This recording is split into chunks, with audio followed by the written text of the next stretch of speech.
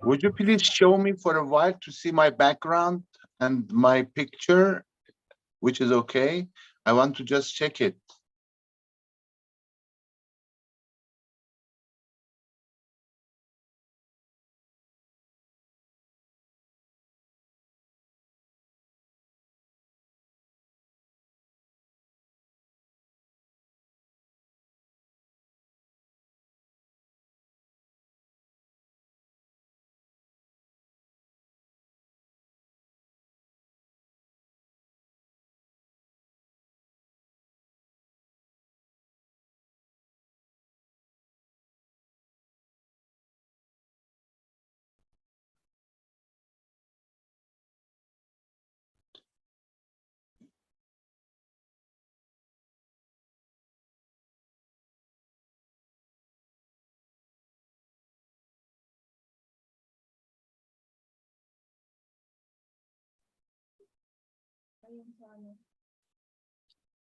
Hello. Hello, sir. We can see you clearly, sir, in our end.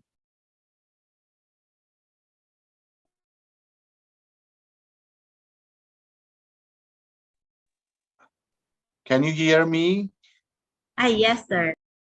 Would you please put my picture on the screen so I can check the background and my picture? We can't do it, sir. It is you who will click the stop video button that is located on the lower left of your screen. Let me check it.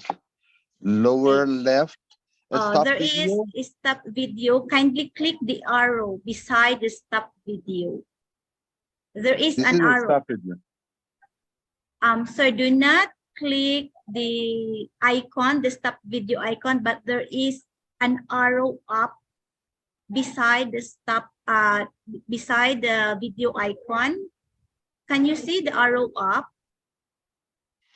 I clicked the arrow stop up. video.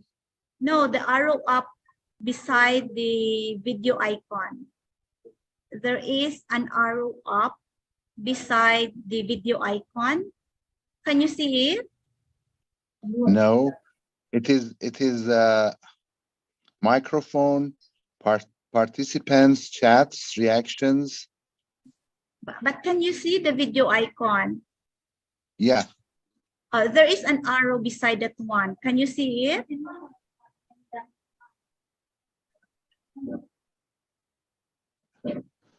No.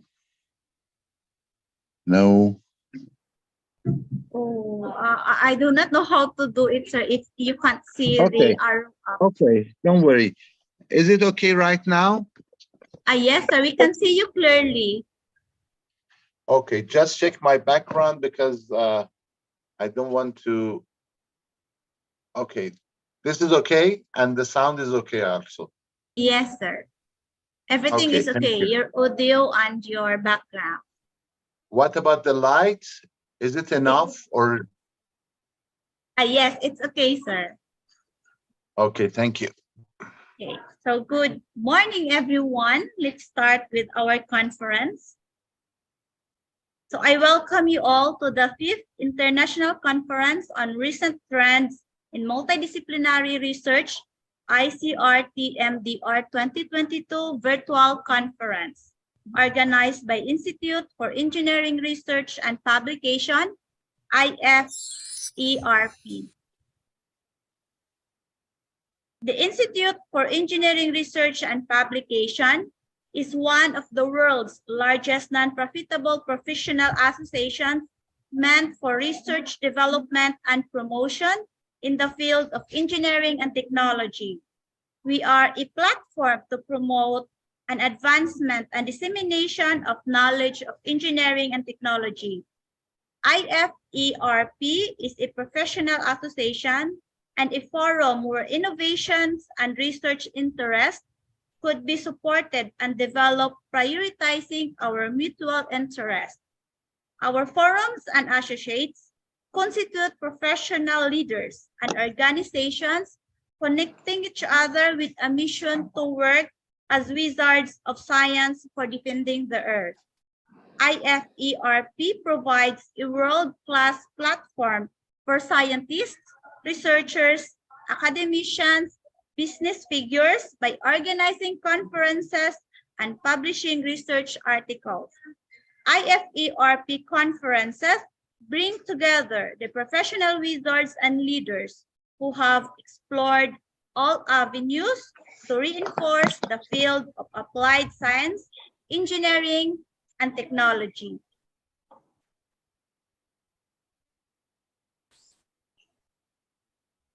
Welcome to IFERP, a forum where innovations and research interest could be supported and developed, prioritizing our mutual interest. In this video, we want you to dive into our world, giving yourself a clear insight into IFERP.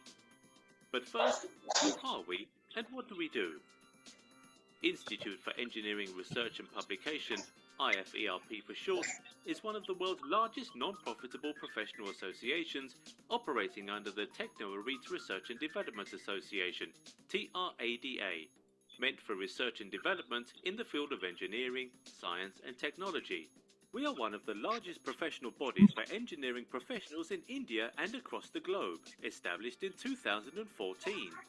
We extend to every part of the globe, with more than 28,000 professional members and 34,000 student members. Our growing membership at IFERP has led to an increase in members from Europe, Asia, Australia, Africa and the USA, fostering networking opportunities that strengthen ties within and across countries and technical communities. The mission of IFERP is to connect professionals at an integrated platform for growth to divert knowledge and skills towards the sustainable application of professional education and more.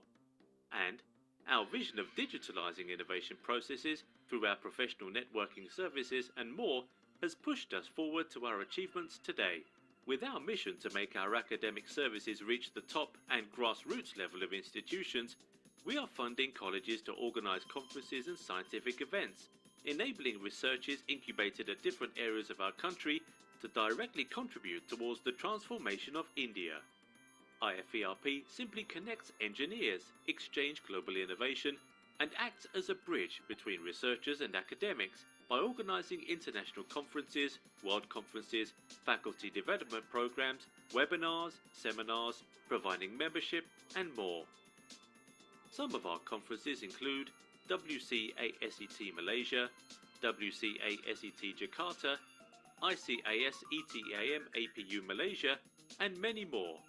We've also organised scientific events in association with renowned universities done in the past, with over 28,593 journal publication services, creating opportunities to get your research paper published in high impact factor journals such as Scopus Indexed, Web of Science, Google Scholar Index journals, ESCI, UGC approved, L Compandax, ISI, Shimago Index journals, and many more.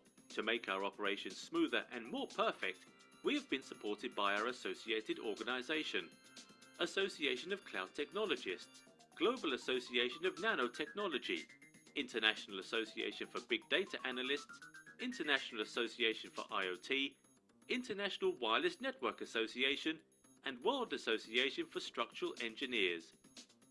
We have also worked alongside several clients and partners both nationally and internationally like University Malaysia Sabah, APU Malaysia, UNJ Jakarta, MC University Thailand, Ajman University Dubai, PUP Philippines, IIUM Malaysia, ISU Philippines, FCPC Philippines, WCC Philippines SRM University, Galgotia University, Amity University, and much more government and private organizations in different countries.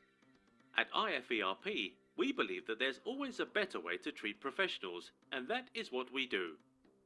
If you would like to see more or go deeper on IFERP, you can visit our website at www.iferp.in.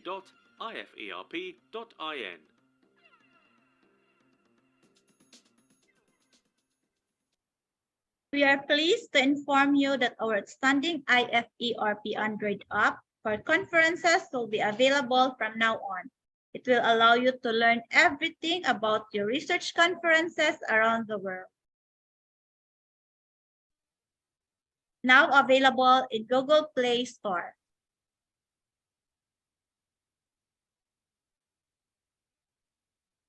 The central motive of the 5th International Conferences, a conference on research trends in multidisciplinary research virtual conference scheduled to take place on the 9th and 10th of December 2022, is to address the challenges associated with the effective dispensation of all latest knowledge being generated in the fields of engineering and technology.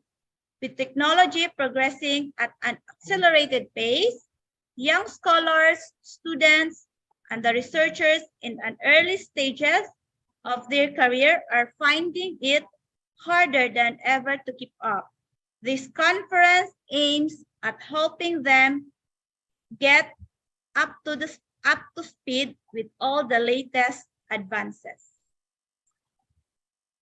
I would like to introduce our honorable dignitaries one by one. Firstly, I would like to welcome our organizing committee, Professor Sihid Musin Bani Hashima, full-time professor, Department of Media Cultural Management, Islamic Azad University, Iran.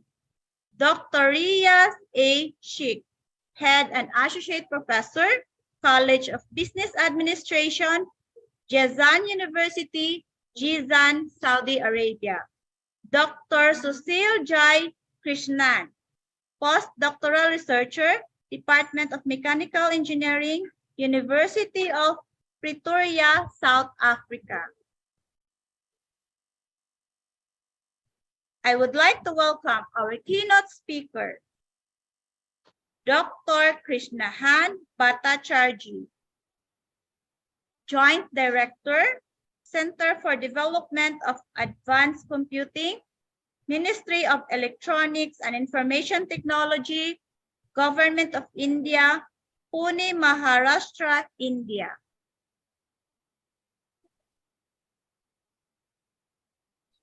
I would like to welcome our session speakers, Mr. Prashant Dahalkar, Associate Vice President, Cloud Data Practice, Hexaware Technologies, Bengaluru, Karnataka, India.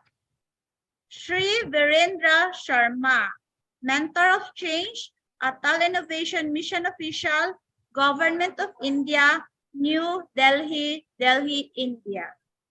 Mr. Amit Ashukan, Director, Managing Partner, IceDev Global Consultancy LLP, Mumbai area, India.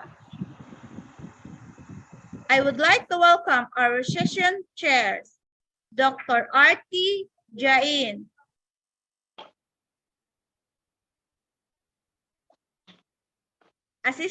Dr. R.T. Jain, Assistant Professor, Computer Science Engineering, Jaipe Institute of Information Technology, India.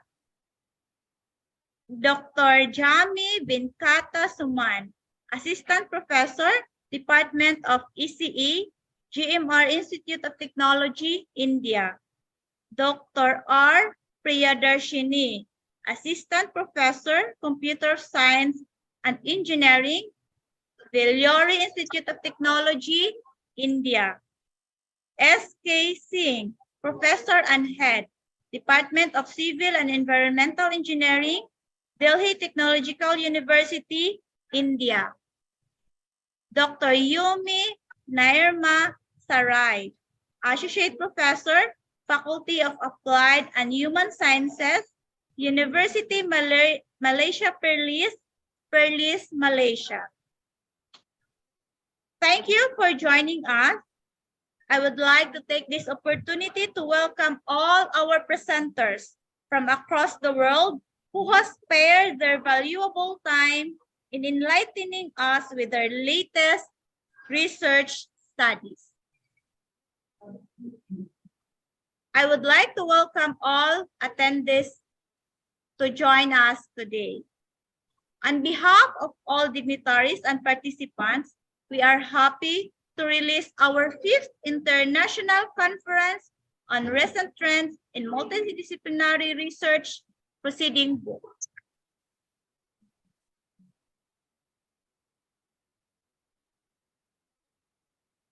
At this juncture, it is my pleasure to welcome all our special guests from all over the country from different walks of life.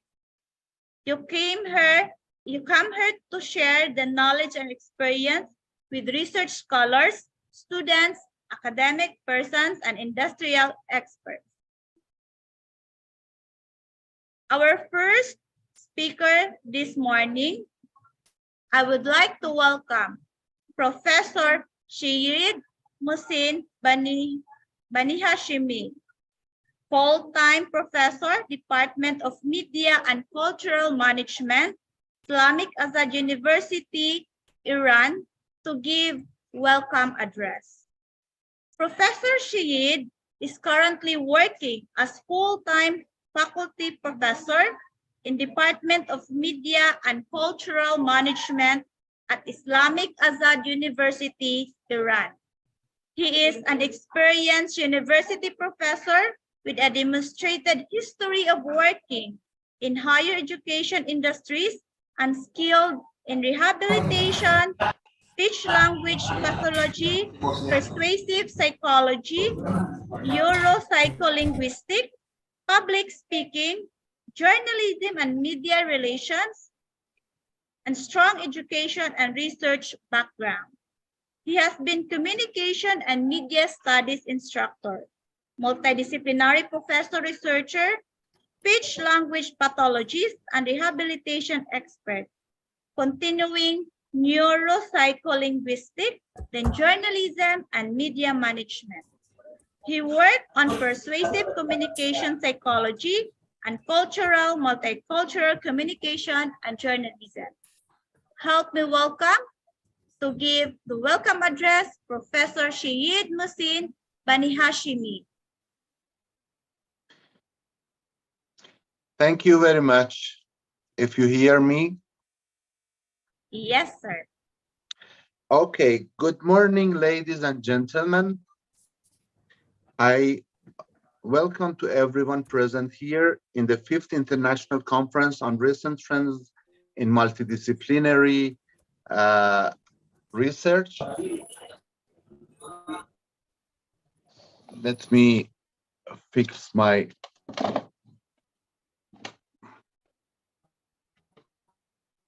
Sorry. Welcome to everybody, all distinguished guests, delegates, academicians, and scholars and expert people. Also, I would like to welcome to all the students and the people who are going to guide and to perform the future of this world.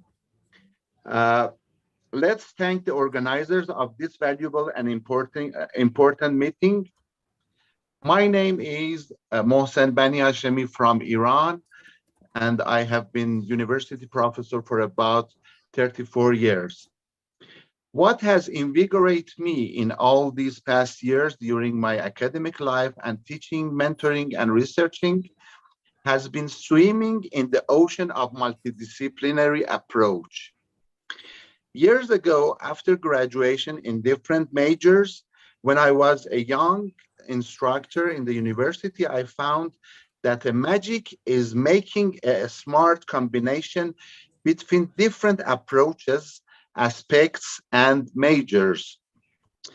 Now, I do teach and research in different fields and have connecting them together, despite they seem to be so far from each other in the first step. Here, I would like to ask you, let me have a fast look at the philosophical basis of multidisciplinary approach. In this new era of civilization, we should be enough mature to develop our comprehensive character about the differences in the creation. From my point of view, multidisciplinary is a deep and rich approach that may convey human being toward a better and real world. My perspective of understanding multidisciplinary approach comes up from the reality of the importance of diversity. The importance of diversity in creation is the main point of starting our multidisciplinary approach. Understanding how diversified directions can make a holistic insight of the reality will help us to get rid of artificial sciences. So I divided sciences in this era of civilization. I divide sciences in much more benefit sciences and less benefit sciences for human beings. So understanding diversity will help us to get rid of artificial sciences which has no benefit for our life. So we can make and create the best solution for human problems. In this way, sometimes we need an expert with a couple of specialties. These specialties may call, we can call these interdisciplinary. So sometimes we have people with a couple of specialty, and we call that interdisciplinary. And sometimes we need different experts and professionals working together. But how can different people with different major sciences and thoughts could merge together unless they understand each other and have interactive communication? Here I'm focusing and emphasizing that interacting communication and understanding other sides of a multidisciplinary approach is very important for being able to develop our thoughts about multidisciplinary. So as a system, multidisciplinary approach not only needs multiple diverse perspectives, but also needs a powerful and sustainable connections and communications.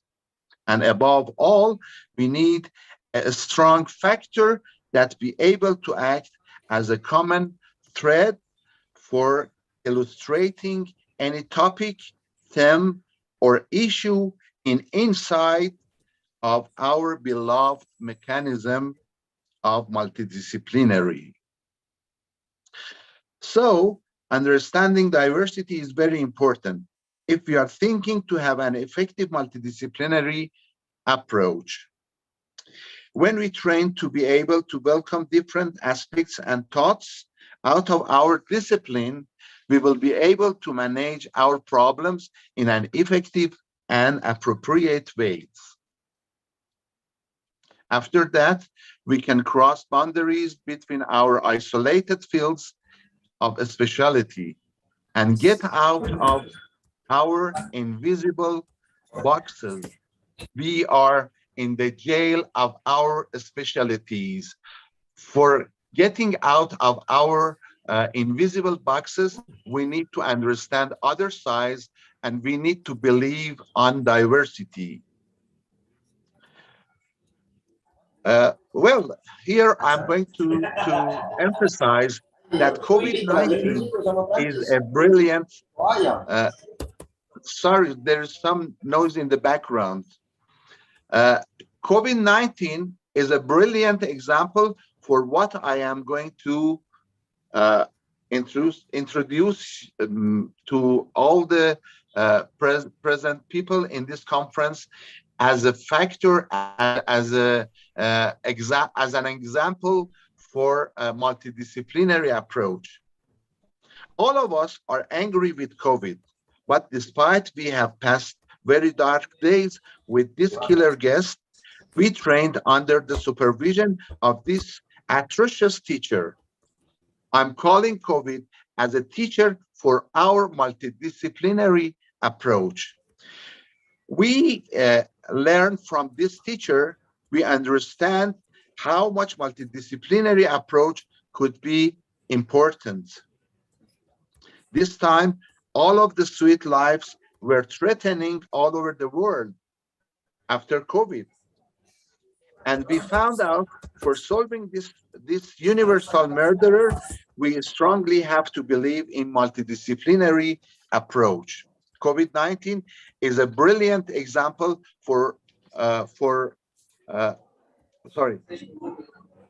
here I want to mention that when we confronted with COVID-19, we understood that medical treatment was not enough for fighting with COVID. And we understood that we need an individual and social psychology alongside. Also, we discovered that we can't manage the crisis situation without engineers and technology to be able to handle the tragedy. On the other hand, all media experts had to join the fighting team with COVID. No one can exclude even one profession or job or science from the field against COVID-19. Everything and everybody have been engaged all over the world. With COVID, we understood how much we all need each other. And if we be able to look carefully, we will see this is the exact valuable part of a multidisciplinary approach. Here, I would like to share a part of a very nice poem by Maulana, Iranian poet, who you may know him as Rumi. He said, the main problem for multidisciplinary thinking is that we just think about our sides. We just think about our sides, and it is very difficult to tolerate and respect others. We need to respect others out of our directions. Maulana, or maybe you know him as Rumi, said, everyone became my friend from his own opinion. None sought out my secrets from within me. And now, in the end of my speech, in the beginning of the conference, I would like to express my very heartiest gratitude to be among the scholars who are capable, able, and try to develop the approach of multidisciplinary. It is my honor to let you know in our 2 days conference, we will have a couple of experts and scholars from different countries, including Saudi Arabia, South Africa, Iran, of course, and more importantly, India, which welcome everybody from all over the world to the conference.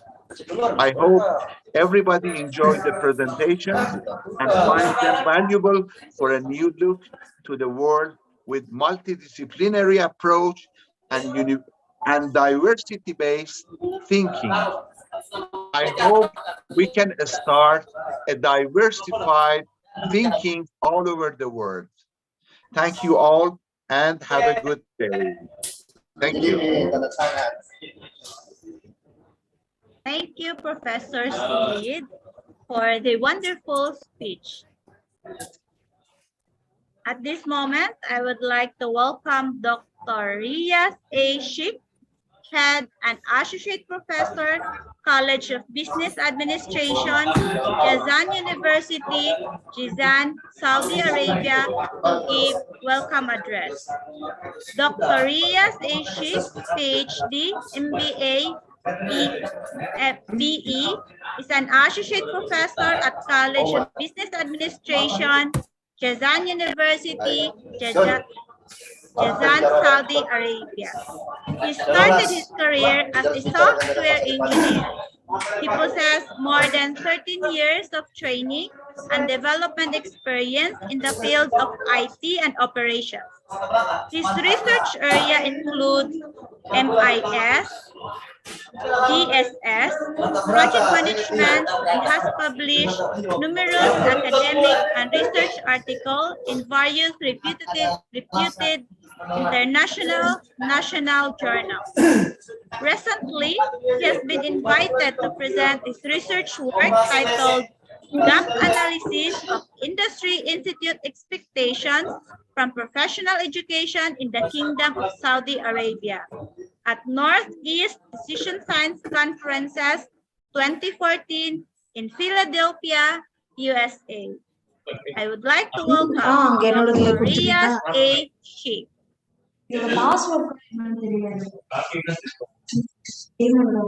Morning to one and all. Can you hear me, guys? Can anyone come? Am I audible to everyone? Yes, sir. We can hear you. Yes, Dr. Riaz, Assalamu alaikum. You are audible to everyone. MashaAllah. First of all, thank you very much to the organizing committee of 5th International Conference on Recent Trends in Multidisciplinary Research, organized by IFERP, for this opportunity. I welcome you all to this conference. As the ma'am already introduced me, I'm working in the field of business education for more than 20 years. My domain of research includes business analytics, learning analytics, sustainable technologies, and so on. Along with teaching and research, I'm working in strategic planning, quality assurance, curriculum development in my department. Hence, I have chosen the role of business research in inculcating 21st century future skills among the students. This is, a very hot topic these days. Most of the educational institutions, they are suffering from, the low performing graduates. So I thought I should speak on this topic. And, I'm going to speak on business research, but of course, it is applicable to other streams of education as well.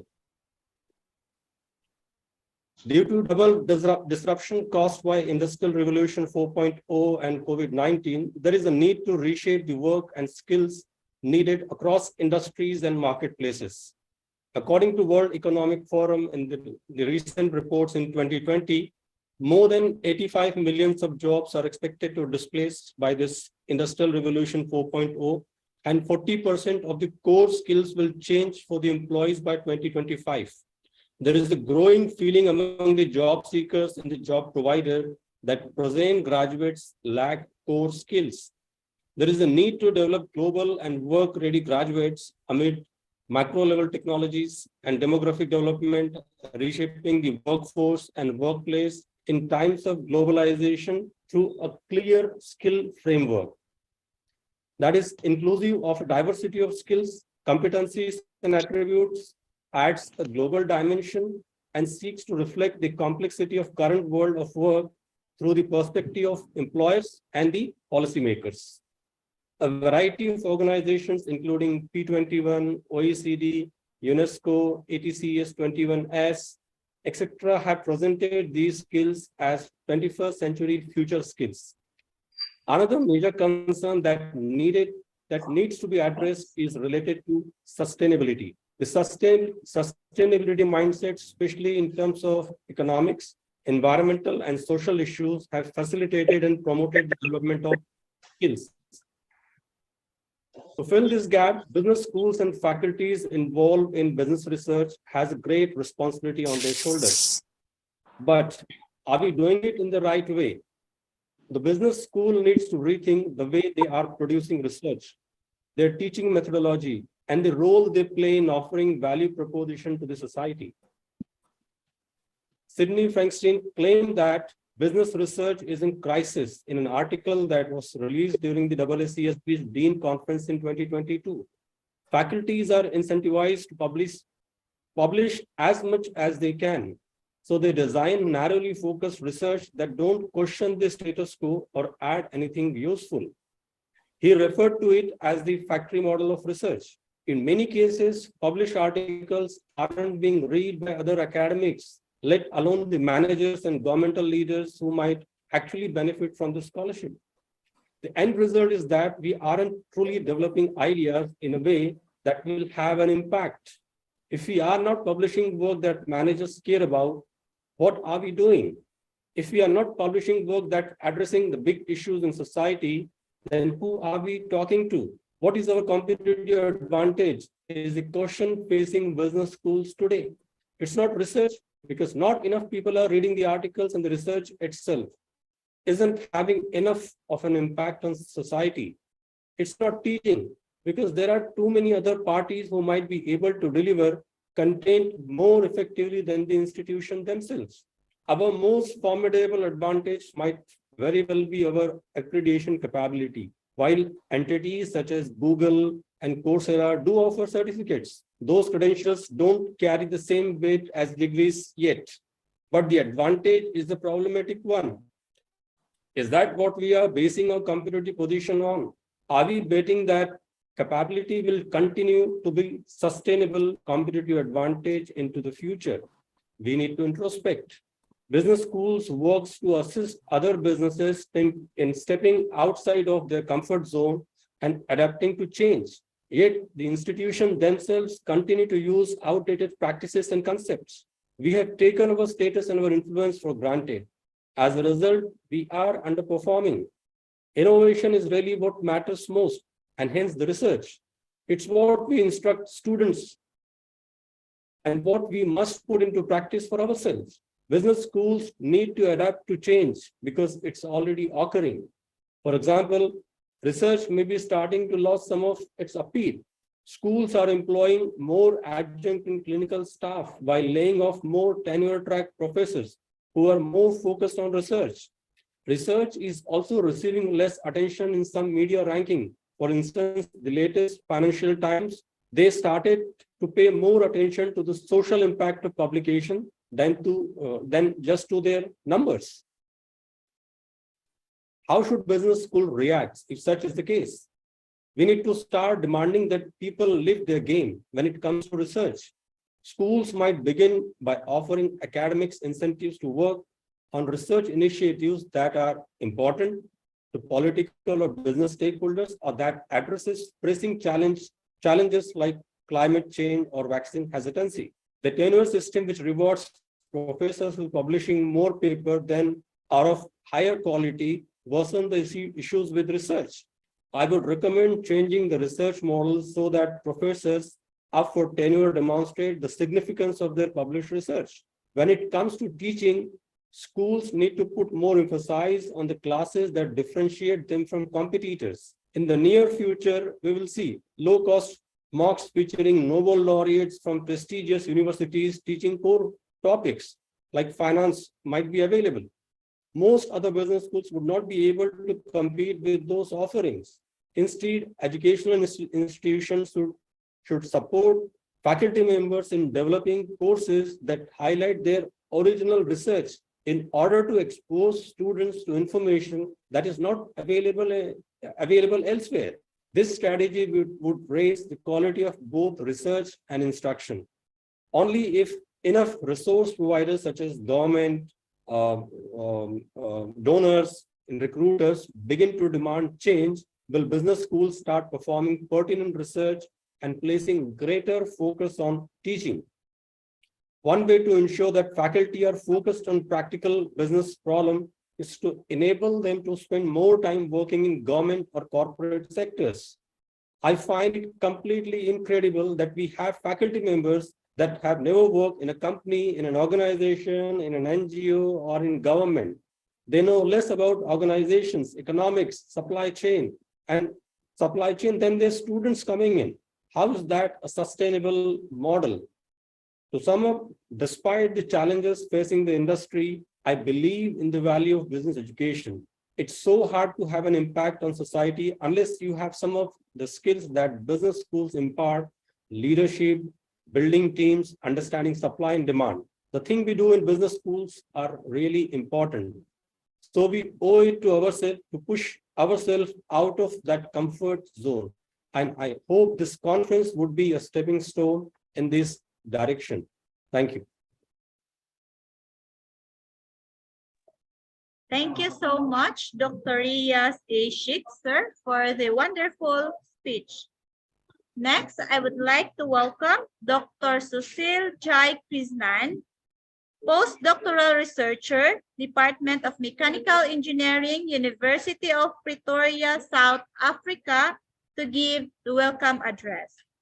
Dr. Susil Jai Krishnan, currently postdoctoral researcher, he has a creative and reliable academic success coach with expertise in motivating students to reach academic potential.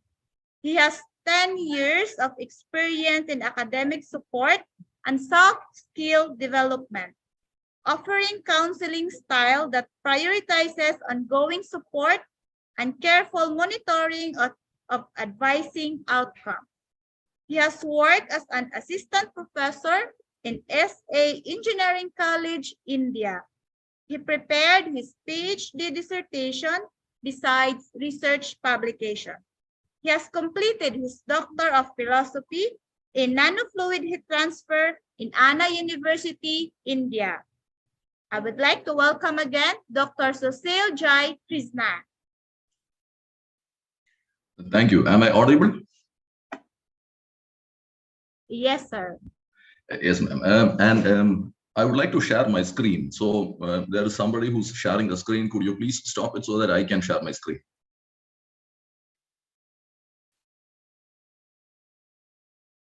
Thank you. Thank you.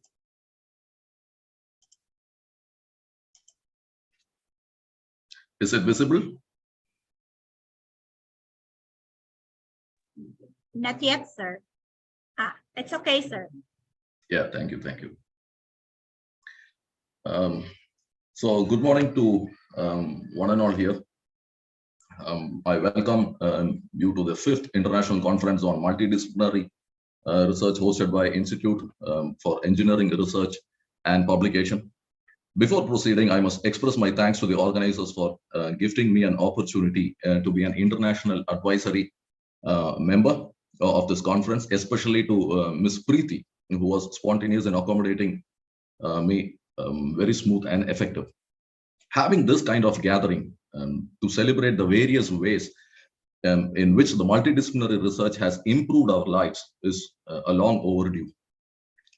So looking ahead to the schedule of talks for the next few days, I could see the staggering variety of papers that can contribute to different technologies, dealing with computing power and artificial intelligence that can directly and indirectly influence the wide variety of arena in the industries such as agriculture, energy, pharmaceuticals, and much more, reaching up to the space and defense as well. The ICRTMDR and IFERP is proud to have contributed in connecting the real life with the industries through innovative concepts by you, through you, thus being such an significant influence on people's daily lives.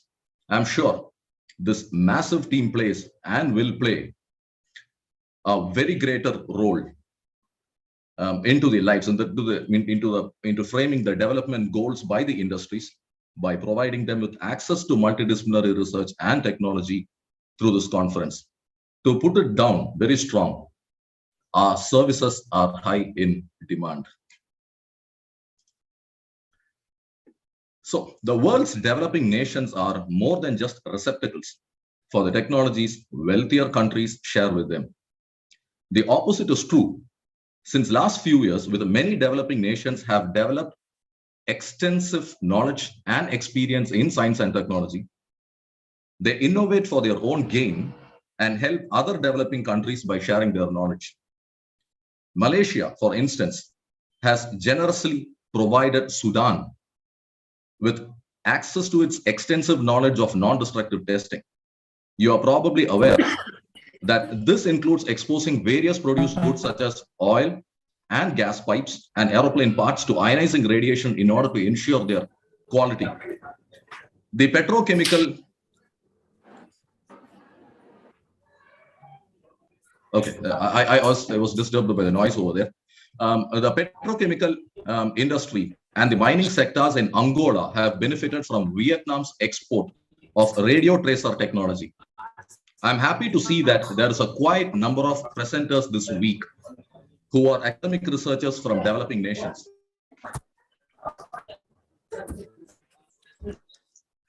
So in order to understand what is a multidisciplinary research, I'm trying to find out, or I have sorted out 6 important technologies of the era.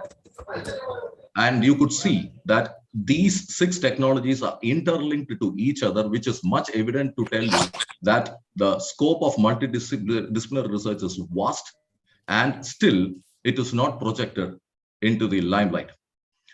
So those technologies that connect our lives to the evolving time are those directly connected to machines that minimize it. The more the machine interfaces are smart, the more our lives would be. Such technologies are the ones shown here. Let us see what and why they will influence our lives in the market from 2023, which means from next year onwards. The prominence of computing power in the digital age is well established. Nowadays, virtually every appliance and tool is electronic, and it's just going to get better from here. Meanwhile, 5G is here. So get ready for the 6G future, when you will have even more control over your environment, thanks to the proliferation of connected devices. When I'm talking about AI, it has been very crucial to the improvement of human life. It's not content with only mimicking the human behavior.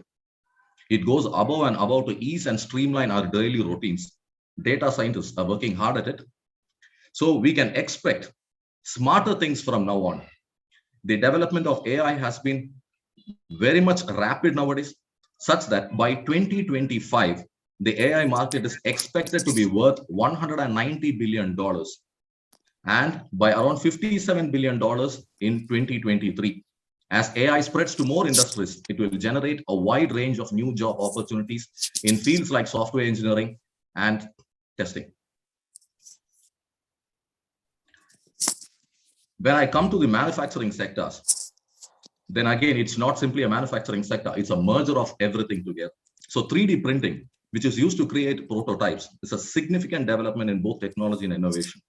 The biomedical sector, especially, apart from the mechanical industry or energy industry or any sectors, it's preferably and most prioritized is that the biotechnology industry that utilizes the 3D printing here. That being said, 3D printing is another technological advancement that will likely remain popular for some time.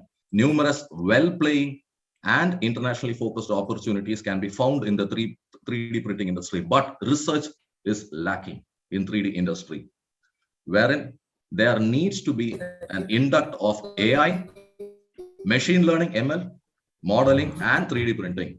When it comes to robotic process automation, RPA is another technology that is automating labor alongside artificial intelligence and machine learning. But be very much cautious that research predicts that 230 million or more knowledgeable workers, or around 9% of the global force, will lose their employment.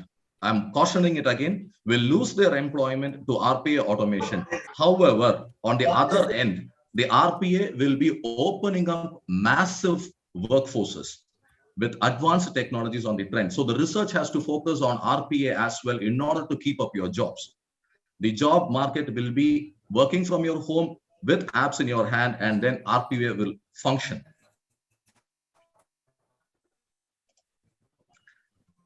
Think about the potential of a tool that could analyze your DNA and then use that knowledge to your health for the purpose of preventing and treating a disease. Genomics. refers to the scientific study of composition of genes and DNAs, including their mapping structure, etc. This can also aid in your gene quantification, helping in the discovery of diseases and maybe other health concerns down the line. On the other hand, when we are concerned about our own health, we are also concerned about the health of the planet. So, for the sake of our planet's ecosystems and the energy we consume, we have all decided to green up our act. As a result, more and more people are opting for electric or battery-powered vehicles and installing renewable energy systems like solar panels on their home. And it's great that people are starting to realize the importance of reducing their carbon footprints. Research in the fields of environmentalism and big data are flourishing, especially in this area, thanks to the growth of the alternative energy industry. But to conclude, to efficiently and rapidly acquire the best from all these 6 ruling technologies, we must all work hand in hand to provide and consolidate data that can be stored and processed using the emerging technology called as edge computing. So edge computing is not only related to computer engineers, it has to be related to even mechanical engineers who are and must learn coding. So it becomes a multidisciplinary courses as well. So finally, my honored guests, we must go hand in hand to assist nations in developing a pool of highly skilled technology specialists who can pass on their knowledge to subsequent generations.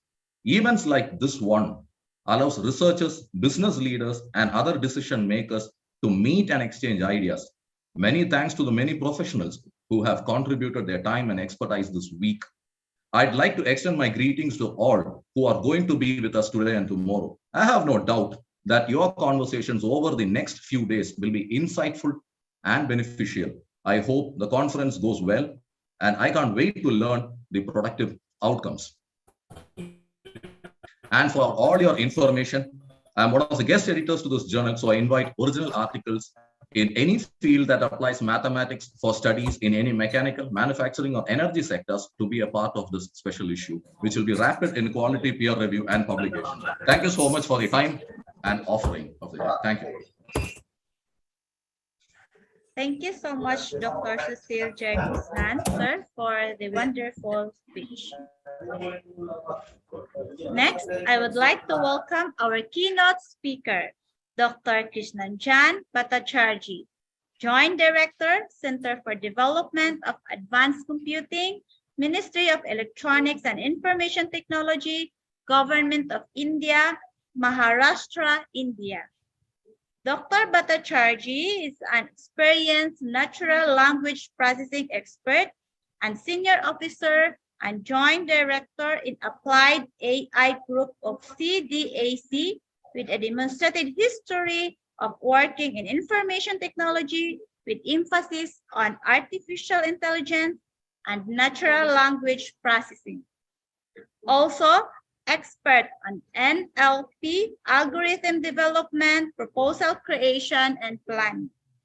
Dr. Bhattacharjee published several international papers on NLP and AI, lecturer at Educational and Research Center, workshops on NLP. Also, Dr. Krishnanjan earned MPHIL and PhD related to natural language processing, text analysis in English.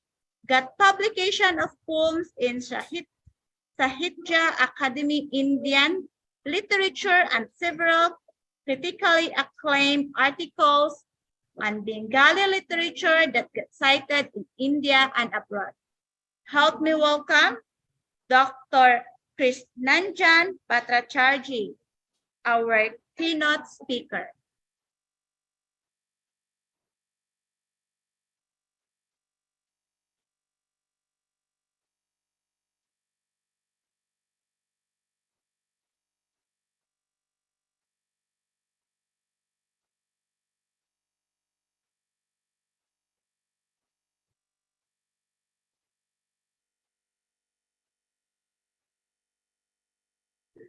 Good afternoon, Dr. Bhattacharjee.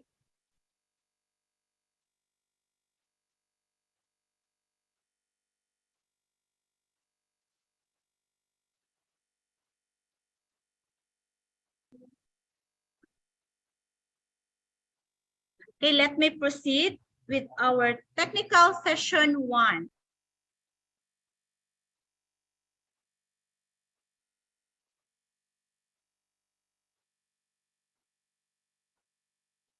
Okay, let us wait for a while for our keynote speaker.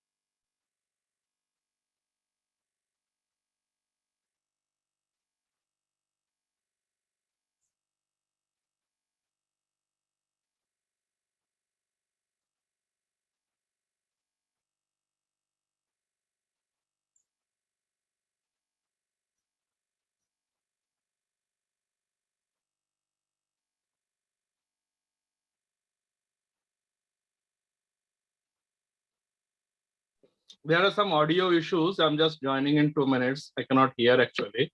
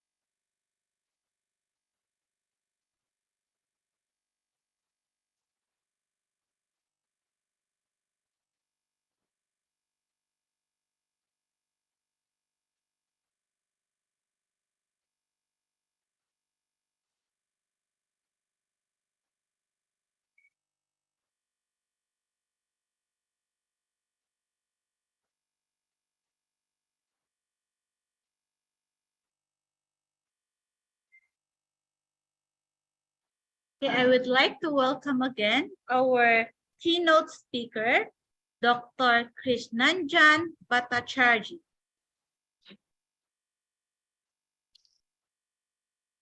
Yeah, I think here now.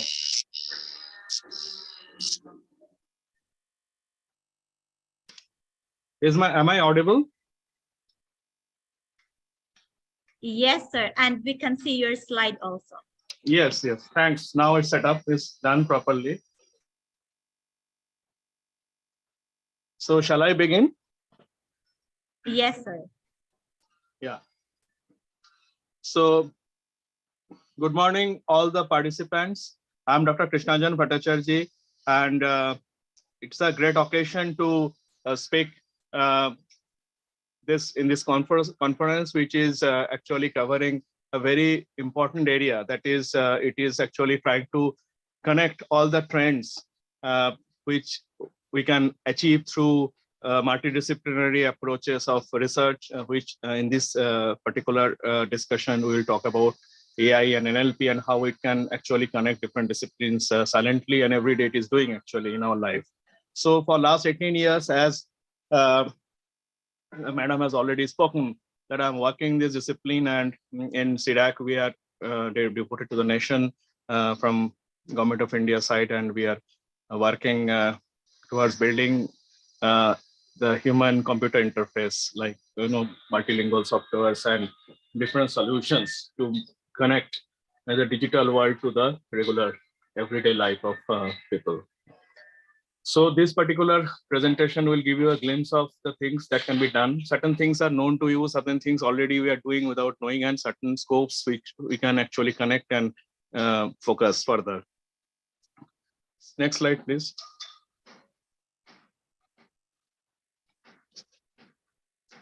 Next slide, please.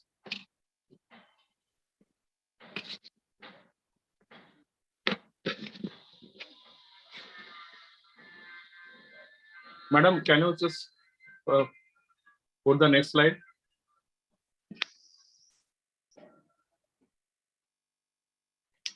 Hello.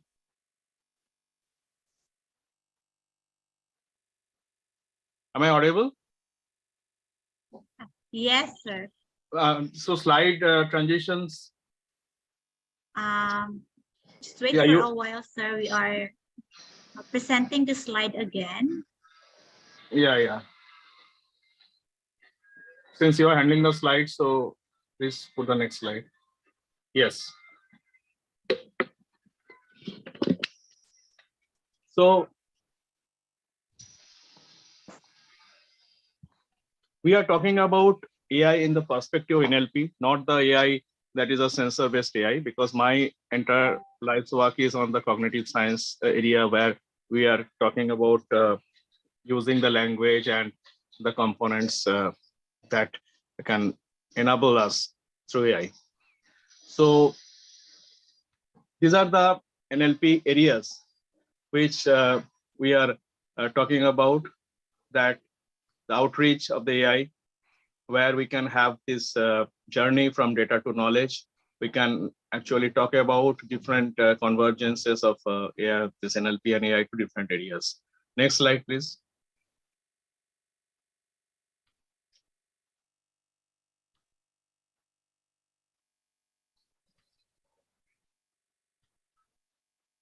Shall I host the slides from my side if it is there's a problem of transition? Okay. So these are the areas of AI and NLP which requires to be understood as the connecting factors in life. Natural language processing per se, which is every language component that we can use as instructions, or in the areas like machine translation, speak technologies, as we are now today using the voice assistants, or we can have these simulators for virtual realities. We can have big data analytics where information is retrieval with intelligent ways using natural language processing techniques, decision support system, or predictive engines, which are very niche areas. Then healthcare also, we have a lot of application of NLP and AI, where virtual doctors or even recommendation systems are in place. There are virtual tutors nowadays very much in place, and CDAC has also built certain things, e-learning and virtual tutors areas. And machine translation is one of the oldest areas where AI and NLP techniques have been applied. Next slide, please.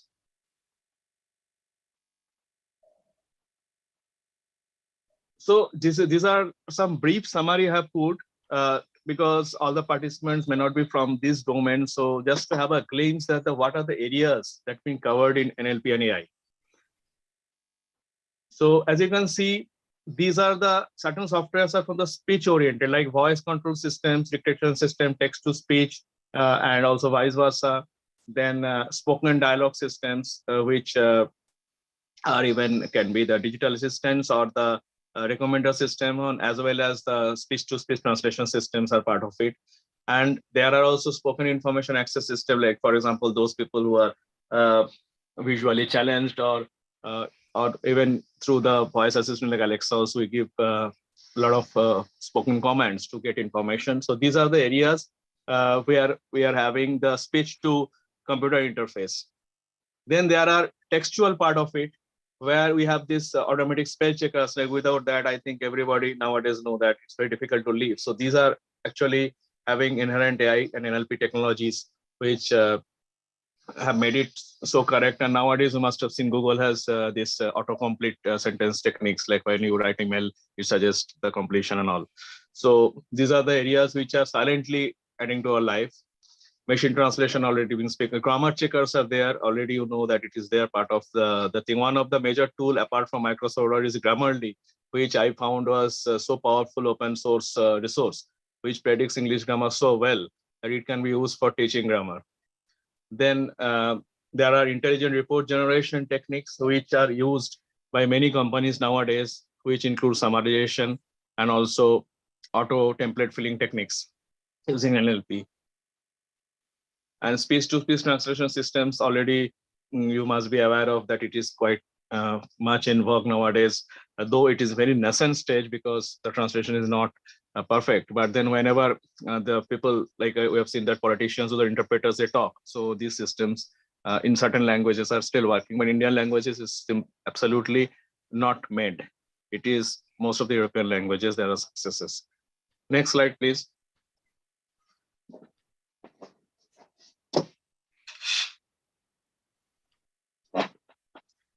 These are far more nuances of this language technology areas.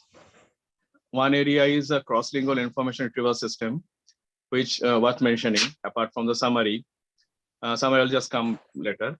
Cross-lingual information retrieval system, like every day we are using Google.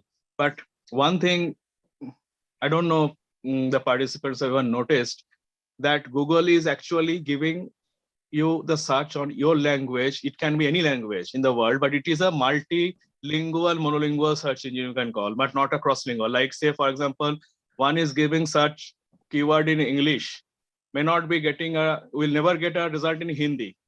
So this cross-linking Google doesn't do.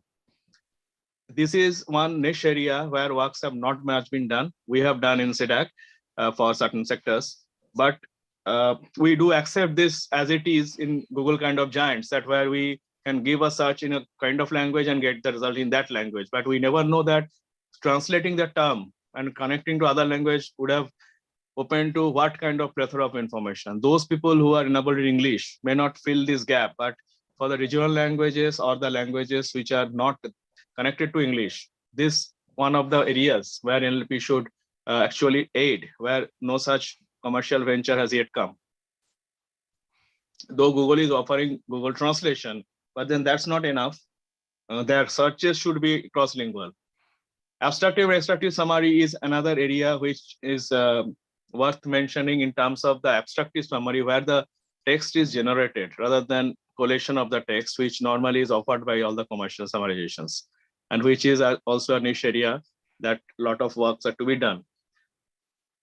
Video-based gesture analysis is another area worth mentioning because a lot of interviews in different high positions, strategic positions require the behavior analysis. And human behavior analysis like psychometry, that area, may be human bias. So a lot of work's being going on in this area. And that's why I thought of worth mentioning this area also. Then there is this area, this is automatic hyperlink with the disambiguation. This is RDF, Resource Description Framework. So using ontology web language and w3c.org what been proposed, we can actually cross-link the information to disambiguate and connect the information. One of the best implementation of this was by IBM Watson. There's one IFERP search engine, YIPPY. So here, if you put any query, it is a meta search engine. It will take results from the Google. It will arrange and conceptually connect them. Now it is not working. They have put the site down, but previously, like if it had been working, or you may find some old cache pages. So this is very worth looking into. Then we have this text understanding, that is NLE, which is part of natural language generation. I have a separate section in this slide, so I'll talk about that. Then decision support systems are there. Predictive analytics is part of it. And then nowadays a new field is coming, that is automatic image production from text. If you are aware of it, that Facebook AI group, they have already produced this system, and one can actually go to Hugging Face and try this. It's an amazing system using deep learning, where you can just simply describe in words or something, like you say blue-eyed boy, so then it will actually generate an image of a blue-eyed boy. So, and you can even put complex description, and it will always do. So this was certain efforts, niche efforts that have been made, and one should explore it to understand the scopes of the divergence that this NLP and AI can offer. Then sentiment and intent analysis people are aware of, but then sentiment intent analysis using deep learning and certain niche algorithm can offer far more than the normal positive, negative, neutral kind of stuff. So we'll talk about this later in these slides. Next, please.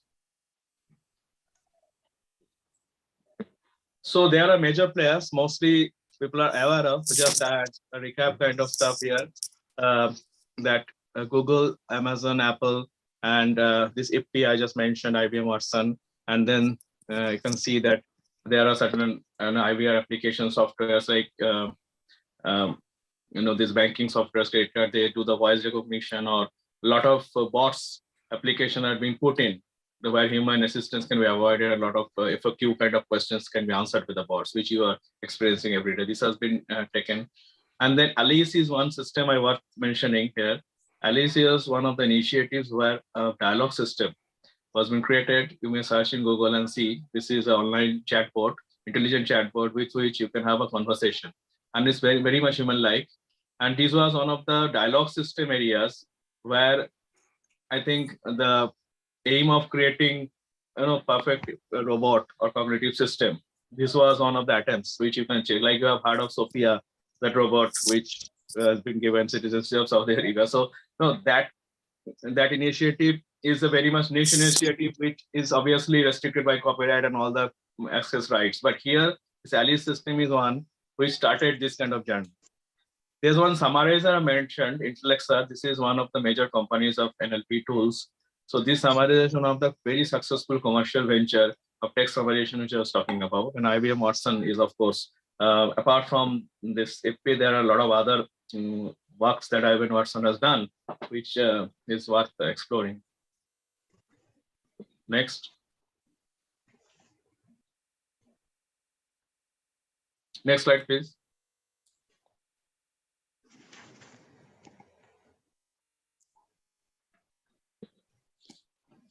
Next slide, please.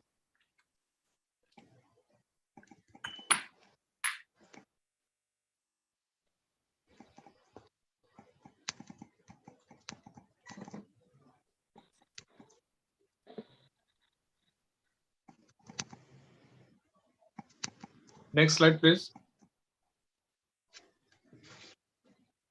Yeah. This is one slide I have put to just to give you a glimpse of the technologies that in CDAC we are doing.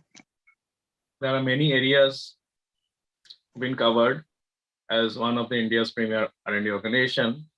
And out of that, the focus area today is multilingual and heritage computing, on which the right-hand side, these are the areas where my group and the focus of my work been based on.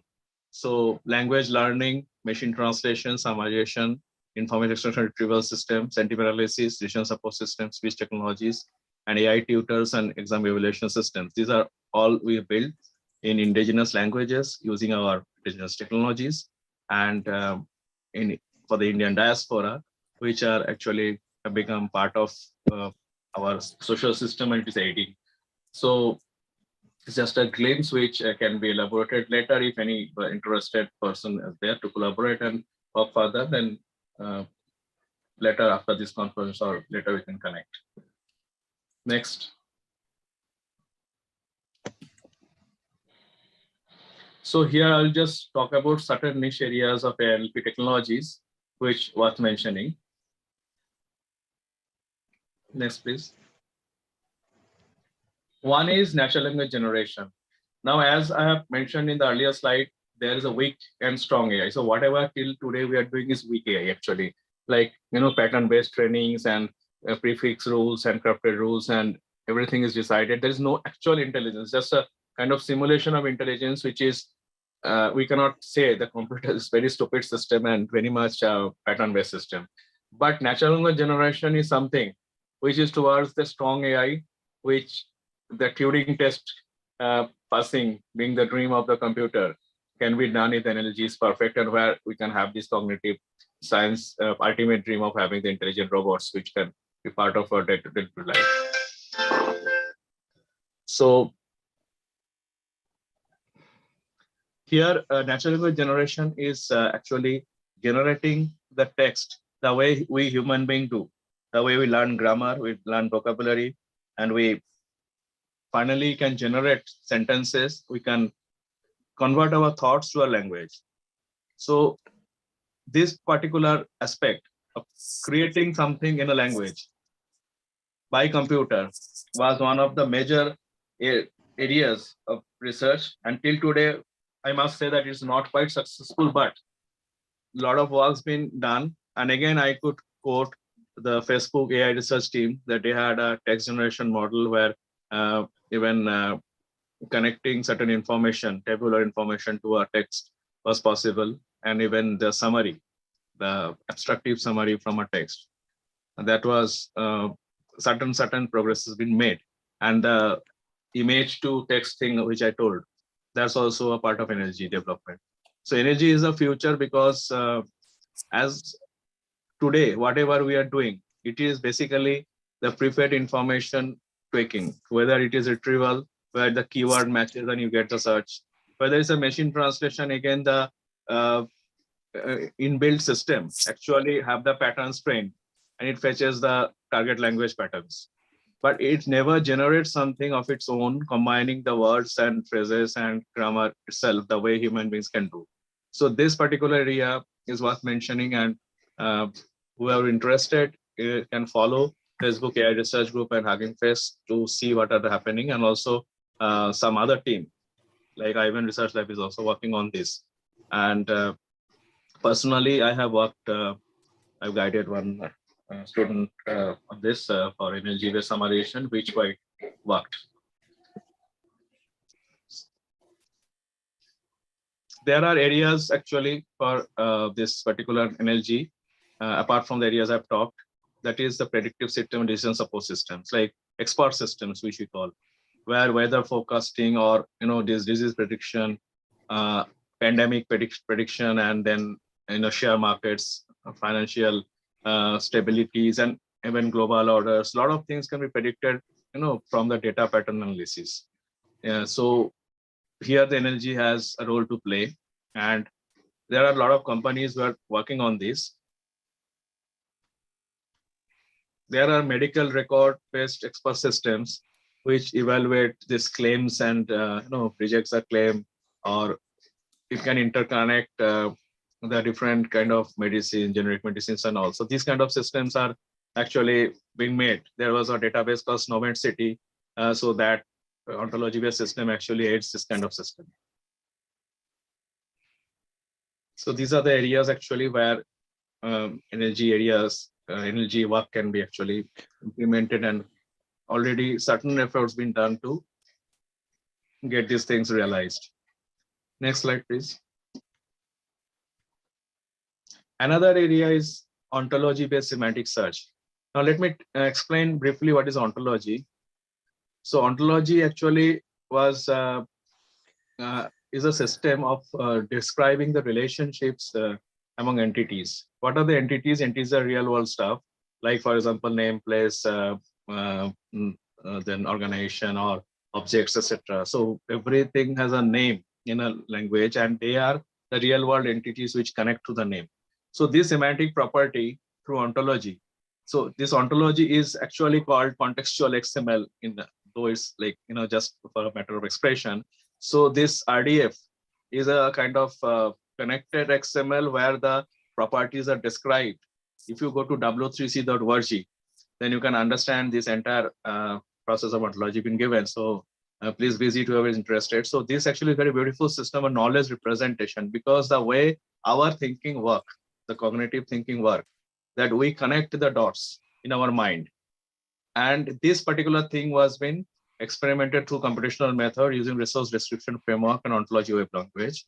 And this connected information actually create wonders in fetching the far-fetched links or hidden links, inferred relationships, and all sorts of, which are very much useful in creating a intelligent system that can simulate our own understanding of the world. So ontology and taxonomy based systems, one, as I told you, was the system that YIPP, that IBM Watson system, where the entire meta search clustering was done using this linked ontology. There are taxonomies also being created, and even inherently, the way, if you have seen that the graph models that work, the entity graph models like Wikipedia or LinkedIn or other intelligent this kind of connection networks like even ResearchGate, you have seen that just from one reference it connects to several references. So obviously, inherently, the graph that uses these links, this can be interpreted through ontology. So ontology and this interlinking of the entities that you everyday experience in these connection networks are actually connected, and ontologies will help in connecting these dots. So there are certain usages already been done, but not been made public. It is not a thing that is coming in front of the user, but it's a very powerful system worth studying, because this is where our human mind works, the connecting the dots and creating a linked knowledge representation, what ontology stands for. And taxonomy is a hierarchical representation of the information. Like we can have a root and all the nodes. So root is a superset and rest are subsets. So that kind of information hierarchy taxonomy depicts. So there are tools like Protege, which actually automatically creates ontology when you define the connections. Even we use here in our organization. So if anybody wants to learn, these are all open source tools, can explore this for their research or any other purpose of exploring NLP. Next slide, please. So normal sentiment analysis, there is no point in explaining, that everybody knows, but there are certain contextual sentiment analysis using deep learning. It is not a simple rule-based system that bad word is there, that means this is negative, or good word is there. So it is more deep. It is like capturing the satire, like it is too good to be true kind of stuff, or it is where the hidden meanings are there, where there is a review. Suppose in normal sentiment analysis, suppose there's an Amazon review of a product, because one of the major use of this opinion mining is e-commerce sites, or public opinion of the projects and all these areas where the opinions do matter in economy, driving the governance for election, for various purposes, as we are aware of. So this opinion mining, obviously it has to be done in a deep learning based system, but the basic concept would like to explain that this is not about the thing that we always know, this positive, neutral, and getting certain keywords matched. It is about far more capturing the context. Like for example, a review.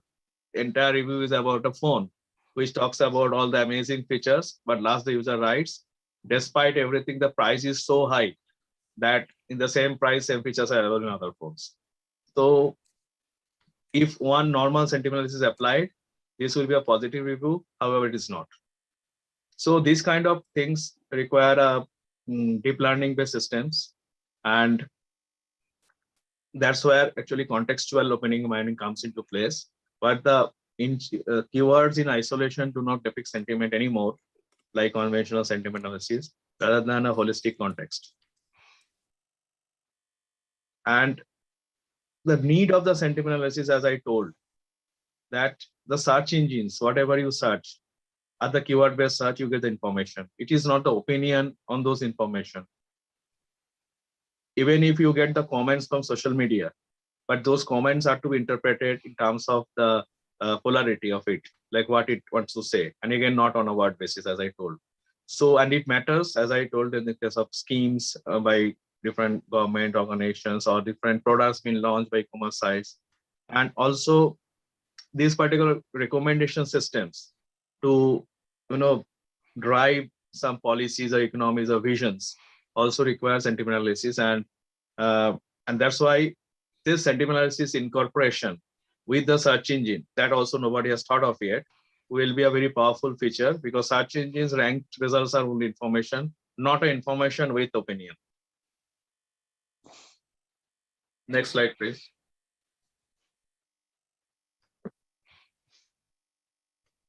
So this is what just now I talked about. So these are the areas where it can be applied. Next slide, please. Another area which was worth mentioning was ambient intelligence. So ambient intelligence is something where the system, the computer automatically customizes itself to your need, your parameters or your style, your idiosyncrasies. Like you have seen the way Google does. Google asks your preferences, or it asks you the permission to capture your way of search or areas of interest, etc., so that it can give you a better recommendations.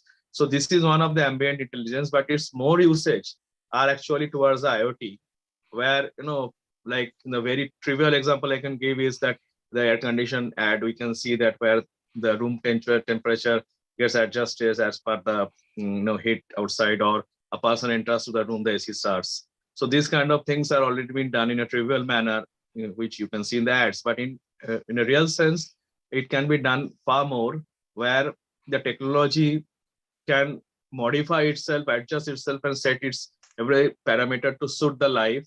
Where today everything is manual actually, where we have to customize the provisions of every instrument or that that we use as per our need without any automatic intervention. So this is where the ambient intelligence. Next slide, please. So I have actually shown a diagram here. So how it is happening. So it is about capturing the context that the user's history, context, everything will be captured. And based on that, you can see that the suggestions can be made, and the suggestions will be suiting to user's need.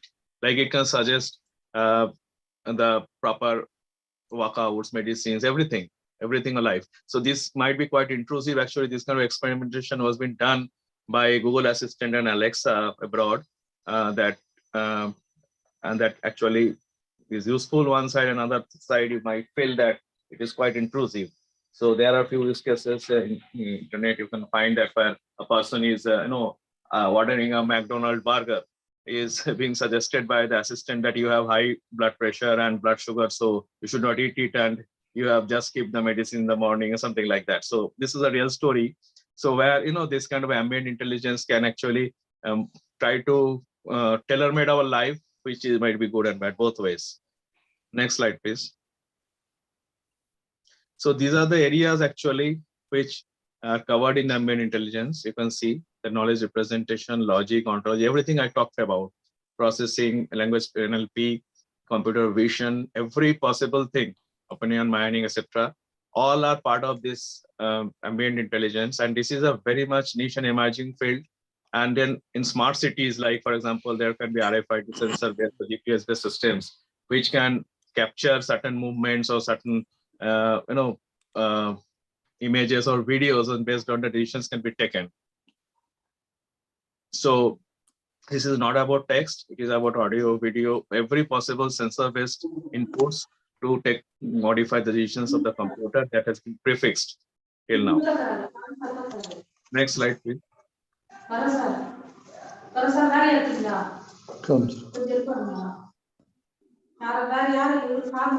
Noise actually, somebody.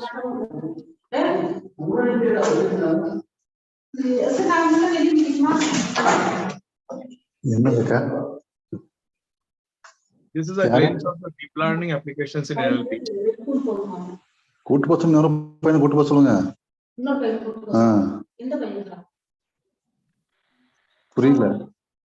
Excuse me, can you just mute your mic? Good afternoon, Dr. Krishna Chan. Yeah. Yeah, so next slide, please. I think I have few slides left. So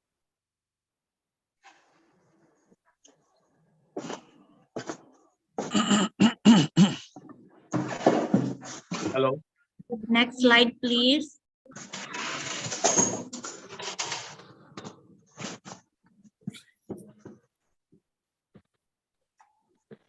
Yeah. So deep learning is another area I just want to give a glimpse, because whatever NLP and AI we are talking about nowadays, at age of big data analytics, in terms of huge data, handcrafted rules will not work. So we have to have this supervised, unsupervised, and reinforcement learning. These are the areas of deep learning that have to be applied.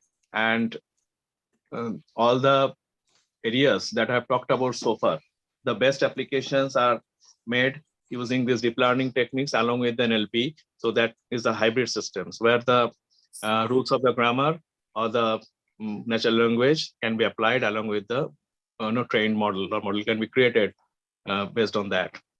Next slide, please.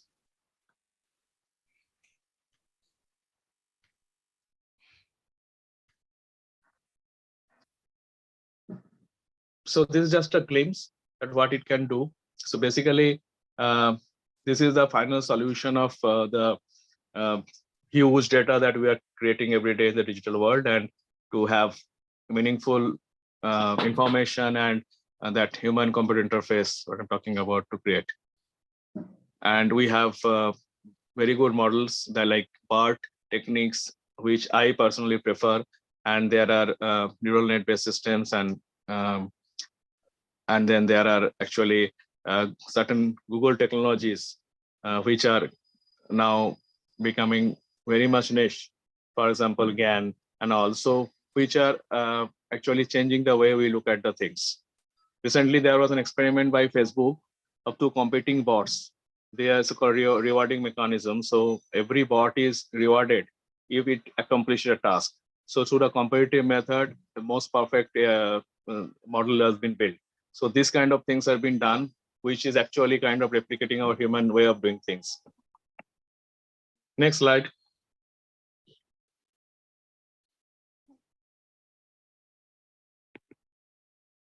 So this is just a glimpse of the huge data that we are having on which the reason of applying the deep learning techniques.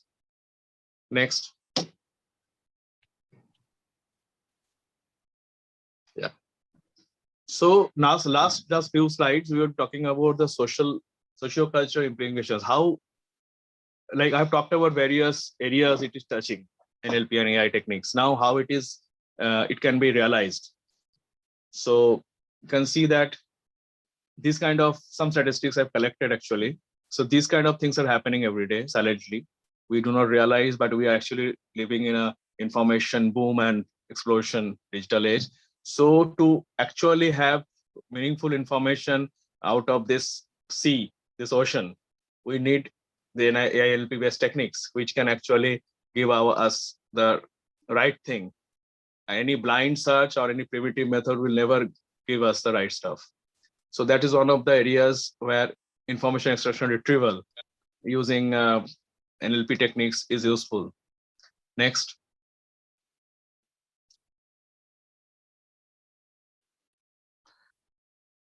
So these are the areas actually information extraction retrieval can touch. That because information extraction retrieval is not the keyword search that we do in Google. It is actually about the dialogue systems, about question answering systems, about audio video retrieval search, and multilingual, that cross-lingual search I've talked about from one language to another.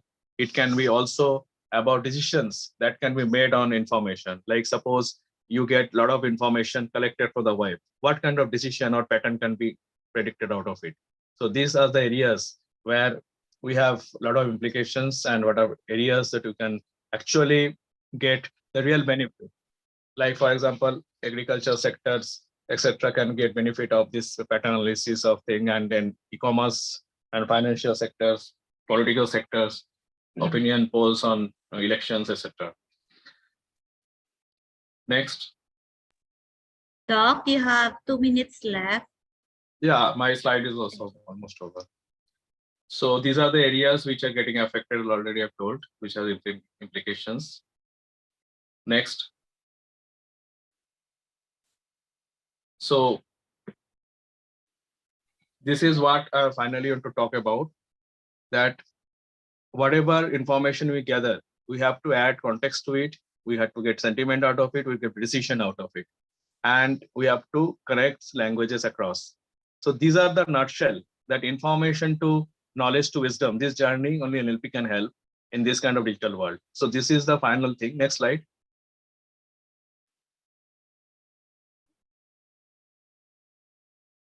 So this will boon the e-commerce. It will help the recommendation systems. And there are some studies I have made here. So it can also help in creating the right decisions for companies or the countries or even policies. Next. So social media listening is a term which is nowadays used by all these major ventures companies and initiatives, where they listen from the social media opinions and then they modulate the decisions as per that. So this is obviously an extension of NLP and opinion mining system, which also includes all the energy and other stuff I've talked about. And there are some examples how it's been happening. Next slide, please. No, just previous slide. Madam, just previous slide. Yeah. So the last line I would like to emphasize that with this kind of presentation that I've been given this opportunity to make, I think the dots have been connected, that how we can use all these areas I've spoken about to help all the aspects of our everyday life, our business, our governance, and the world. Because without computers, we cannot live. And there is no such digital divide that is analog world where, the computer scientists, engineers will live in different world. It's not like there's a connected world now for every discipline everywhere. There's some area called digital humanities, where even the English language professors or critics, they are using the tools of NLP to get the better criticism and analysis of the text. So basically now humanities or engineering or other fields, they're all connected by this initiative. So that's what was the aim of this talk. Thank you. Thank you so much, Dr. Krishnanjan Bhattacharjee, for sharing your knowledge about the AI in this platform. Thank you, Doc. In the much-awaited session and core of our conference, the technical session set to begin. Thank you. Thanks a lot. First, I would like to welcome our session speaker, Mr. Prashant Dahalkar, Associate Vice President, Cloud Data Practice, Hexaware Technologies, Bengaluru, Karnataka, India.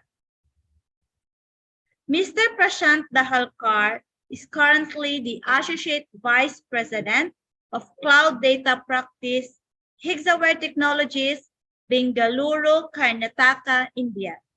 At Hexaware, he is leading the enterprise cloud data practice for delivery and consulting engagements.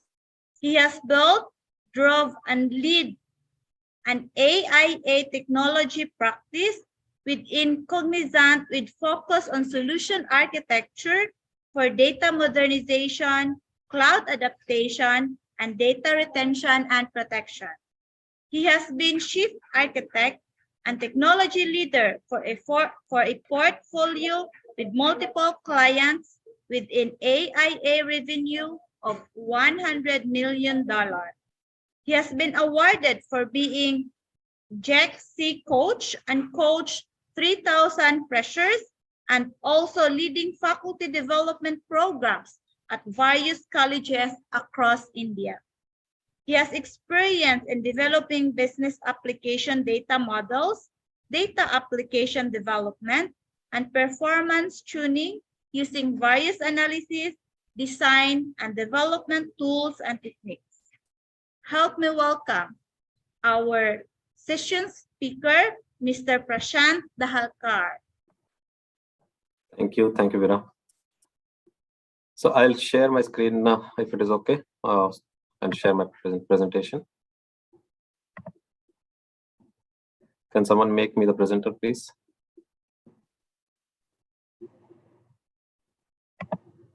Okay, perfect, thanks.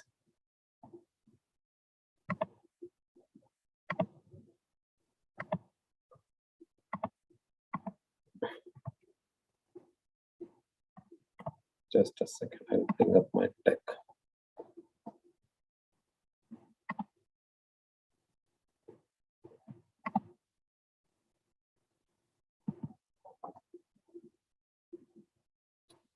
Okay, I'm sharing my screen. Thank you for the welcome, Vera, again. Let me know if my screen is visible to everyone. Yes, sir, we can see your screen. Okay, perfect. So let me get started. Thanks again, and welcome to all the attendees for this wonderful conference. So my topic, which I'm going to cover, and after what Dr. Krishnanjan has, emphasized on how data can be used and how, these sentiments or a lot of data being collected today, how we actually mine that data and how we use that data for future decisions. This was a wonderful topic. I would actually enhance that in a way that, how the devices that we are using today will actually help in collecting that data. And again, after collecting data, what do we really do with that data? So that's what I'm going to cover in my topic. So it is dealing with IoT, all the use cases, and how are the solutions being designed. We have 30 minutes, but I'll try to cover the basics and, give a path on how we, lead into IoT.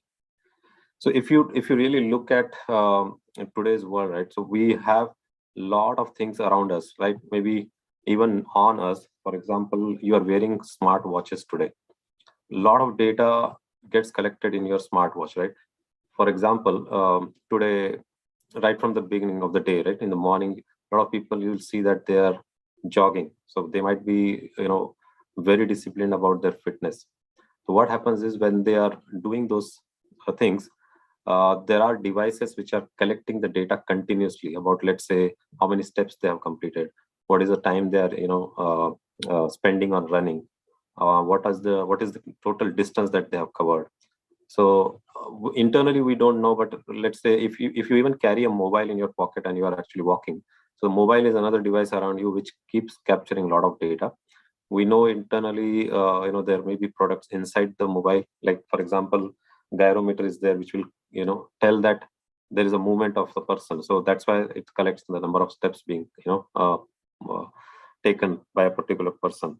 So that's one thing. But beyond that, there is a lot of technology inside which actually helps you derive insights with that data being collected.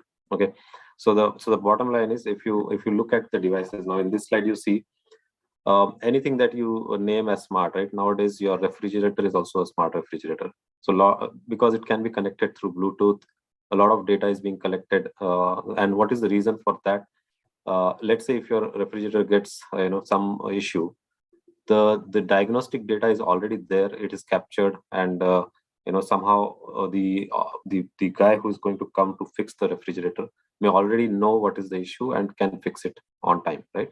Or even if they want to remotely fix it, it is possible because a lot of data is being captured by your refrigerator. Now there are means to transmit that data also, but just focus on these instruments. That is probably helping you in just collecting the data. So if you see, mobile is there on this slide. You are wearing the smartwatch, so watches are there. Not just youngsters, I would say today almost 50% of at least the urban population is using all these devices, right? So the wearables that you have, that is one aspect. But if you look at all other industries, let's say for example the transportation, you have a lot of, let's say, Indian Oil Corporation, right? So they have so many trucks, so many fleets moving the fuel around around India, let's say. So how do I take care of the wear and tear of the vehicles? Because those vehicles are very sensitive as well, right? Because they're carrying fuel in it. So definitely there has to be some sensor which will keep collecting the data on those vehicles, and also transmit the data back into some system, so that decisions can be taken whether the vehicle can be further used, or maybe it needs a repair and something needs to be fixed quickly, right? So those are some aspects from other industries also, not just the healthcare or human intervention related, but beyond that.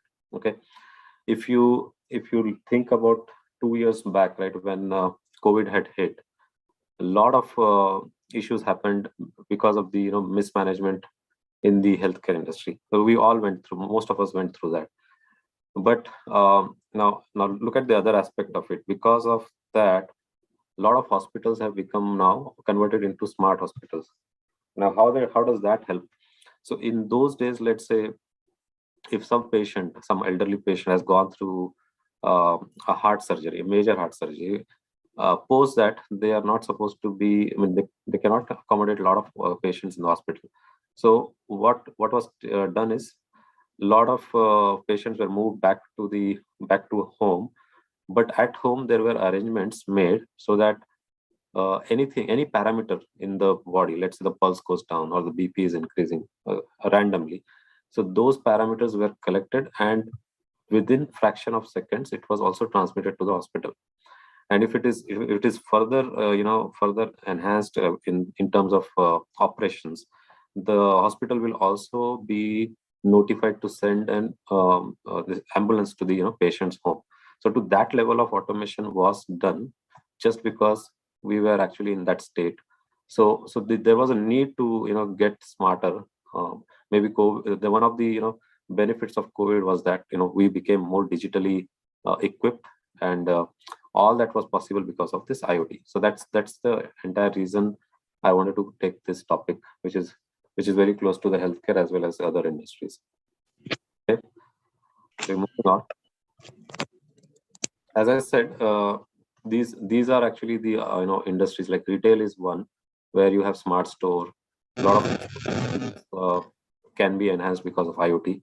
One of the example of that is, let's say you actually go to an aisle in a particular shop, for example, a big brand like Macy's or some Reliance trend store, and you find that a particular dress, you feel that it is good and you want to buy it, but for some reason you don't buy it.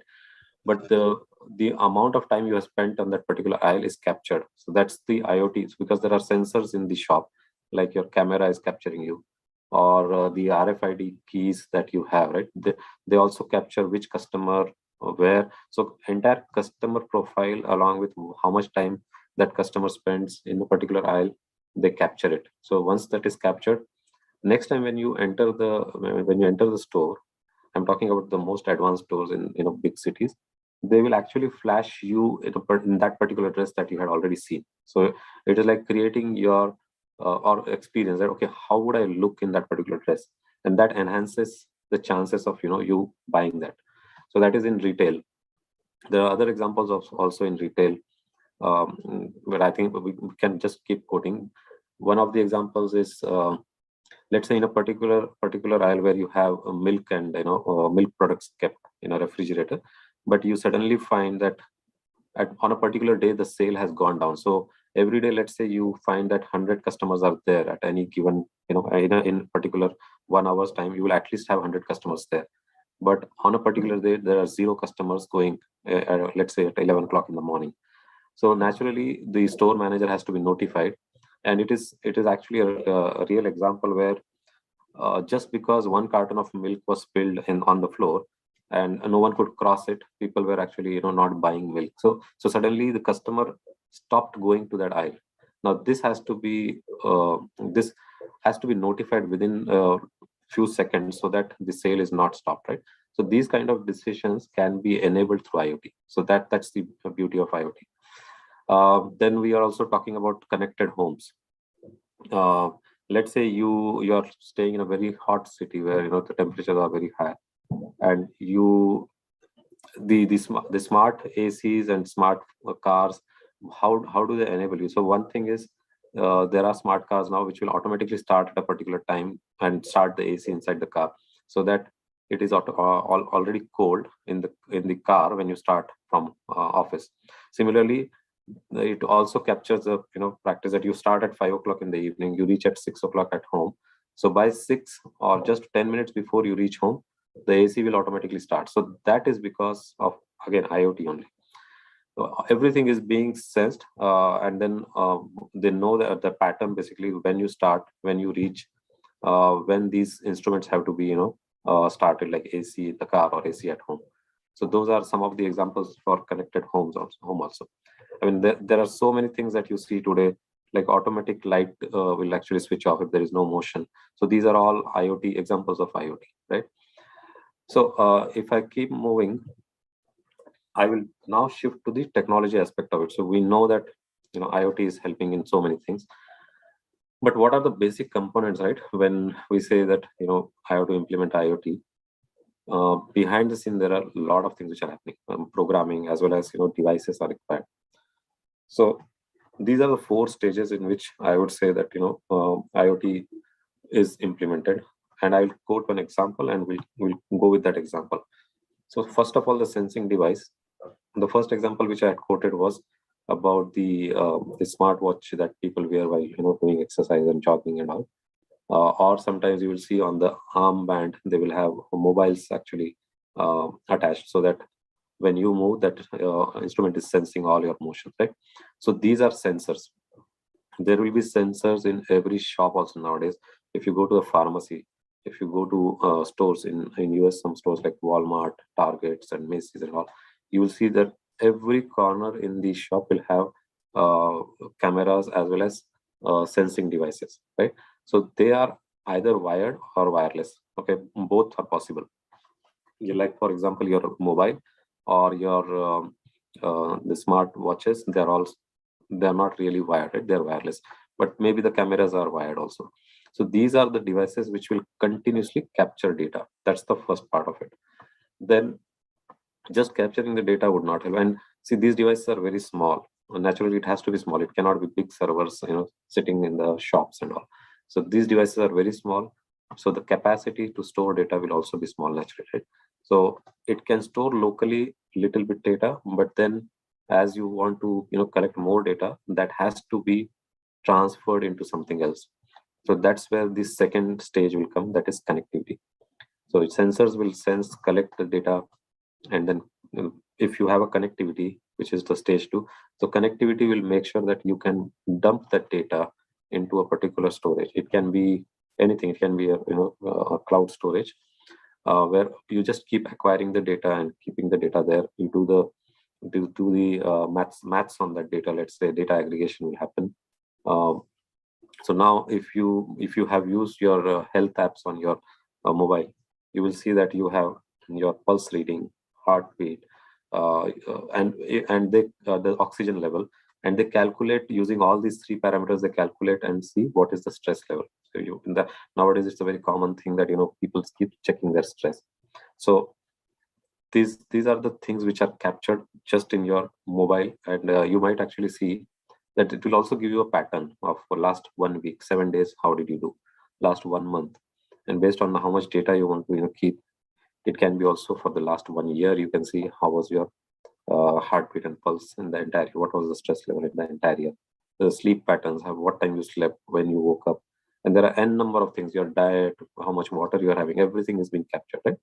So the connectivity is important, because if you don't mine that data and keep the data, then you cannot capture these patterns like monthly, yearly patterns, right? That is not possible. So that's why connectivity is very important. Then the data processing, what we are talking about is once you have collected the data, you have to do some analytics on top of that data. So that's where the data processing will come. As I just said, right? So you need all this.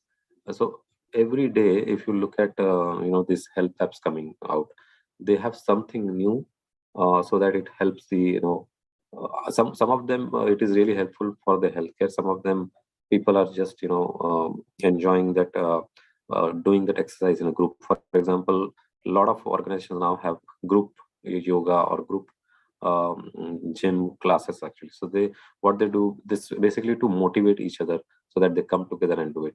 Now that level of data, so for 100, let's say 100 people as a group, they want to collect the data. So it's huge amount of data being collected. And then they also have competitions between groups to show who is doing what, right? So for that, this data processing and the analytics on the data is very important. Otherwise, there is no point of collecting the data with no output for it, right? So that's the third stage. And the last stage is your visualization, so user interface. Now, if you have all these things, but you look at your mobile and there is no good user interface, how do I get? So nowadays you will have that heart shape for the heartbeat, or stress level. There is some bar which will show what is the stress. So all that is the user interface. Now, user let's say my mother will not know all the first 3 stages, but she will only look at the user interface and find out, okay, so this is good. Can I quickly check my pulse now? Or if my sugar is being measured, can it be automatically synced in this health app? So all these are the features that are required by the user. So ultimately, everything that is built as a consumer product, be it a mobile, smartwatch, or anything, is for a user, and that user interface has to be really intuitive and build that excitement in the user, right? So that's the 4th stage. So these are the 4 very high level. At a very high level, these are the 4 stages in an IoT implementation that is required. Sensing device to capture the data continuously, I'm saying, because every second there is something. Connectivity to collect the data and put it at some place. Processing the data so that you can play around with the data and do some analytics. And last one is the user interface for making sure that the user can enjoy the look and feel of the data. So those are the 4 things. Now, just going one level below, and I'm not going much deeper into the architecture because maybe not entire, the attendees should not be aware or maybe not be interested. So I'm not going at a very low level of programming, but at a very high level. So these, we have already seen the 4 stages. Similarly, I'm just showing that how the communication can happen. There are protocols, like I'm going from the bottom to the upside. IoT devices are there. Then you have communication so that you can actually transfer the data.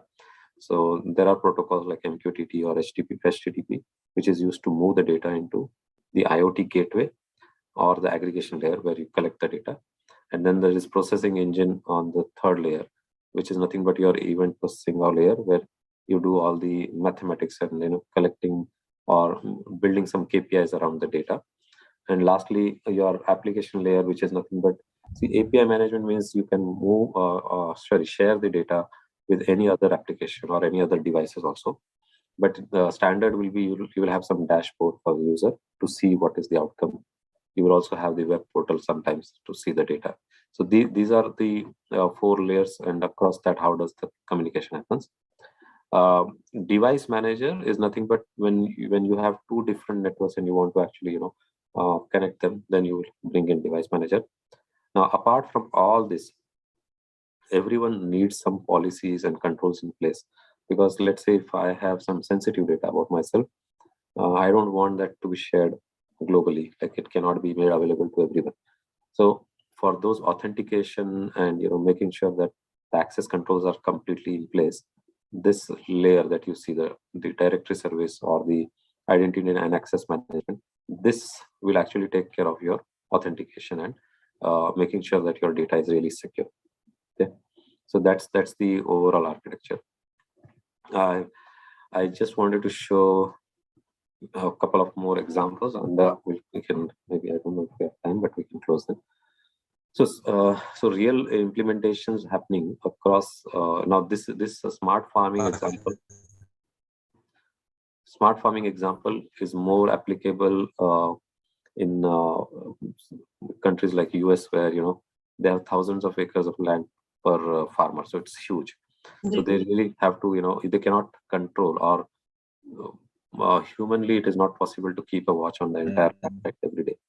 So that's where the smart farmings using survey drones will come into picture, or they have smart tractors and devices, including the livestock also, right? If you have cows in your farm or any other animals, they will also have some level of IoT devices plugged in.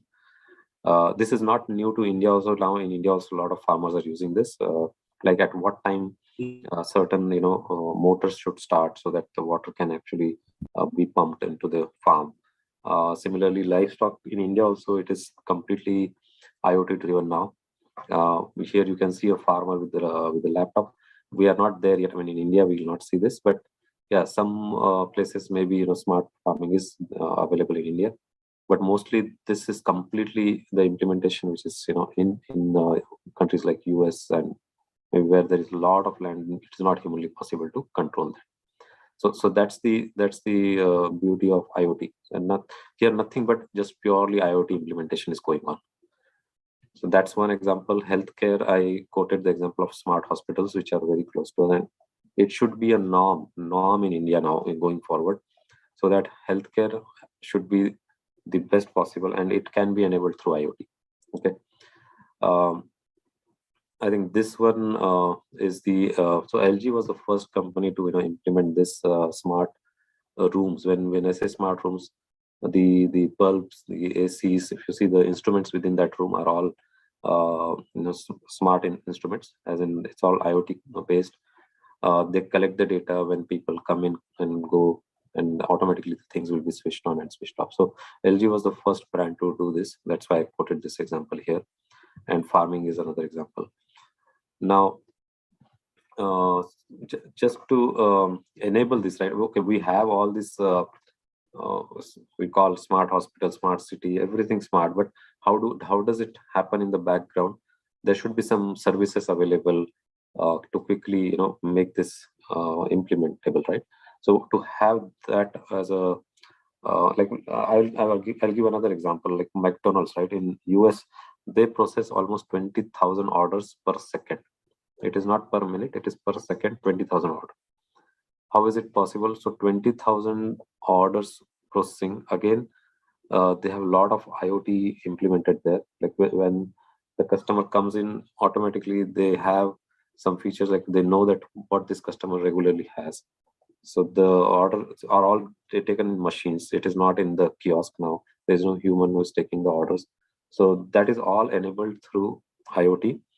And to stand up this entire environment or the program, to make sure that you can process 20,000 orders per second. It took them only 4 months. Exactly 4 months they were able to implement it, and that is because of the services available in Amazon. So AWS, including let's say Microsoft Azure, the Google Cloud, most of them have specific services for enabling IoT. So all this that you are seeing in this diagram, these services on the with the orange bar here, they are all actually IoT services out of the box coming from Amazon, which includes not just the devices, but also how do you register them, how do you collect them, and then the machine learning and the data processing, compute, everything is all AWS products and services. So this is the reason why people can quickly implement IoT and make sure that it is being used and effectively used within very short period of time. So any project on IoT may not take more than, I think, 3 to 4 months is what an example which McDonald's has set up already. Okay. Yeah, so that's pretty much I wanted to cover on the IoT. If there are any questions on chat, let me see.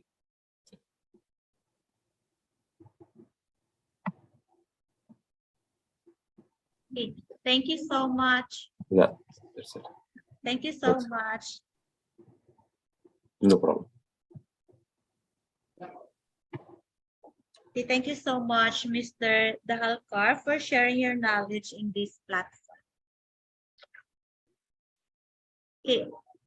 Thank you. At this point, I would like to welcome all the participants for technical session 1 and 2. And may I request all the technical panel, all participants for technical parallel session 2 to kindly enter to breakout room. Technical parallel session 2 breakout room.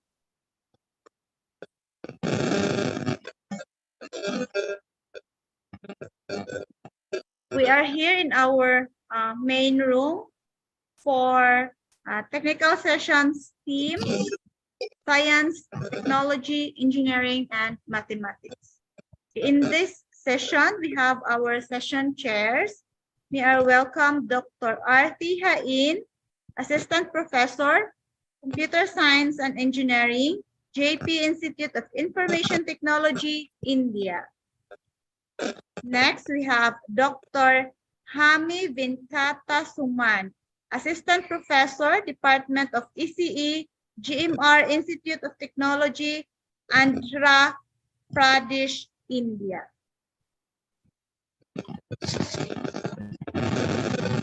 Okay, let's start with our paper presentation. Let me call on our first presenter with a paper title, Using Lean Six Sigma and Artificial Intelligence for Improving Medical Support During Maternity. Help me welcome Rehab Il Sabruti. Hello, everyone. So I'm going to share my presentation.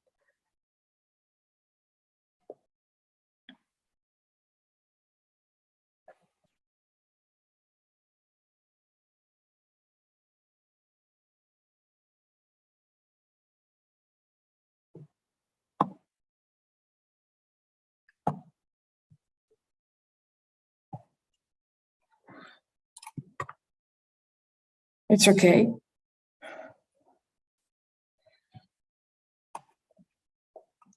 So hello everyone. I'm so glad to participate in this conference. Today I would like to share with you this presentation about using Lean Six Sigma and artificial intelligence for improving medical support during maternity, and I hope you enjoy it. First, let me introduce myself.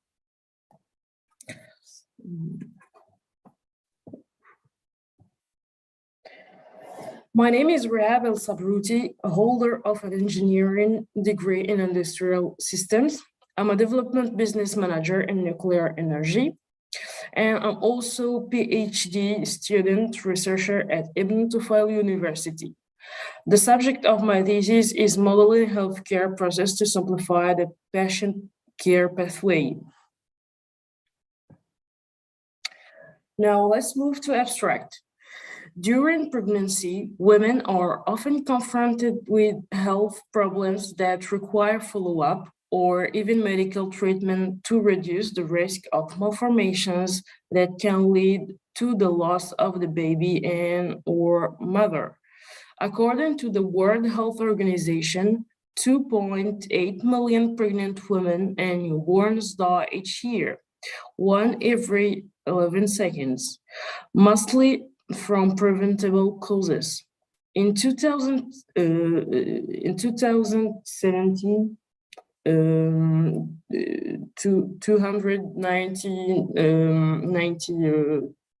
90,000 women died during or after pregnancy. With the emergence of COVID-19, the danger of a severe course of this virus with an increased risk of intensive care admission, intubation, and mortality is significantly higher in pregnant women than in non-pregnant women of the identical age.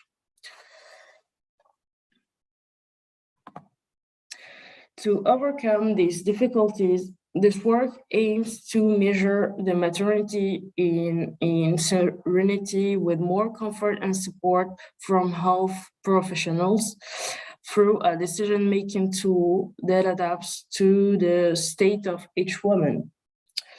For this, the trail tracking from the announcement of the pregnancy to the postpartum period is modeled with BMNP. Then the model will be analyzed to identify areas for improvement. Finally, a simulation is going to be established to visualize the course of follow-up during the pregnancy and the set of interactions between the parent and the medical staff, which will simplify the decision making and intervene efficiently in case of complication while integrating the choices and the desire of the parent.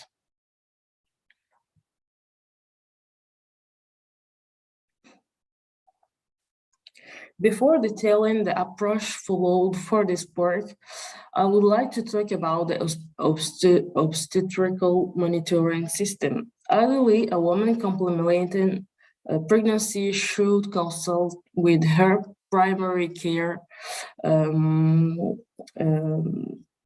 physician prior to conception. In this way, she can learn more about the risks of pregnancy and how to avoid them. Routine monitoring of the pregnant woman is necessary to ensure her health and the fetus one.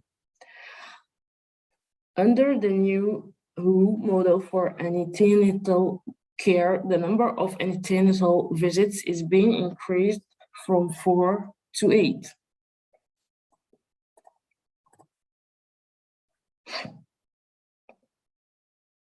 Recent evidence indicates that increasing the frequency of prenatal visits in the health system for women and adolescents is associated with a lower likelihood, as these visits provide more opportunities to detect and manage potential problems. Providing 8 visits instead of 4 reduces the perinatal mortality rate to 8 per 1,000 births. This new model increases the number of maternal and fetal examinations to detect problems, improve communication between providers and pregnant women, and increases the likelihood of a positive pregnancy outcome. It recommends that an initial visit occur in the first 20 weeks of pregnancy and the subsequent visits be scheduled at 20, 26, 30, 34, 36, 38, and 40 weeks. The first routine prenatal visit should take place between 6 and 8 weeks of pregnancy. Prenatal visits may be more frequent if there is risks. Risk factors for complication during pregnancy include pre-existing maternal problems, physical and social characteristics such as age, problems in previous pregnancies, problems that develop during pregnancy, problems that develop during labor and delivery.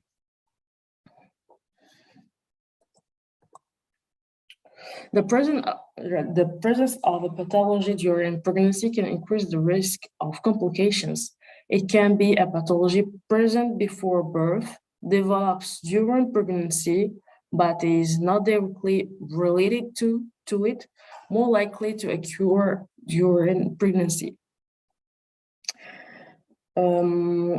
Preeclampsia is estimated to affect more than 7% of pregnancies worldwide. Preeclampsia is a disorder of pregnancy characterized by the onset of high blood pressure and often a significant amount of protein in urine. According to the Prevention and Action Against Preeclampsia Association, eclampsia mortality is the second leading cause of maternal mortality. Nearly 11.35% of deaths behind delivery hemorrhage, which accounts for 36% of maternal deaths.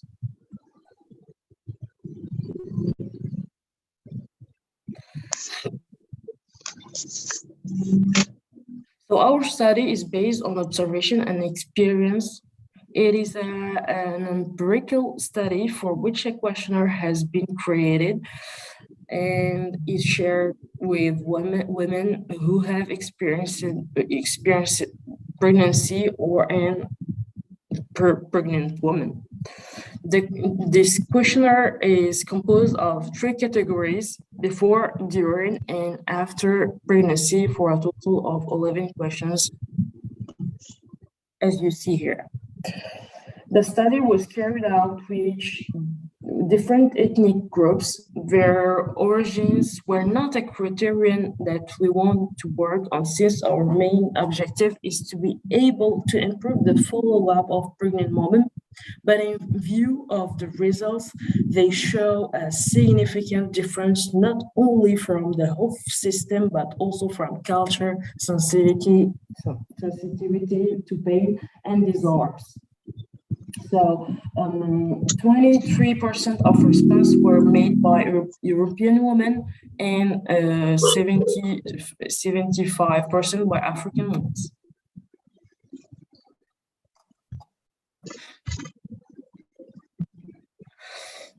In the rest of this analysis, we will talk about Africa and Europe to simplify the comparison. The results of this analysis are limited to the woman interviewed.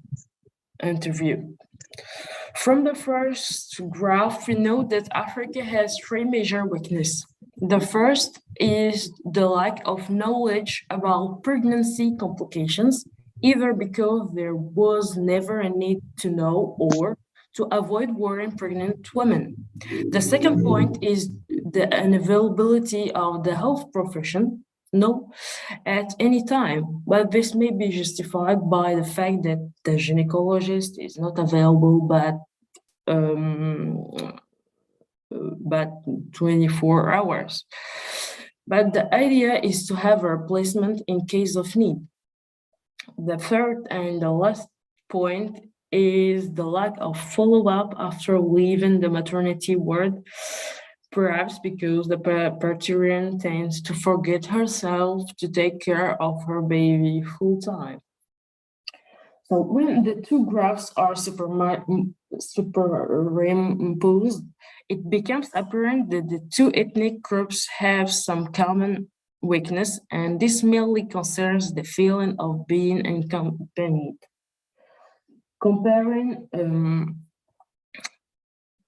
Comparing the 2 graphs, we know that in Africa there are 11% of women who consult at 6 months of pregnancy, 22% at 3 months compared to 0% in Europe. This may result in a different level of awareness of the risks associated with pregnancy, the requirement for quarterly medical consultation, except in the case where the woman needs to be accompanied to be reassured about the smooth running of this adventure, or she has made a denial of pregnancy, but this case is not included in our study. Apart from the difference of origin, the last question was to collect proposals for improving monitoring among those proposals that could be identified by at least 30% women. The first one is explain everything to the pregnant woman, nutrition tips, medical support before pregnancy. At the time of delivery, the medical must respect the feelings and concerns of the participant. A gynecologist must be present at the time of delivery. And the last one, awareness sessions that both parents can attend without exception to learn how to manage pregnancy, childbirth, and why no behavior with the newborn. To consider the proposal mentioned above and improve the follow-up of the pregnant woman, we will model her prenatal journey. For this modeling, we choose the collaboration diagram for analysis, process sequence, flow, and message exchange between participants. This diagram shows that the participant interacts with three entities: her gynecologist, the emergency room, and the medical laboratory.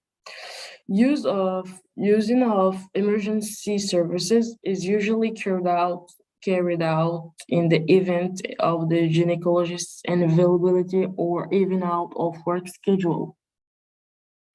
As we could see before, pregnancy generates a lot of follow-ups and a good knowledge of what happens in the woman's body for 9 months between consultation, blood tests, and sometimes visits to the emergency room.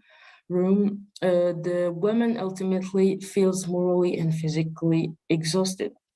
The objective is to make this adventure more enjoyable and involve the woman more in the medical decision-making if necessary.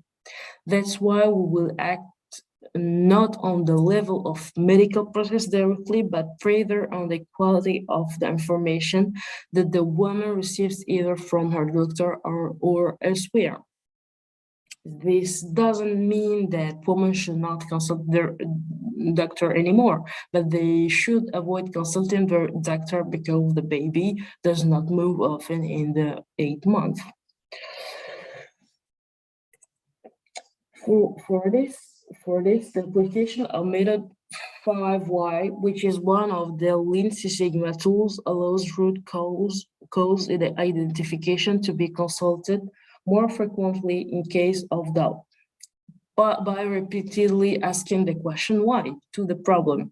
Layers of symptoms that lead to root causes are removed one at a time.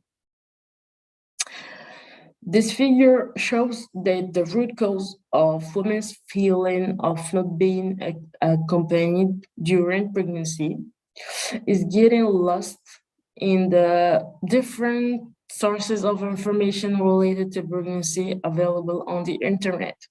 Actually, we are working on an application that centralizes information from health organizations. So let's move to the simulation. In this simulation, we will focus on the part of pregnancy complication where there is a decision to be made by the doctor in agreement with the participant. This figure presents the collaboration diagram for pregnancy complications.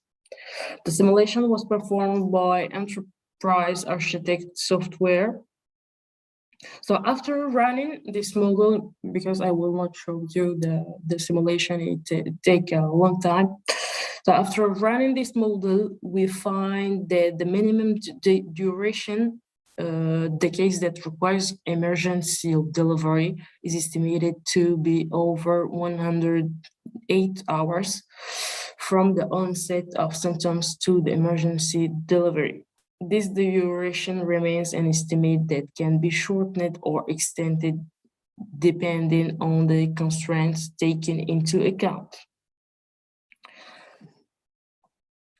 So to conclude, artificial intelligence is becoming increasingly important in the medical sector. Several projects based on AI are being launched to satisfy couples with a desire for a child. During the COVID-19 crisis, prenatal and postnatal preparation classes were canceled in hospitals and obstetrical appointments were reduced, causing frustration and anxiety for the participants. Being reassured throughout her pregnancy, the woman will be fulfilled and will transmit good vibes to her baby. So thank you for your attention. Okay, thank you so much, Ms. Rehab. May I ask the session chairs if they have questions to the presenter? Yeah, Rehab, are you able to hear me? Yeah. Actually, I have some suggestions for you.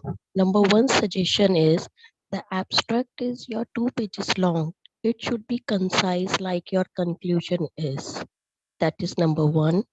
Number two is there are the certain figures where labeling is missing, like figure 1 following what the content in the figure is, like BMN model, BMN diagram or something like that. That labeling is missing in your figures. And then third is since it is more like a study scenario based work which you are doing, so I'm not finding any kind of the references in your work. It should be there as a part of your research work. Okay, so please do take care of all these comments from my end. Best of luck. Okay, thank you. Thank you, Dr. Jain. Thank you, Ms. Rehab. Next, I would like to welcome our next presenter with a paper titled MGC2 Enhanced Energy Efficient Head Election Protocol in Wireless Sensor Network. May I call on N. Senthil Kumar.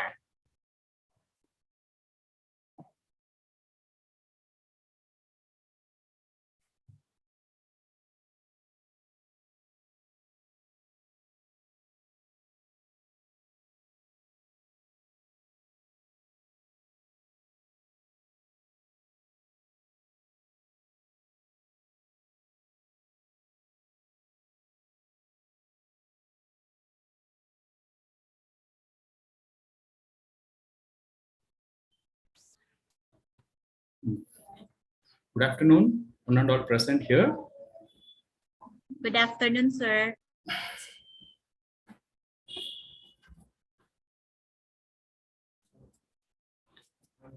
I'm Senthil Kumar.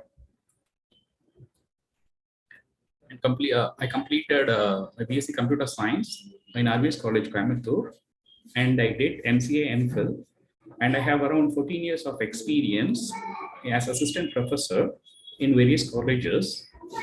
And here is my abstract. Is actually my title is actually Enhanced Energy Efficient Head Selection Protocol in Wireless Sensor Network. And my abstract here it is. A wireless sensor network have been used in different areas. They're currently used in many vast applications using wireless sensor network, medical observations, disaster management, and environment monitoring. So here I propose the MGDC2, which is multi-point centric with greedy clustering method to enhance the energy efficient head selection protocol in WSN. Here I proposed method is two methods I introduced, which is cluster assortment and waking and latent algorithm. And talking about a wireless sensor network, it is rapidly used in various applications, including monitoring. Hold on, author. Hold on, please. Your slides are not scrolling. Natural habitats, detect forest fires, and conducting military surveillance. And the energy here is, the energy consumption is more affect the efficiency of the network. Previously, the lot of researchers did researchers and they find a lot of problems and they missed out overhearing and ideal listening. My main goal is for designing a new algorithm is to solve the above noted problem and to enhance the lifetime and stability of the network. And these are some of the background studies. Yes, Gopinath, who selected the appropriate clusters and prolonging the network life. And Galeria has introduced the method, enhanced energy efficient clustering.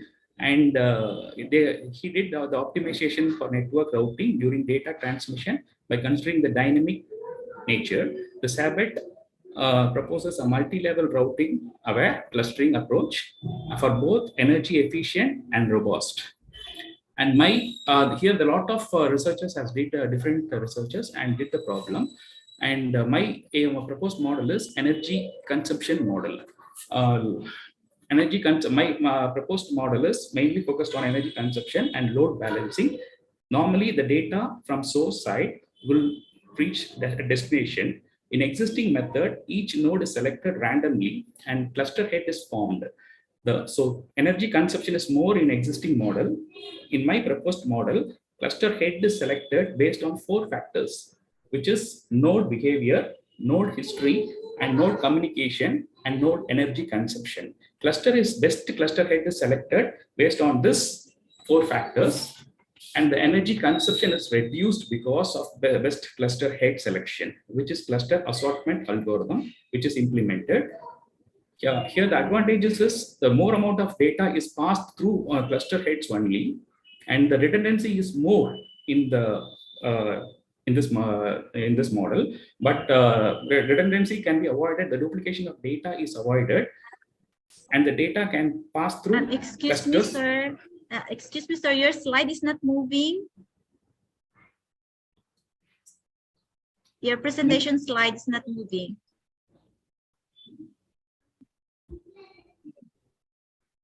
We can see the biography slide. Is it okay, madam? No? Yes, that's okay. That's fine. Sorry, madam. Oh, here. You can continue to the slide where you stop. Okay. Here the advantages is actually that the redundancy of data is avoided because we choose the best clusters heads.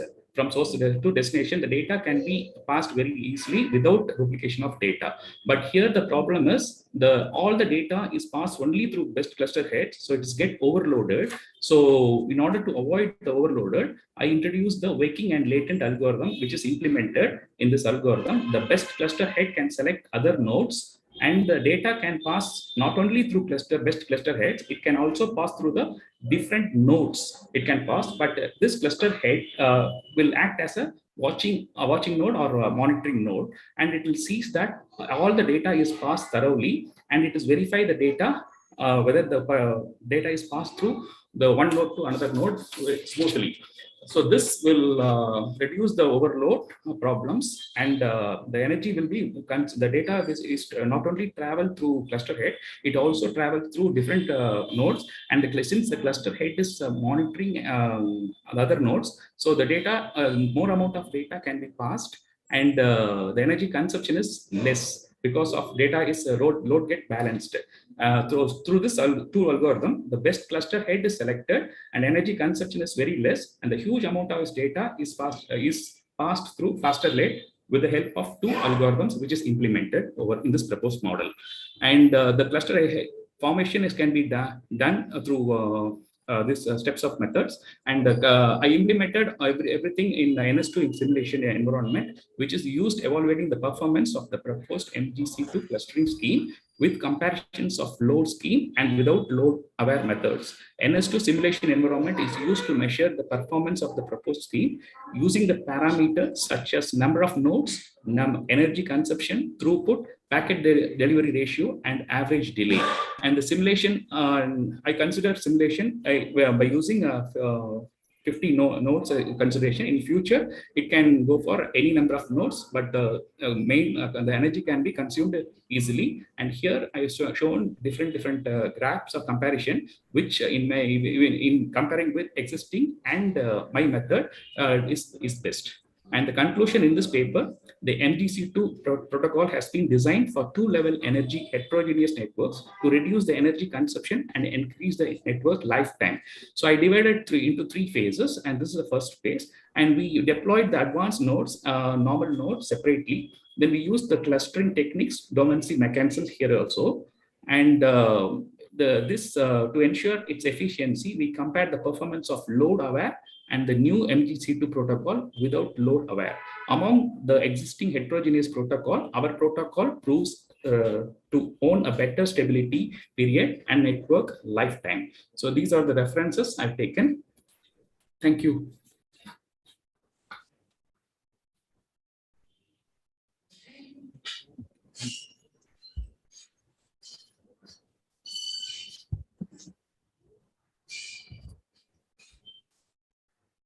May I ask Dr. Hain if you have questions to our presenter? Thank you. Dear author, you have done the simulation on NS2, right? Hello, Yes, am I audible? Have you are saying that you have done the simulation on NS2? Yes. Network simulator. There are the currently other advanced tools also for doing the same type of the simulation. Have you explored that? So I'm familiar with NS2 comfortably. I'm working in the NS2 madam. But the research is not about your comfortability. It is about what is contemporary in the real world. Yes, madam. For example, suppose I do the simulation in the Python, but there are the other tools available with the R, Vika. So we need some kind of the comparison among those tools.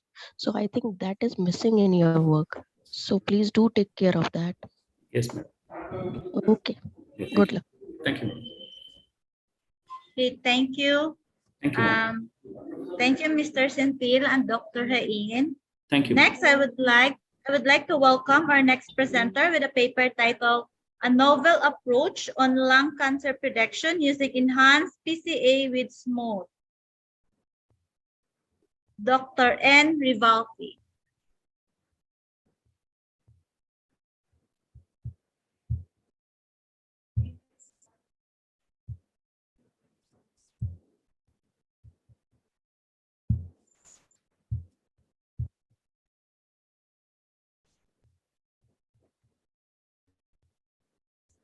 Good afternoon, Ananda. Is it audible? Yes, sir. Is my screen is visible? Yes, sir. But kindly make it appear using the slideshow. Is it okay, ma'am? Yes, sir. Good afternoon to Ananda present here. I'm going to present my research work, a novel approach on lung cancer prediction using enhanced PCA with SMOTE analysis. Under the guidance of Dr. Revati, the Department of MCA, Hindustan College of Arts and Science, Coimbatore. Myself, Prem Kumar, I'm working as an assistant professor in the Department of Computer Science at IVS College of Arts and Science, Coimbatore.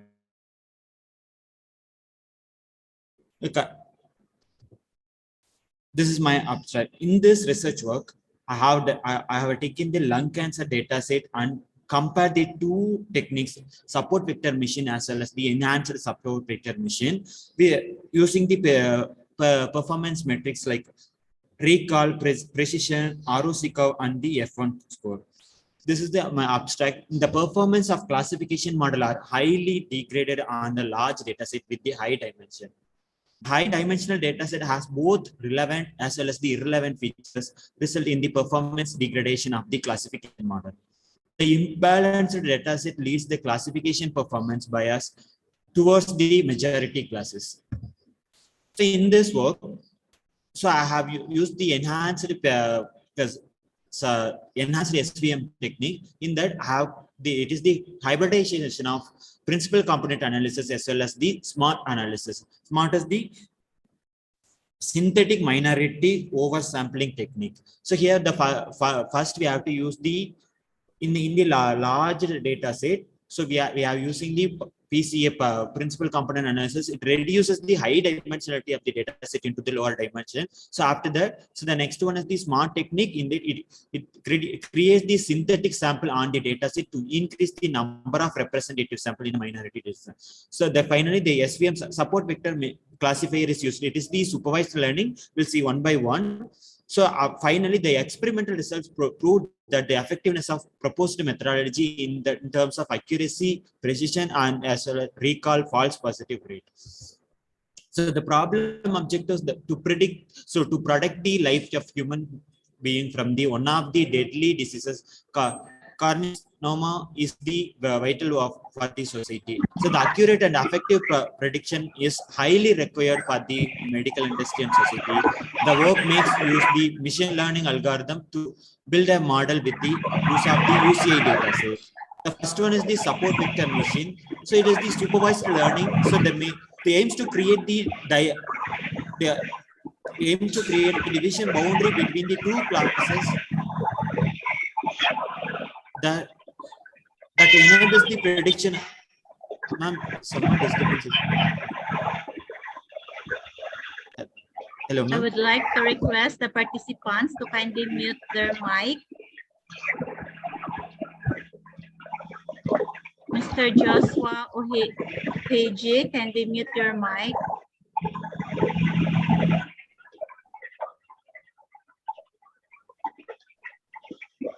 Okay. So the first one is the support vector machine. The aims to create the dimension boundary between the two classes that enables the prediction of the labels from one or more features of vectors.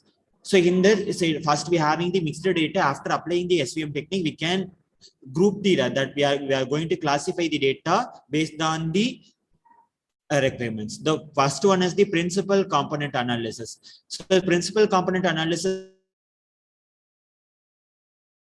is the task of transforming as well as the reshaping high dimensional correlated variables into the low uncorrelated variables for capturing much of the variance in the data set. So the following steps are involved.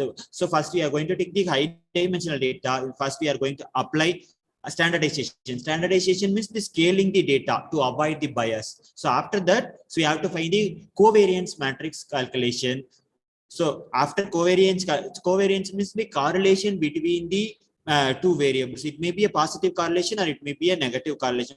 Positive correlation means that there is a strong relationship between the two variables. If it is negative, so inversely relationship between the two variables. So after that, we have to make the eigen vectors and eigen values. That is the performance indicator. So here, so based on the performance metric, we have to arrange the values, and it may be an ascending or it may be a descending order. So that is called as the feature matrix. So finally, we'll get the low dimensional data. Enhance the principal component analysis with the smart analysis. So in this, so it is smart as the synthetic minority oversampling technique. It is mainly used in the unbalanced data set. So if there is any problem in the unbalanced data set, we are using the smart technique. So here, so we have taken the imbalanced data set and then using the random sampling. So after that, we are using the k-nearest algorithm. So this process is continuous until we will get the balanced data set. So these are all the performance metrics we are having. The first one is the recall. Recall is it is calculated by dividing the true positive rate by sum of the true positive as well as the false positive. So it is the measure that indicates the number of true positives where predicted as positives. It is also known as completeness, as well as the true positive rate. So the second performance metric is precision. So it is a useful measure for the medical data analysis. It is also known as positive predictive rate. It refers the as positive. It is the probability for predicted S will become a S. So here we are having the four conditions: the false positive, false negative, true positive, as well as the true negative. So next one is the F1 score. It is the probability. So it is declared while seeking the balancing between the recall and the precision. So it is also useful for the uneven class distribution. And the next one is the ROC curve. So ROC curve is the receiver operating characteristic curve, and the area under the ROC curve. So the region under the ROC curve or ROC defines the relationship between the classifiers true as well as the false positive rate for the different judgment of the threshold. So it is the effective evaluate to the classification model that involves imbalanced data set. So these are all the comparison between the SVM as well as the enhanced SVM. So finally, we can conclude that the experimental research shows that on the predicting the classes such as the class 1, class 2, and class 3 using the SVM and enhanced PCA with the SVM. So the enhanced PCA with the SVM performs better than the SVM algorithm. The proposed methodology outperformed than traditional SVM on various measures such as TP rate, FP rate, recall precision, recall F-score, and ROC. The average TP rate is higher on PCA with the smart and SVM than the SVM alone. So why it is? So in the enhanced SVM technique, we can have the more number of subclasses we can perform than the SVM alone. The proposed model classifies samples accurately, and the FP rate is lower than the proposed framework respectively. These are all the references I have taken for my research work. Thank you. Okay, thank you so much, sir. May I ask the session chairs if they have questions to the presenter? Good work, author. We really appreciate your work, but some more suggestions we would like to add to your work. Sure. You have given the references till 2021. So Hi. according to you, no work is done in 2022, and now it is at the phase of 2023 also. So you need to relook into that. Sure, And sure. you have talked about details of precision, recall, F major, other metrics. That is really excellent. But what is more beautified to your work is formulate a contingency table for the true positive, true negative, so that exact view of what you are saying will be more clear. Sure, ma'am. Sure, ma'am. Okay. Good luck. Thank you so much, ma'am. Thank you so much, sir, and thank you so much, Dr. Jain. Next, I would like to welcome our next presenter with a paper titled Multi-Objective Load Balancing Based Energy Efficient. Yes. Okay, so let me continue. With a paper titled Multi-Objective Load Balancing Based Energy Efficient Routing on WSN using Adaptive Brain Optimization. We have A.D. Bharat.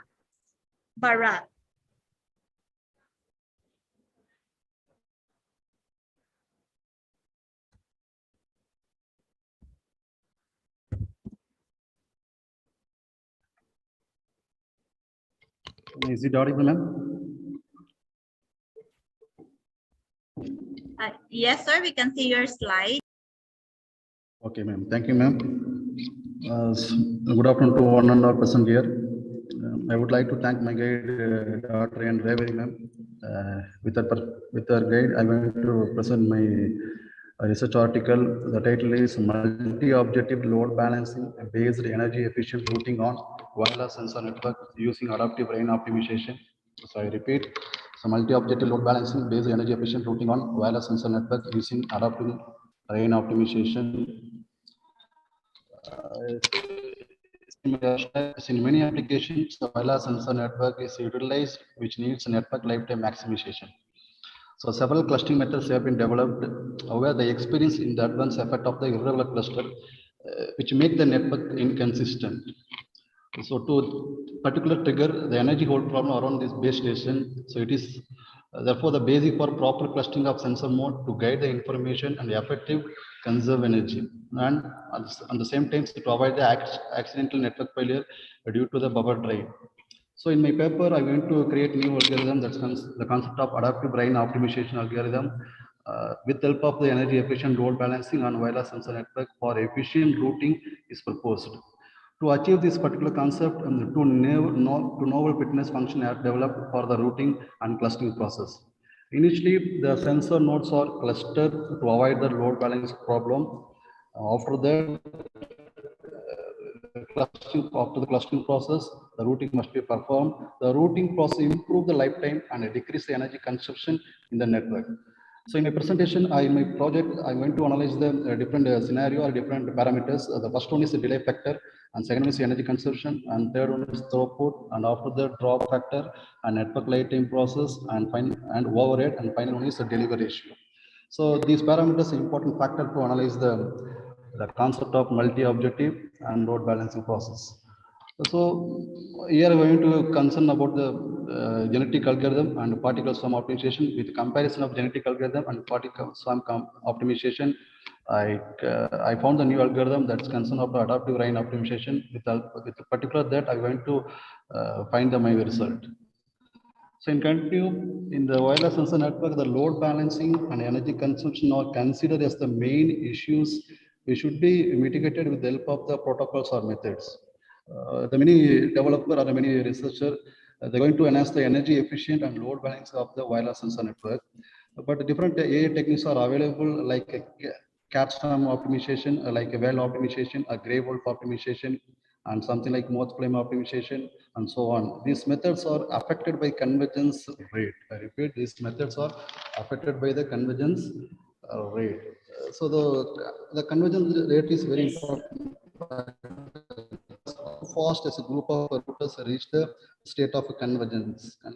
So to enhance the particular problem, the new algorithm or new efficient method should be utilized in the proposal, in my proposal method. That is, it's nothing but load balancing and energy efficient control in the wireless sensor network system.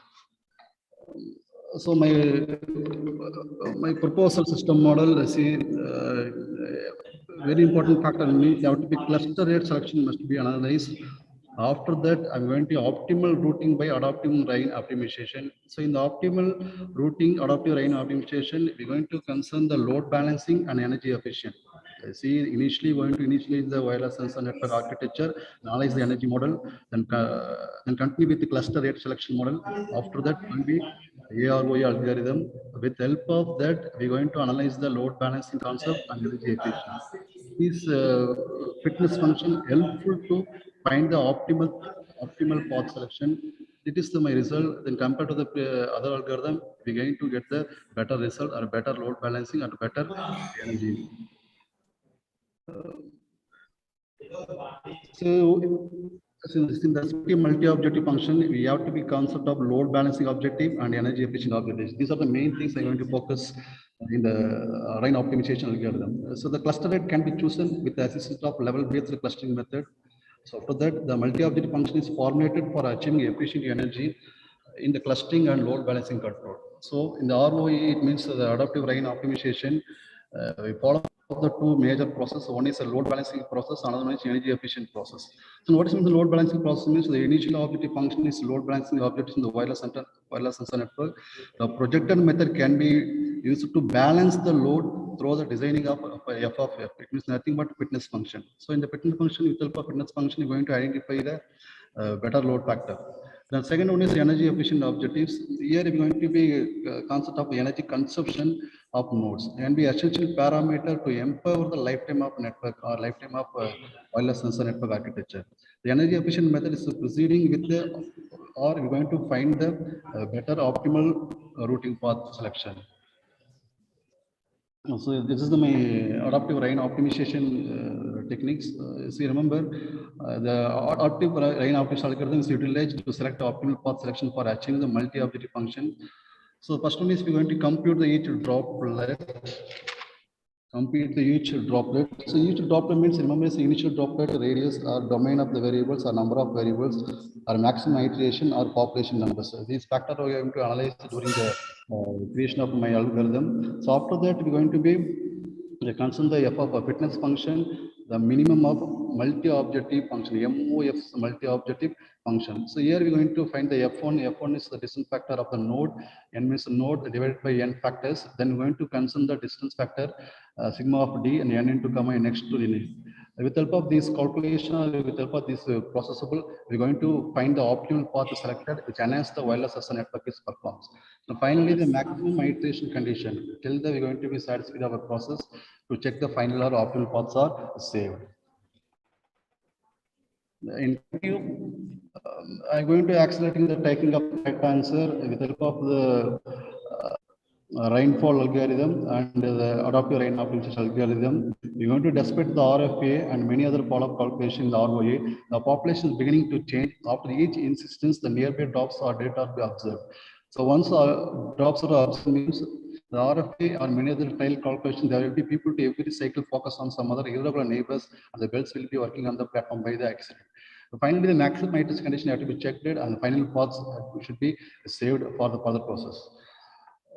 My results and discussion during the process of my research or my article, the proposed methodology, it utilizes the attained two objective functions. One is a load balancing factor and energy efficient. So load balancing and energy efficient is considered as clustering. These objective functions are achieved with the help of proposed algorithm. The proposed technique can be utilized to compute optimal route path in the WSN architecture. So during the process, I analyzed the overhead, lifetime energy consumption and delivery ratio and throughput and drop and delay factors. It's my simulation is doing the initial ideal power, initial receive power, initial transmit power, initial nodes, initial energy as simulation time, maximum packets, dimensions of Y, dimensions of X, and antenna, and MAC process and propagation channel. I follow these things. Then we're going to find the results on no factor. See, to get to a proposal method should be at the low point compared to the PSO and GA. So PSO and GA, the genetic algorithm, and like PSO and GA, something like that.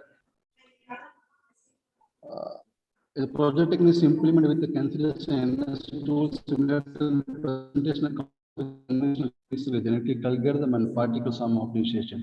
So in result, compared to the PSO and GA, you get the better node factor or better point, and we compare to the other PSO, GA, the delivery ratio also better. At the same time, so compare with the drop factor, my proposed algorithm like adaptive rain optimization better, and something like the energy consumption. Energy consumption is a major part in the respective study of my research. So here we're going to compare to the PSO or a genetic algorithm. My proposed algorithm is a better result we're going to produce. Like this, overhead also, or something like throughput also is a better. So in my conclusion, a proposed AI algorithm based on energy efficient load balancing on a wireless sensor network for different routing is proposed. To achieve this concept, we follow the two fitness functions. One is the routing and is additional with the clustering process. So initially, the sensor node have been clustered to avoid the load balancing problem. After the clustering process, the energy consumption must be placed in the improvement of our network lifetime. So my proposed methodology is analyzed and validated in the result section. From the analysis, the proposed method has been achieved efficient result in the terms of performance metrics. So I follow the some specific metrics like a delay factor, drop factor, throughput factor, energy consumption, network lead time, and overhead, final mix delivery ratio. These measurements helpful to identify my result compared to GA, a genetic algorithm, or partition sum optimization algorithm. So my AROI algorithm is better result produced. Thank you. Thank you, sir.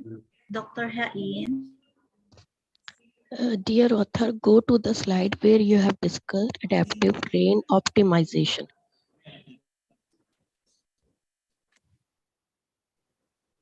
Yes, ma'am. Come to the, yes. Here you are talking about adaptive train optimization, and in the first line you are writing the AOA algorithm. Are these two same or are they two different? No, or is there a spelling mistake? Yes, ma'am. That is adaptive rain optimization. Go to the conclusion. A or O, A.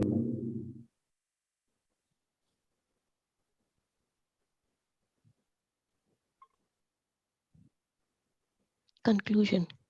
Yes, here you are writing proposed AROA. Is it something new or is it again a spelling mistake? So you need to take care of this.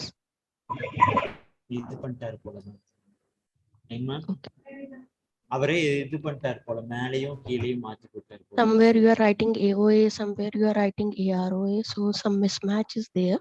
You need to take care of this. Good luck. Thank you, sir, and thank you, Dr. Hain. May I request Mr. அவரே Joshua? இது introduction ஒன்னு போட்டுட்டு conclusion Joshua, can we mute your mic? சரிங்க. இன்னும் left type பண்ணுங்க. சரிங்க. Okay, thank you so much. Okay, let's proceed with our next presenter with a paper titled MAM Plus, an approach to securing mobile devices in a mobile enterprise by Radhia Kilap.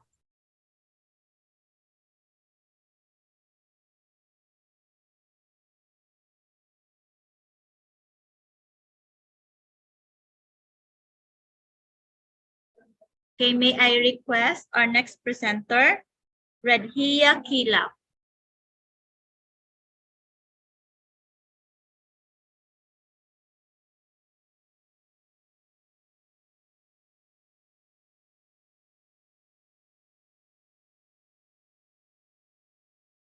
Okay, let's proceed.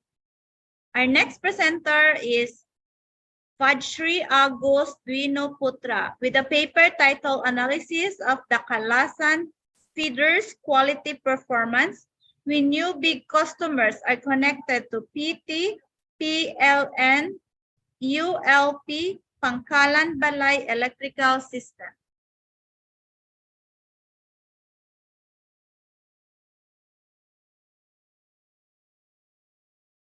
Okay, good afternoon, everybody.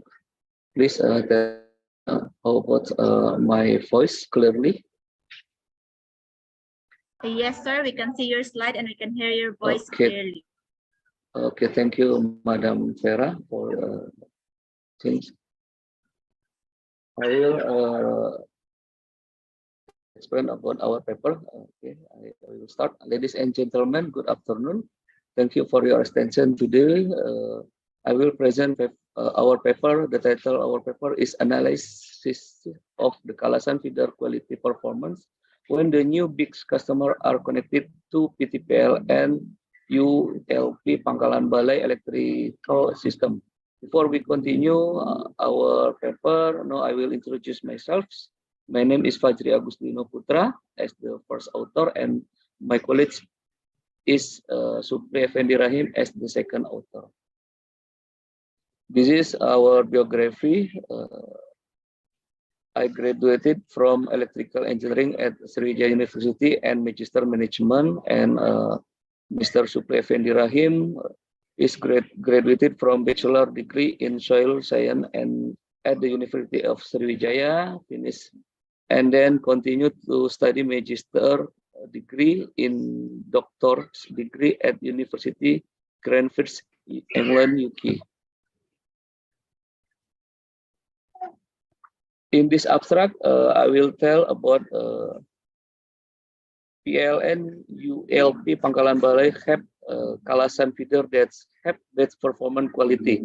The feeder to supply new customer in Pangkalan Balay, and the new customer is the big customer. If the big customer will connect to Kalasan feeder, the performance of Kalasan feeder will more bad from existing. One of the strategy target proclaimed by Sumatra Operation Director at PTPLN Persero in 2020 is to increase PLN income and service quality improvement in the form of voltage improvement on the side of big customer.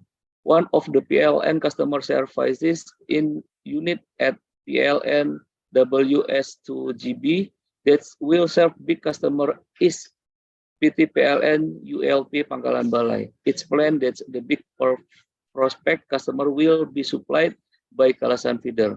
This feature is a geographic feature of the Kalasan feeder supplied by Sungai Lilin substation. Based on the measurement made, it's known that the Kalasan feeder voltage is very low, just only 11 kV, and the network strength is 10%. Currently, the Kalasan feeder does not meet a PLN services quality criteria. You can imagine what will be happen if the big customer will connect it to Kalasan feeder. So for this condition, we will do analysis of the Kalasan feeder quality to improve the performance. To do the analysis how to improve the electrical distribution network at Kalasan feeder, we need some literature.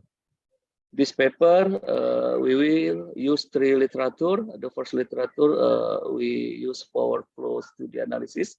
This literature talk about the theory how to find the component of the electrical power system network in general, how to find out the magnitude of the voltage each bus of the electrical power system. The second literature, we use power factor. This literature talk about the theory of 3 phases of the type of the power, namely active power, reactive power, and apparent power. The last literature, we use the losses. This literature talk about the power losses in the electric power system can be considered to consist of the power losses the transmission distribution network. To analyze the condition of the feeder Kalasan feeder, we use ETAP application. ETAP is electrical transient analysis program that we can use to analyze performance of the distribution network in electrical system. In this feature, you can see that the condition of existing that we already simulated to ETAP application. From the simulation, we get the performance of existing condition. That means that the Kalasan feeder have the load, peak load in 5.70 MVA, and the voltage at the end of the feeder is 40 kV, and the operation voltage, the substation outgoing Kalasan feeder is 20 kV. It's planned that the new customer will connect it to Kalasan feeder. The new big customer is from the industrial customer with the power consumption 2 MVA, and this new customer will be supplied with the operating voltage 20 kV and will be served with Kalasan feeder. It can we imagine what will be happen if the big customer will connect it to Kalasan feeder. When the big customer connected to Kalasan feeder, we can see the result of simulation with ETAP in this table, and we can see the where is the position in geographical new customer. We can see in the geographical picture, and this is ETAP picture when the big customer will connect it. For the analysis result of how to repair to Kalasan feeder, we use many kind of scenario. The first scenario, we use optimal capacitor placement. In ETAP, has an optimal capacitor placement feature that can be used utilized for the need of voltage correction improvement of the power factor angle recommendation that will give by optimal where the optimal place that we can use the capacitor. Based on the recommendation, we do simulation, we try to give the capacitor in the network, and the result that we can see in this picture, we can see in this table, the power factor increased before 82.50 increased to 90.16%. Then the voltage increased from 10.89 kV to 14.05 kV. The voltage option still does not meet the network service quality, but the power factor is excellent. The second scenario, we try to use automatic voltage regulator. In this situation, we use AVR capacity is 5 MPa. The installation location can we see in the picture. The result can we see in this table that after we use AVR, the net feeder Kalasan feeder still have bad quality perform. Another simulation, we try to up rating size the conductor. Before we use 70 millimeter. We will change conductor the cross section into 150 millimeter. The simulation result we can see in this table. The result that's the voltage in feeder Kalasan. We get 12.31 kV, and the power factor is 80.92%. Other simulation, we try do simulation with a build new express feeder for the split Kalasan feeder. The simulation by adding the express feeder side by side with the Kalasan feeder, and we will take the load of Kalasan feeder after the Sungai Lilin substation. The length of express feeder we build is 33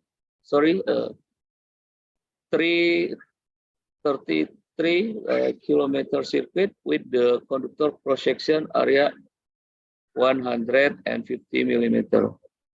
The reason why we use the express feeder, we will handle in the middle of a lot of feeder in 70 kV after the location of a connecting substation.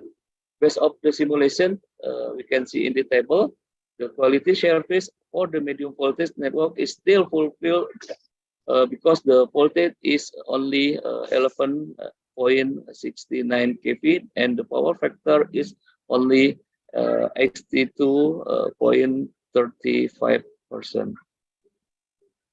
The last simulation, we try to build new solar panel. We install solar panel in Kalasan feeder. We install near customer. We use solar panel capacity of 2 MVA. The installation location near big customer. We can see in the picture. By install power panel, better network performance reduced compared the other refer methods. All the network performance indicators are met, such as the voltage increase into 16.06 kV and the power factor increase. The power increase 7,682 kilowatt, and the network losses become smaller, which is only 657.3 kilowatts. The conclusion after we conduct how to improve the quality, after conduct the simulation, improve the quality of the service for the feeder. The best alternative is obtain improve the quality of feeder, the installation of solar panel. But for this condition, solar panel must we prepare a better system, because in the next we don't have sun. The sun is not available. Thank you for your attention. If you have any question, please. Okay, thank you, sir. May I ask the session chair, Yes, Dr. sir. Hain? Yes, yes. Sir, Okay. sir, in your introduction, Yeah. what is the feeder length you are not mentioned clearly? What is the Sorry? what is the feeder Feed- length? Length of the feeder. Feeder length, we use A3C conductor, and the length of the feeder more than 200 kilometer circuit. Yeah, okay. You are not mentioned in Yeah. the slides anywhere. Sir, which tool used for designing? You said the simulation part, something you said in that presentation. Which tool you are used for the simulation and designing? Which tool name? Tool we use ETAP electrical transient analysis program. ETAP. Okay, sir. In the result section, in the third table, C section, the C Yeah. table, C table result Table section. C. Yes, table C results. Sorry. Last The result table C. C. Okay. Sir, you mentioned 70 millimeter with a conductor. Which conductor you used in this design, sir? The same conductor with existing, but the cross section we change into more big. The cross section into 150 millimeter. We use A3C. Yeah. Means any specific conductor? What is the conductor? Which conductor used? I use a conductor A3C conductor, aluminum alloy composite conductor. Okay. Yeah. Yes, and you explained very well, but the thing is, in the conclusion section, you are not highlighted which parameter achieved, how much the percentage in the conclusion, and there is no future scope also mentioned in the slide. Yeah, sorry. Yeah, that's right. I just say that the best perform we can get from solar panel. How about the parameter? Maybe we can see in analyze in point A. Yeah, if you want to see the parameter, you can see the analysis. Yeah. Okay. Thank you. Any? Yeah. Okay. Thank you, Mr. Jam. Yeah. Another question, please. Madam, my side is no more questions. Okay, thank you very much, Mr. Jami. Thank you, Dr. Suman, and thank you to our presenter. So may I call on our next presenter with a paper titled Change Detection Algorithm of 3D LiDAR-based point cloud maps captured with unmanned aerial system by Parinya Ananta Kaichsel.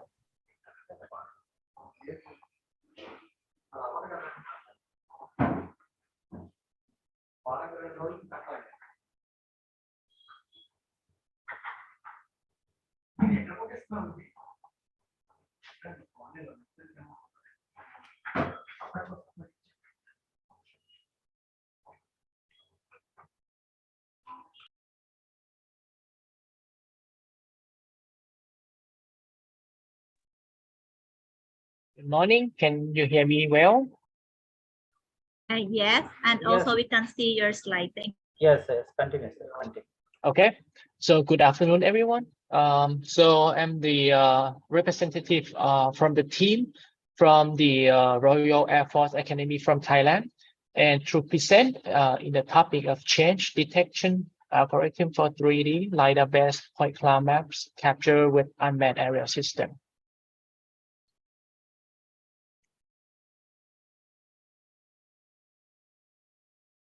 So let me briefly talk about who we are. Our team is the lecturer and student from Royal Thai Air Force Academy.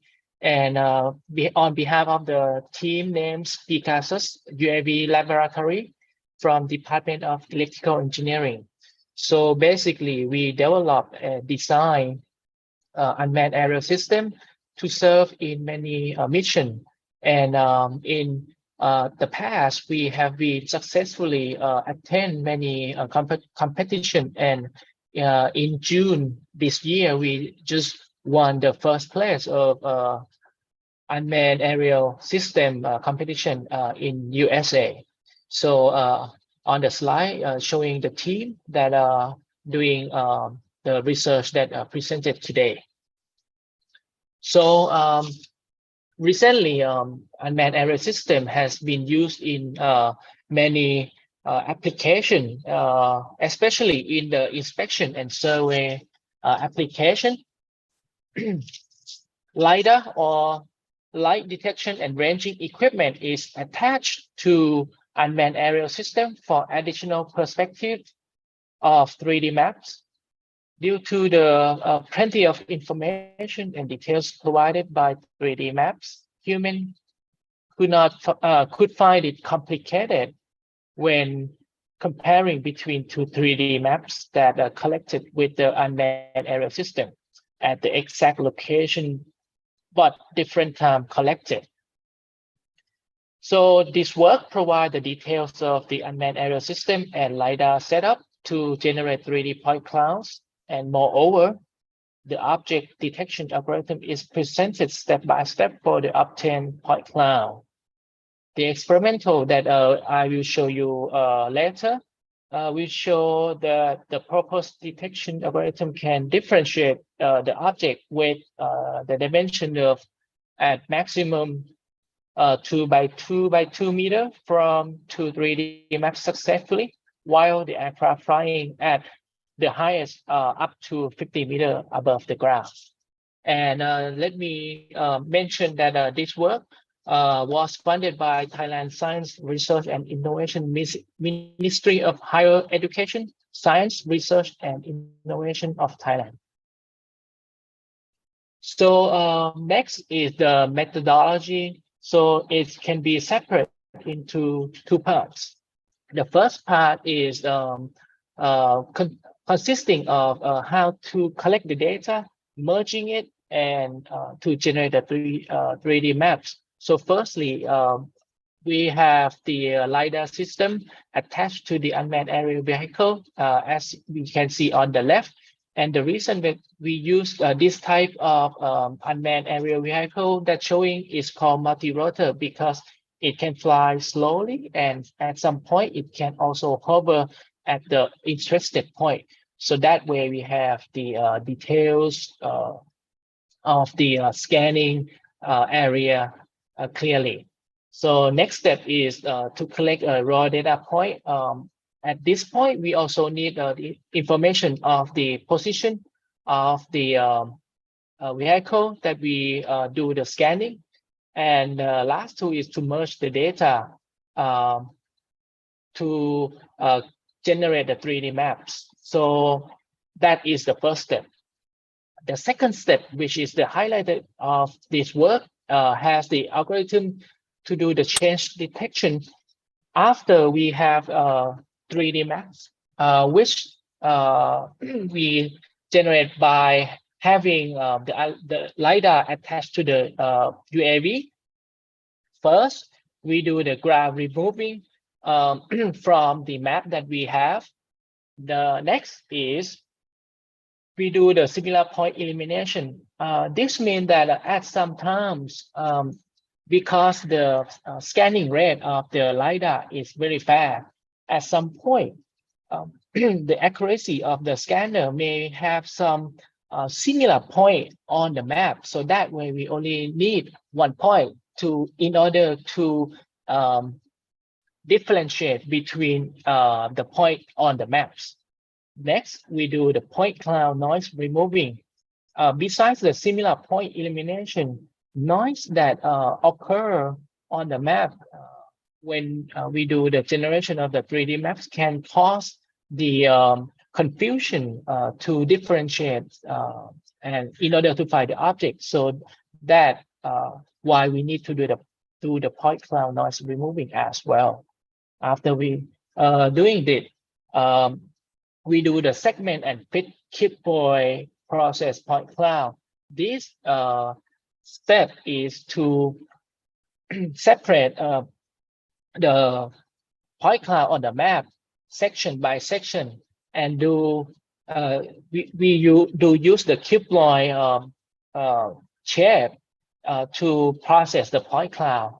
And lastly, we do the filter out unmet condition cluster. These steps, we have to identify what we do not want in the 3D maps in order to find the difference between two 3D point cloud maps. So in order to test the algorithm that we come up with that I explained earlier, we have the experimental setup in 2 cases. On the left, that is the hexa rotor that we use that attach the LiDAR system to scan the area of interest. So we do 2 areas in order to prove the algorithm.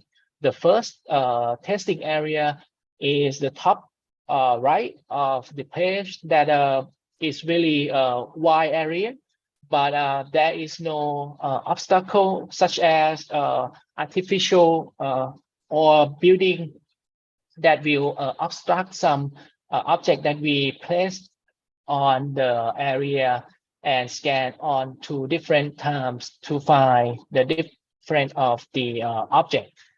The second area is the on the right bottom is the area that has the building, has the artificial made man-made that can disguise the object that we want to find. So this is to prove in both cases. And as you can see, this research also showing the way to fly over the interested area in order to have enough information to do the object detection.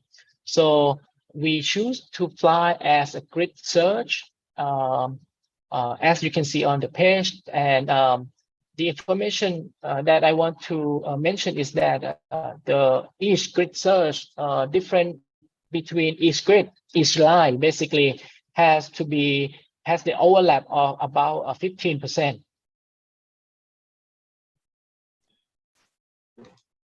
Okay, so going on to the experimental results of test area 1. On the left is the generated 3D point cloud maps before applying the change detection algorithm. So on the left, as we can see, basically is the field and the trees. And so during the testing, we do fly 2 times at different times. And on the right, after we apply change detection algorithm to 2 maps that we have, we can identify that there is a car in the middle of the area. So that in this case, we know that there is some change. And for the safety or the surveillance application, we can check that there is a car after as a specific time that we want to monitor. So the first test area is not too difficult to detect because there is no obstacle in the area that many. But in the test area 2, it basically has the electrical poles, has the house, has the trees, and also some artificial man-made in the area. And after we scan 2 times, we generate 2 3D maps. And the interested area is in the middle. So when we zoom in, as we can see on the right, we detect some change in the area on the right. And we can see some blue square, blue rectangle on the right of the map that we zoom in. So this to show that even though that area has the cover above the object that we hide, we can still find the difference between two maps, because the ability of the LiDAR sensor has a multiple return. This means that when we have the laser shooting to the ground, it will return multiple times. That means it can detect or scan a lot of objects at the same laser beam. And with that, when we zoom in and do the color for the altitude of the map, we can see clearly that on the right-hand side, we found a car that has the volume of 7.4 cubic meter.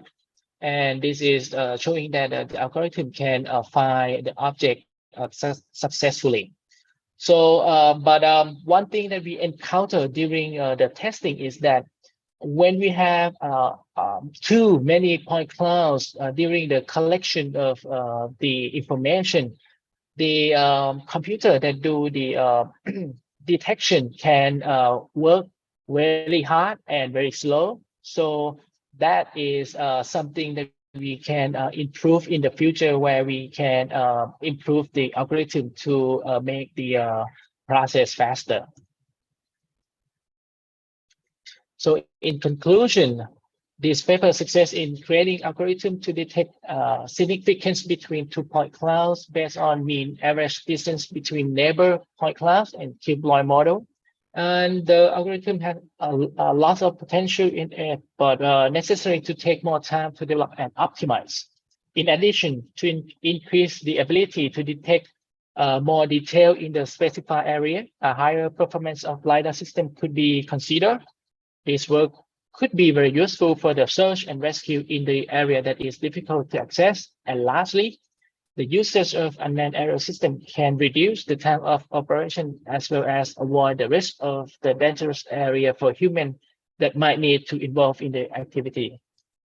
And that's all for today. And really welcome to take any questions. Thank you. There is no future scope. Any future scope? Hello. What is that? No, there is no future scope for your project. Future scope.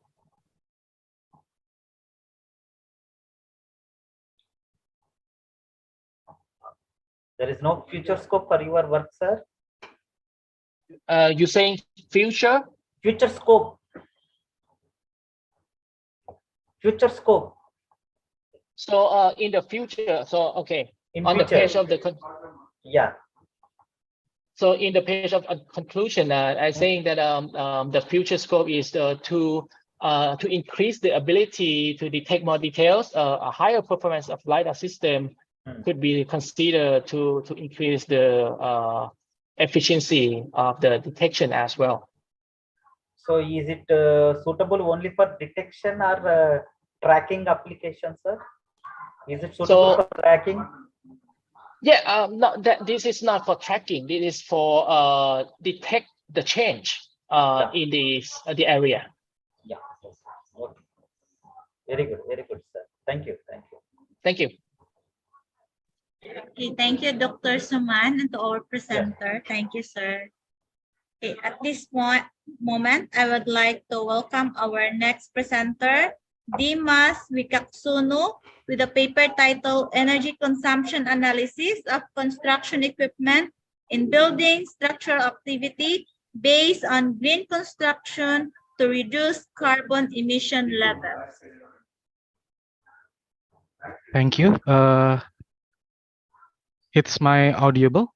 Yeah. Continue, sir. Okay. And how about my screen? Yes. Full screen. Please apply to F5. Press F5. Full screen. Okay, this is okay? Yeah. Carry on. Okay, thank you. Good day, everyone. Today I will present my research study with title Energy Consumptions Analysis of Construction Equipment in Building Structural Activity based on Green Construction to Reduce Carbon Emission.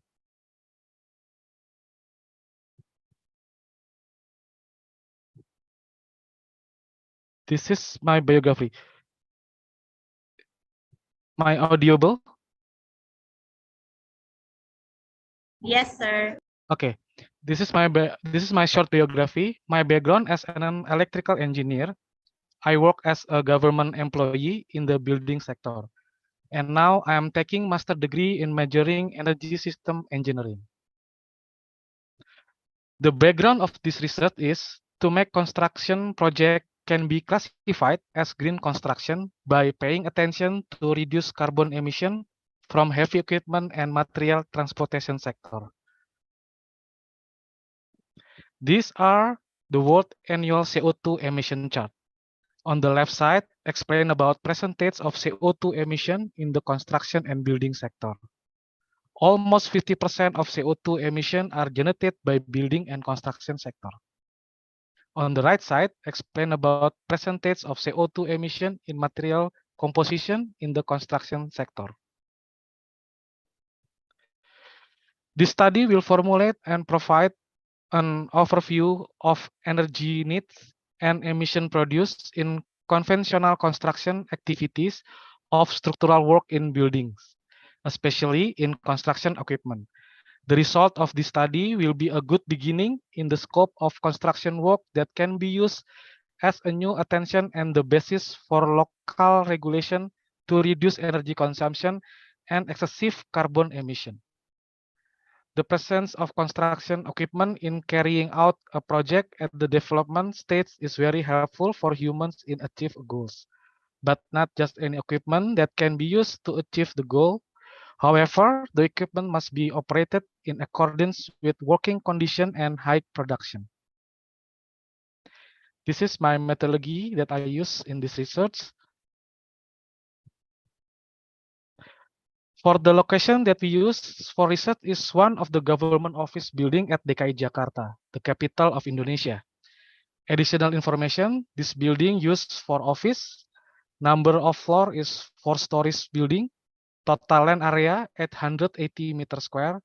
Total building area 1053.74 meter square. And the free space that using for parking area is 430 meter square. This is front and the side view of the building. The data resource for this research is bill of quantity, which consists of preparation work, soil and foundation work, structural work. For heavy equipment used in this study is use a type of heavy equipment that is generally used in work on building at height of 3 until 4 stories building. For the transportation use in this study, it used type of the transportation tool that is generally used in work on the mobilization of construction material. According to this data, the type of soil in the construction site is hard soil. In this research, we use a Google Map. We try to compare between the location there the usually material is taken with other location that is closer to the construction site. This is the equation that we use in this research. The result on technical specification of heavy equipment manufacture, the charts show the result of fuel consumption between excavator, soil drilling machine, and concrete pump. There is a significant difference in excavator and concrete pump, namely 5 liter per hour and 12 liter per hour. Therefore, if the work is carried out at the same time, the concrete pump will require greater fuel emission compared to the other heavy equipment. In contrast to the result show that the result on the use of soil drilling machine require for almost 8 times that the fuel of the concrete pump, which is 538.6 liter. This is happen because this work require a very large volume compared to the other equipment. The capacity of tool production of the volume of work, then the total working hour on the excavator are 2.4 hour. The soil drill is 56.7 hour and the concrete pump is 5.7 hours. For conveyance, such as mixer truck, flatbed truck, and dump truck, fuel consumption specification data is obtained. Fuel consumption in mixer truck and dump truck has the same value because the type of engine and capacity are used. The calculation of fuel requirements is conditioned into two scenarios. The first scenario is the mileage condition of the mobilization based on the longest distance, and the second scenario with the shortest distance. The difference in the fuel requirements against mileage is clearly seen in scenario 1 and 2. Mixer truck has the longest distance value compared with other conveyance. This is due to the largest volume of work contained in the mixer truck compared to the other conveyance. Thus, the fuel requirement in the mixer truck become the largest. By knowing the total energy need of its construction equipment, the carbon emission produced can also be known. The results show in figure 12, there is a significant difference between the first scenario and the second scenario. CO2 emission and total energy use to see in the first scenario reach 2,471 kilogram with 35,041 megajoule, or 20% greater than in the second scenario. Conclusion and recommendation from the BOQ in the construction work of the building, very diverse results were obtained from both heavy equipment and conveyance. From the entire construction work, the largest fuel requirement in heavy equipment is in soil drilling machine, while in conveyance on mixer truck. Carbon emission and total energy produced from soil drilling machine and mixer truck are the largest in any of its work when compared to the others. To maximize the use of heavy equipment and transportation equipment that is effective and efficient in order to reduce excess carbon emission, several solutions are needed that can be considered for the government or service provider, such as carrying out technological development in construction heavy equipment and transportation equipment, especially in the combustion system in engine. Increase the capacity of the conveyance to make the trip value lower by adjusting the fuel needed. Mapping distributor of construction material and equipment in order to reach all transportation activities on construction work more effectively and efficiently. And the last, using construction machine and conveyance based on hybrid or electric, although it requires high investment costs. This is my reference. That's all my presentation. Thank you for your attention. Yeah, nice presentation, sir.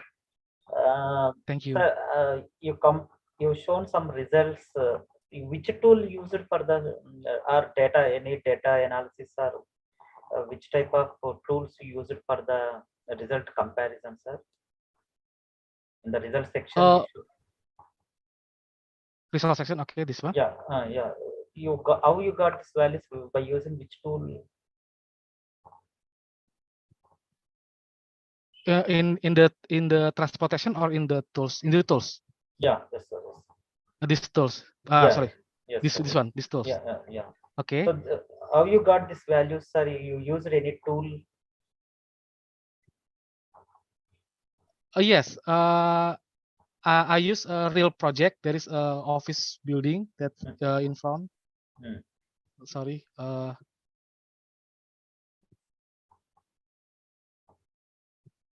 This building. Okay. This is built on 2019. Okay. And we collect the data about they do in the construction work. Okay. Is the data is available in the online, sir, or it is raw data? Oh, it's I'm working in the government employee and in the building sector. That's I have internal data from our office. Why you selected this building, sir? Other than this, why is this any reason? Yes, because the building for office is the lowest building in government in Jakarta. Okay. So this is many building that will many building that construct in the 4th floor like this for the sample. So as per your survey, you said in the conclusion, reduced carbon emission. In the conclusion, yeah, how much you can give some figure, any percentage? Is it measurable? Okay. You said this one. Yeah. 20%. You can see in the you can see in the longest distance. 2,471. The gray one. The gray one is the carbon. So the shortest distance is 1,914. Is the gap is 20%. Okay. If you calculate.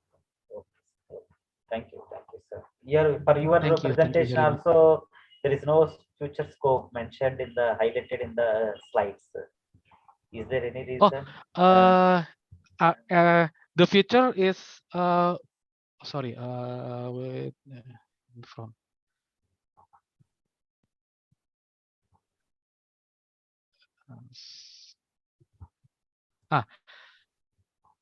Okay. The future, our as a government, we can create a regulation.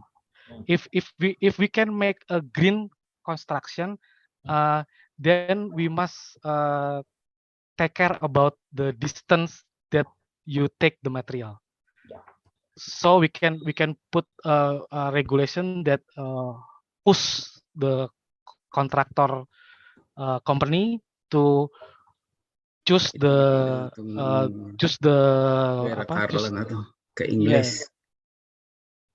yes, choose the choose the store that atau or the mixer or the concrete batching plant is the around the area of site construction. Is that future? It's our future. Make a regulation. Yeah. Okay, very good, sir. I hope explains. Okay. I'm sorry, my English.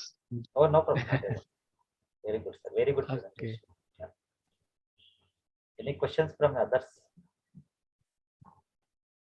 Madam, my side is no question, no more questions. Okay, thank you, Dr. Suman, and to our presenter. Okay, Thank you very much. At this moment, I would like to welcome our next presenter, Roldan T. Quitos, with a paper titled Development and Validation of an Automotive Electronic Controller, AELC, for Electric Generator Assembly. Can you hear me? Yes, sir. Yes, sir. Continue. Yes. Well, good afternoon to everyone. My name is Engineer Roldan Quitos, and my co-author is Dr. Marvin Sinense.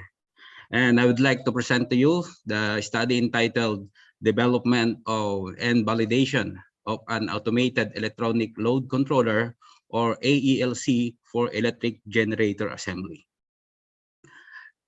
Well, I finished my BS degree in Agricultural Engineering in Central Luzon State University in 1999, and I became a licensed year after. In 2020, I graduated in Master of Science in Agricultural Engineering under the DOST-ERDT Scholarship Program, and currently I am Assistant Professor in CLSU and research faculty. And my abstract is about I don't see my, I'll transfer here. Can see my presentation. Okay. My abstract is electric generator are machines that provide electricity, especially during power interruption or when electric power is not yet available in the area.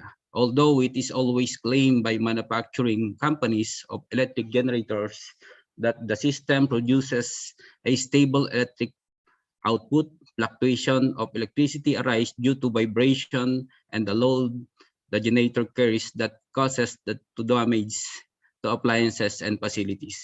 This study focused on solving this problem by designing and fabricating the AELC that can help in producing stable voltage and frequency generated that can be used not only in the farms but also at home and other establishment without damaging the facility loaded. PID, or proportional integral derivative, was also included in the program. This study also stimulated the use of AELC for microhydroelectric generators by using an assembled 3 kVA electric generator without mechanical generator. The developed AELC was tested using the fabricated electric generator and was found out to be efficient in terms of maintaining RPM at 1,800 or 60 Hertz and a voltage of 220 volts. This is the schematic diagram of AELC, and the colored one is the actual picture of the sensors and the materials. The RPM was installed in the shaft of the generator, and the voltage also installed here to measure the voltage produced by the generator, and the current was installed here to measure the current load here, and the triac module was placed here to regulate the high power resistor or the dump load to maintain the RPM and the voltage.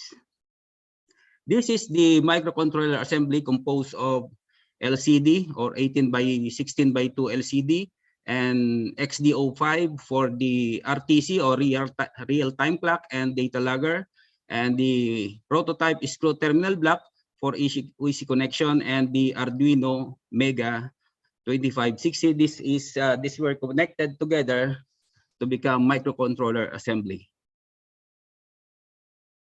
The developed automatic electronic load controller composed of this. This is a microcontroller, and this is the power supply, switch, voltage sensor, and this is the triac module, and this is the dump load or the power resistor. And I place a cooling fan to eliminate the heat produced by the dump load or the power resistor. This is the result. When the left is the voltage and the right side is the RPM. Without the AELC, as you can see, the RPM and voltage of the generator gradually decreases as the number of load utilized is increased. With ELC, as you can see, the RPM and frequency remain constant at varying loads, and then it was found out that every voltage remains constant. This is the response of the dump load. As you can see, the dump load is the gray one. As you can see, when the power load increases, the dump load responds by decreasing its own load. When the power load decreases again, the dump load responds by increasing its loads. As you can see, the voltage remain constant. Conclusion. Based on the result of this study, the RPM produced by the electric generator assembly without AELC is not stable. Fluctuation occurs as the number of loads varies. These fluctuations were eliminated when AELC was employed to the electric generator assembly, even with varying loads. The RPM, voltage, and frequency has been proven to be maintained and regulated by using the developed AELC. This is the picture, the actual picture in installing the RPM at the generator set. This is my my load or the load lamp to simulate the actual microhydro system. This is the what is this? The voltage, and this is the current voltage, and this also the RPM voltage actually, and this is me during the conduct of this study. This is the actual picture of the AELC, and thank you very much. Good afternoon to everyone.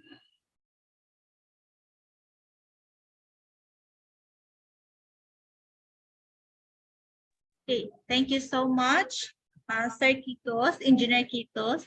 May I ask Dr. Suman or Dr. Hain if we have questions. No, madam. No, madam. Very good presentation. Sorry, Eddie, you mentioned microcontroller based. So your Yes. project, which type of microcontroller you use, sir? I utilize Arduino Mega 2560. Yeah, Atmal. So you followed 32-bit, I mean, which bit instructions you followed, sir? Well, come again, I can understand once again. It is a 32-bit or 64-bit microcontroller, sir? I think that is 32-bit microcontroller. 32-bit, okay, sir. Any future scope? Once again? Any future scope? Yes, my future scope is to install this. I only simulate the micro hydro, and I want to test this in actual micro hydro system. We have existing micro hydro in northern part of the Philippines, in eastern part of northern, and because of the limited budget, so I didn't test this. So I want to test this in the future. Yeah, Thank you. Sir, which tool you use, sir, for debugging simulation? Once again? Which tool debugging for debugging and process? Which tool you use, sir? Which software? I utilize preliminary testing. Tool name. Once again? What is the tool name? I don't use any tool, just to see. I think I did trial and error. Okay. Thank you. Okay. Any more questions? No, sir. From my side, it is clear. Madam, thank you very much, sir. Jamie. Yeah. Thank you so much, Engineer Kitos and Dr. Suman. Okay, madam. Okay, so I would like to request the attention of our next presenter with the paper title, Adapting Students' Learning to the E-Learning Environment, a case study of the Faculty of Letters and Human Sciences, Maryam Amani.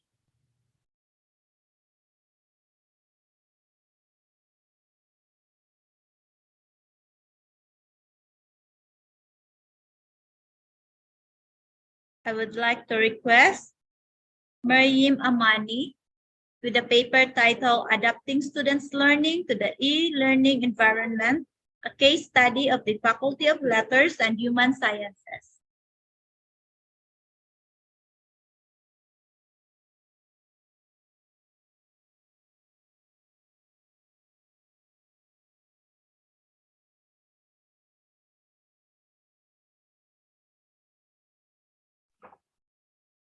Maybe I think he's not joined. Okay, I think our last presenter is not here. For a while, I would like to ask if the presenters, okay, so we will wait for the presenters from Technical Parallel Session 2 so that they can join to us here in our main room before we continue. Thank you so much, everyone, for presenting your paper. Our Technical Parallel Session 1 ends at this moment. So thank you so much to our presenter and to our session chairs, Dr. Arti Hain and Dr. Hami Vinkata Suman. Yes, thank you, madam. Thank you. Thank you very much.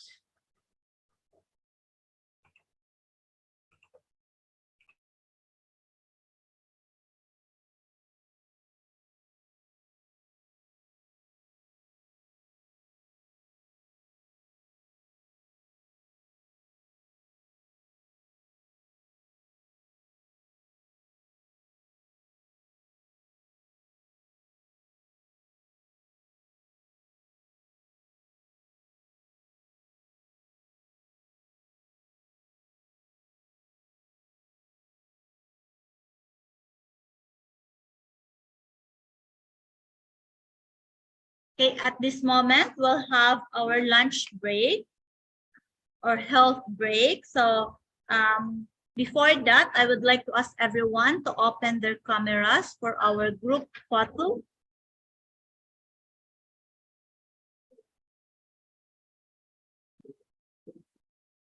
Right, so okay, I will take print screen for the first screen. So 1, 2, 3.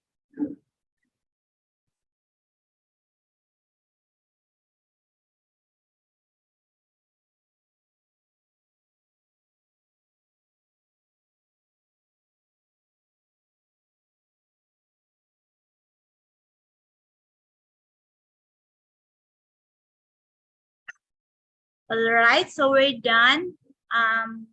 Inviting everyone to please come back this afternoon at 2:40 p.m. Indian time. Thank you for our parallel session 2. Thank you.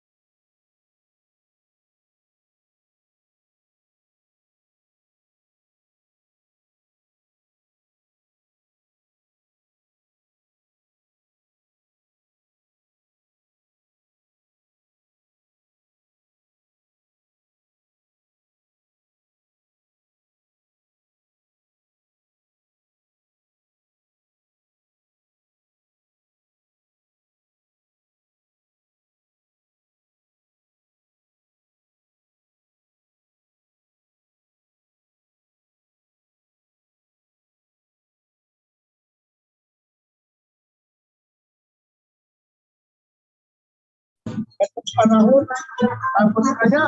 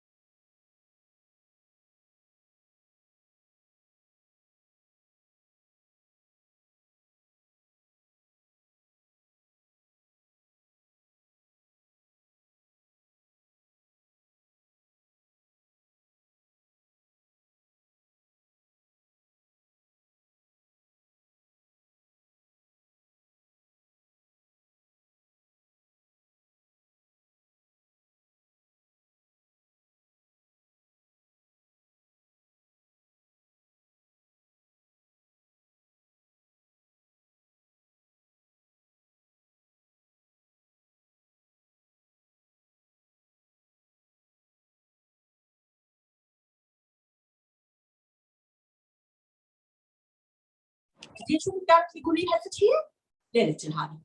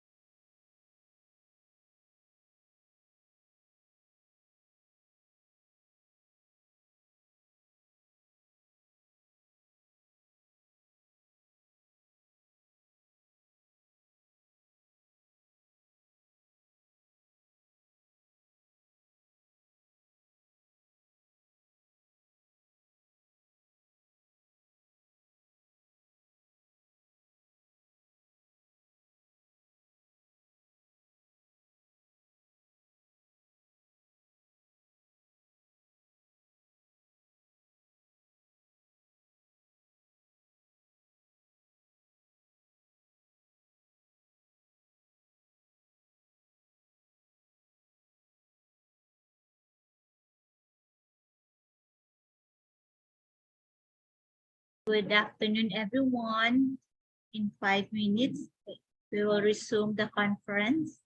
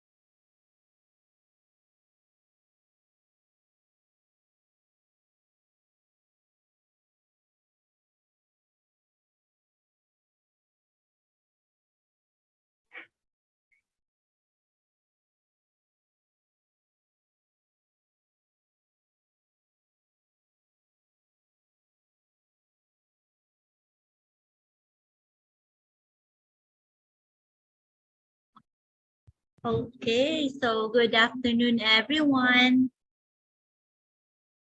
Let's start with our afternoon session. I welcome everyone to our technical session 2. And first, this afternoon, we have our session speaker. I welcome our session speaker, Shri Virendra Sharma. Shri is a mentor of change, Atal Innovation Mission Official, Government of India, TEDx speaker, New Delhi, Delhi, India. Virendra Sharma started his career with giant MNCs like Infosys Ltd, HCL, WIPRO, Incor, and gained experiences year by year, enfolding them to one spot and founded an early stage startup and got folded into Kumpil, an IIT Delhi incubated startup. He is a rising motivational speaker in India, youth startup mentor, a TEDx speaker, corporate trainer, futurist keynote speaker, life-changing coach, highly experienced technical trainer, and a rising inspirational YouTuber that incorporates a boost of confidence into individual, corporate teams, college youth, budding entrepreneurs, and organizations with his valuable content and refreshing style for business and personal growth with practical and implementable tools. Help me welcome our session speaker this afternoon, Dr. Omi Naima Sarai.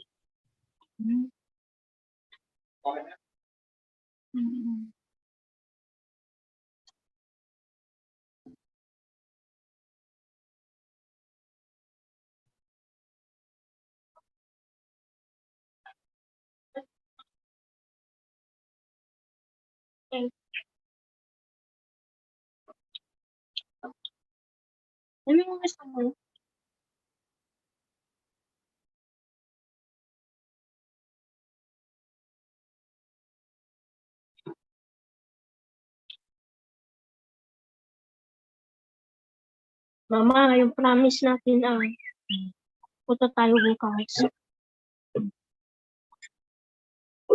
Punta ba tayo?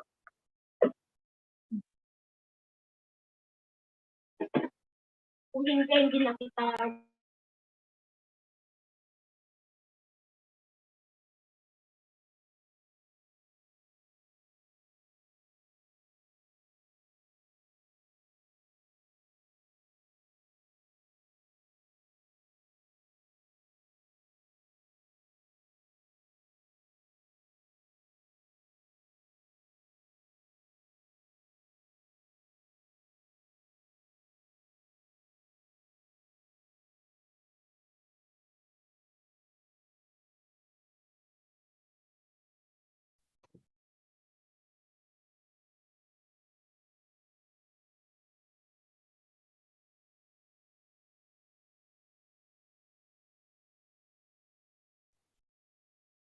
All right, since our session speaker is not around, so let us proceed with our technical session 2. So at this point, we'll have one session and it will be done in this main room. So I would like to welcome our session chair. First, we have Dr. Yumi Naima Sarai. She is the Associate Professor, Faculty of Applied and Human Sciences, University Malaysia Perlis, Malaysia. Good morning, Professor. To start with, good afternoon. I'm sorry, I think it is afternoon in your place. Yeah, morning, afternoon from Malaysia. Okay, so thank you, Professor. So let me start with our first presenter with a paper titled Phonological Idiosyncrasy of Kawayan Dialect of Southern Negros, Philippines by Dr. John Gerald A. Pilar. Okay. Good afternoon here in our place in the southern part of the Philippines, Negros Occidental. Allow me to share my presentation, please.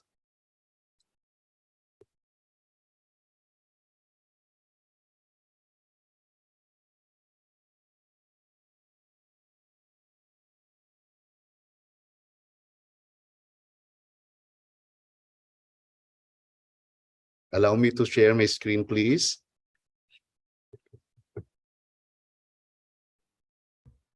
The secretariat need to end the share screen first before the participant can display their slide. I guess those who are indoor with projecting the slide just now need to end this slideshow. Sure.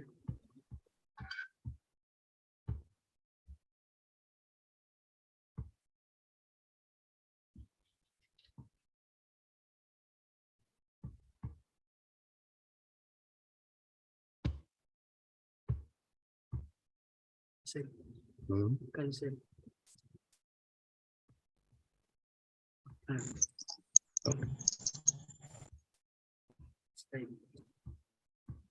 Can you see my presentation? Yes, very clear, Doctor. Okay.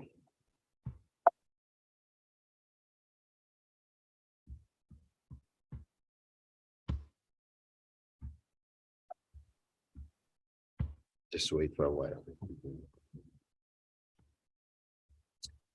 I am John Gerald A. Pilar, an associate professor at Carlos Hilado Memorial State University, Bacolod City, Philippines. Why I need to examine the phonological idiosyncrasy of Kawayan dialect. This is one of the dialect here in the Philippines. According to the authors, the previous author, Kawayan dialect is one of the dialects in the archipelago, which is still incomplete. The Kawayan dialect could have existed in the southern part of Negros Occidental Philippines. Thus, this paper intends to analyze the phonological idiosyncrasy features of the Kawayan dialect in southern Negros, Philippines. The present researcher used the tagmemic theory, and this theory is refused to eliminate meaning, emphasizing the importance by asserting the form meaning compound. In this case, the phonological analysis of the Kawayan dialect would contour the characteristics, complexity, flexibility of the dialect understanding. The present researcher used the qualitative text analysis method using the face-to-face interview and other interaction between the researcher and the informants. And of course, the researcher limits to the smaller sample sizes, which analyzing the text data, assigning code labels, and developing the findings. And this is how I collected the data. One, the present researcher presents the intention and purpose of research to the local government unit, collaborate with the local researcher and institution in the area. I also identified the qualified informants, usually aged 60 and above, but preferably 100 years old. And of course, I have my road mapping of the areas of the identified informants. I am also asking consent of the informants and their immediate family members and explaining the purpose of research. And I have two sets of collecting the data, such as asking their autobiographical and to tell the folklores which handed down from their ancestors. There will be a revisiting of the identified informants for validation and confirmation, most especially the autobiographical of the informants. And of course, they are telling the folklores in that locality. The present research also utilizes the computer-aided Excel pivot table to locate the timestamp for recalling the utterances, since I am going to check the sound of the informants. And I have also the cross-examination among entercoders for validity and reliability. For the data analysis, the researcher transcribe from the informants, and using the Excel pivot table and treating the data, I am using the word concordance. And the following analysis protocol I presented in this study, the transcription of the conversation exclude the interview words. In other words, the interviewee's responses remain the raw data. The raw data stay in the database for future utilization. The raw data convey consensus among entercoders and entracoders. I did sifting, scrutinizing to obtain the final set of word list for analysis. The word list was resubmitted for finalization and agreed upon through rigid discussion. So the word lists were valid and reliable and ready, of course, for interpretation. Using the Excel pivot table, The raw data, I got it 2,254 responses out of the 9 informants, and preparation for the 278 word list selected by the intercoders who were experts in the field of applied linguistics. The researcher examined the phoneme and the stress. And this is the observation of the researcher. Although it was not common, approximately equidistant to the other parts of Negros Occidental Philippines, but not occasionally uttered in the following words, because the Kawayan dialect has a similarity to the Hiligaynon language. The sample words presented in table 1 shows a few examples for the intensive interpretation. Let's say, for example, the word tiligangan means the pog or kitchen. In other areas in the province, the word mean caldero or pat. Regardless of the 3 or 4 syllables, the stress position is usually found at the second to the last syllables. It's also revealed that they have a prolonged unstress, usually in the last syllable. This observation of the informant seemingly needs to stress before the last syllable. And I also observed that the subtle short breath in the preparation for the prolonged unstress in the last syllable. And the informant has a tendency to have melody intonation in the last syllable, regardless of the speech of the informant's voice, because most of the informants have hearing difficulty. However, melody intonation could still contour its distinct sound to the equidistant areas in Southern Negros, Philippines. It also exhibits the gliding consonants of the hybrid status of the semi-vowels or semi-consonant. There are 2 basic glides, the palatal high-rounded E, labial high-rounded U. Conventionally, gliding consonant may only occur before the vowel, but not a consonant or at the end of the word. In this study, there are 2 consonant letters before the vowel, the E and the labial high-rounded U. This distinct feature of the Kawayan dialect exhibits the principle of gliding consonant, that usually 1 consonant letter glides before the vowel. Still, in this case, there are 2 consonant letters, and notices the palatal high unrounded E and the labial high rounded U is appeared in sound after the first consonant letter. Generally, in terms of accent, the Kawayan dialect has distinct features like melody sound or singing tendency. And this is the table for the segmental sounds of Kawayan. And we have a 15 consonant and 3 vowels here, included the SUA sound. And we have the interrelation of the vowel sound. Let's say, for example, the vowel E, U, and they are interrelated on that N plus the sound, the SWA sound. And we have also the 15 consonant sound found in the Kawayan dialect. This study shows that the phonological features, the stress position recognizes the second to the last syllable. If it is only 1 syllable, it takes the stress and ends with a vowel sound. The melody intonation of the native speakers is also recognizable regardless of the speech. It is indeed that the native speakers in the Southern Negros, Philippines are a reflection of being hospitable, friendly because of the accent of their dialect. The manifestation of gliding consonants were also observed and noticed based on the utterances of the native speakers. The native speakers have distinct accents and vocabulary in assigning its meaning or in other contexts with different purposes and usability. Thank you so much.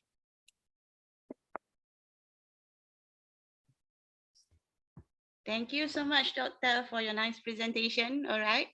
So I just have 2 questions, okay, that I really impressed with your presentation. My number 1 question is, where I know the major contribution for you based on your study to the Philippines, all right, for this Kawayan dialect study. And my second question is, I found that this is very suitable, or maybe you can, do you have any intention to apply for the patent for this kind of language? All right, and I just These are only my two questions. This is my answer to the first question. Of course, I applied for the intellectual property of the Philippines. This is the contribution why I am going to have this paper, because this Kawayan dialect is not included in the list of dialects in the Philippines. Okay, and most likely, the language of Kawayan dialect has a relation to the I think Palimbang, Indonesia, Malaysia, the Bahasa. I have noticed some of the words in the Kawayan that could be found in Bahasa language. And the second question I'm going to answer, this is the pioneered study of Kawayan like before Zork conducted the study, and I found this in the journal published by Zork in National University of Australia. And it is the implication how the Indo-Malay, went here in the Philippines, especially the southern part of the Philippines, but in the Visayan region, the central part of the Philippines. That is why I'm very, very proud of this Kawayan dialect. Are you also from that region? Yes, I'm from the Sipalay, and then I try to observe, because I am staying in Bacolod, the capital city in Negros Occidental, that the intonation in the Bacolod city is quite different to the southern part of Negros Occidental. Okay, thank you very much for your explanation, Doctor. I guess there are no problem from me. Any other question from member of the floor? Maybe we can wait for any one question from the member of floor. Any question? If there are no question, maybe we can proceed to the second presenter. Is the second presenter ready with us now? Thank you again, Doctor. Thank you so much. All right, so the second presenter, we have Piyatat Siripol, I guess. Yes, I'm here. All right, okay, lucky you are online. All right. So I would like to call you to deliver your presentation entitled TESOL Pre-Service Teachers' Perception Towards Pedagogical Transwaging in Language Education. So the floor is yours. Thank you. First of all, I have to share my screen, right? Okay. So please let me introduce my my topic for today. My topic for today is TESOL Pre-Service Teachers' Perception Towards Pedagogical Translanguaging in Language Education. And for this kind of formative investigation, I do it with my my team, Dr. Natakan Sukshun, and she is not here today. So I'm going to be presenting. For myself, my name is Piyatat Siripol. I'm one of the lecturers for the Department of Education from Siam Technology College. And I am from the TESOL program. TESOL program is teaching English to other speakers of other languages. Okay, so we are very interested in how language teachers teach and the way they perceive and kind of have this belief of teaching, because it affects their way of teaching. And over the recent years, this buzzword of what we call translanguaging is very popular right now. So we want to kind of see whether the TESOL program or the students in the TESOL program, how they view, how they perceive and how they view the concept or the basic idea of translanguaging. And we would like to know as well whether they can, kind of think about applying this concept into the classroom. Okay, so this is the abstract, and I will just move on to show you the language, the teaching English teaching situation in Thailand right now.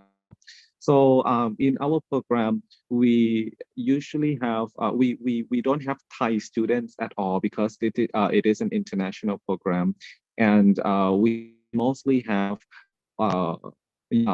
foreigners from the Philippines, from China, from the US, from New Zealand to come and learn about, the teaching methodology.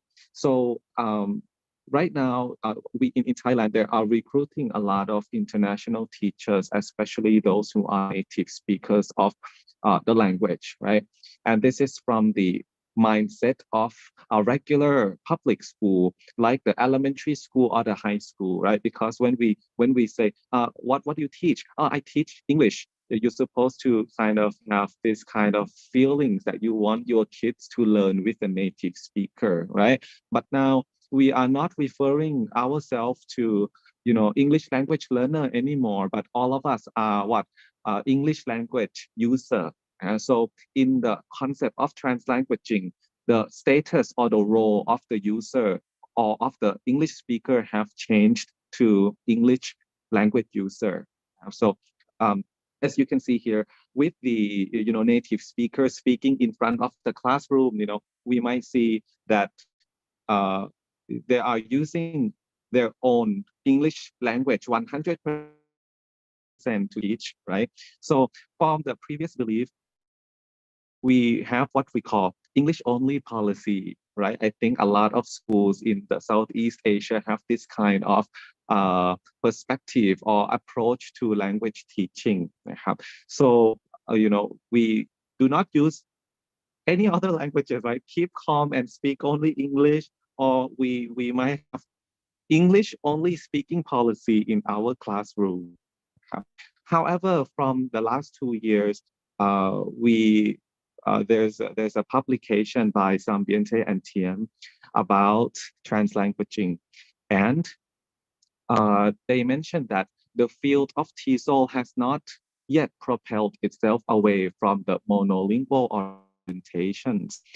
So we are really focusing on separating the languages into that discrete, discrete content, like this is English, this is Thai, this is Chinese, So when you teach English, you're supposed to use English only, that kind of thought.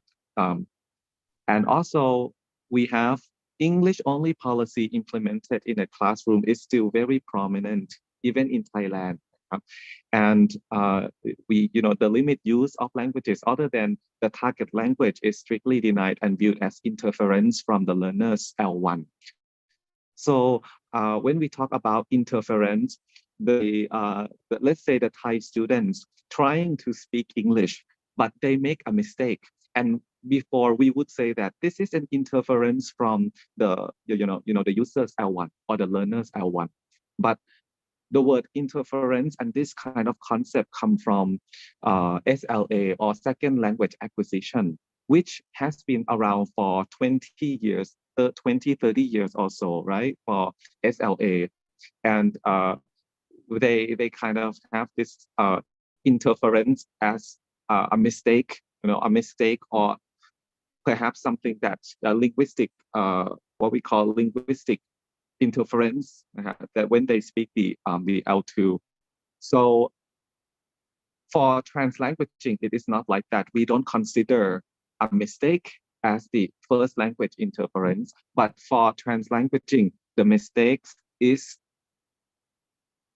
not, this is before, okay?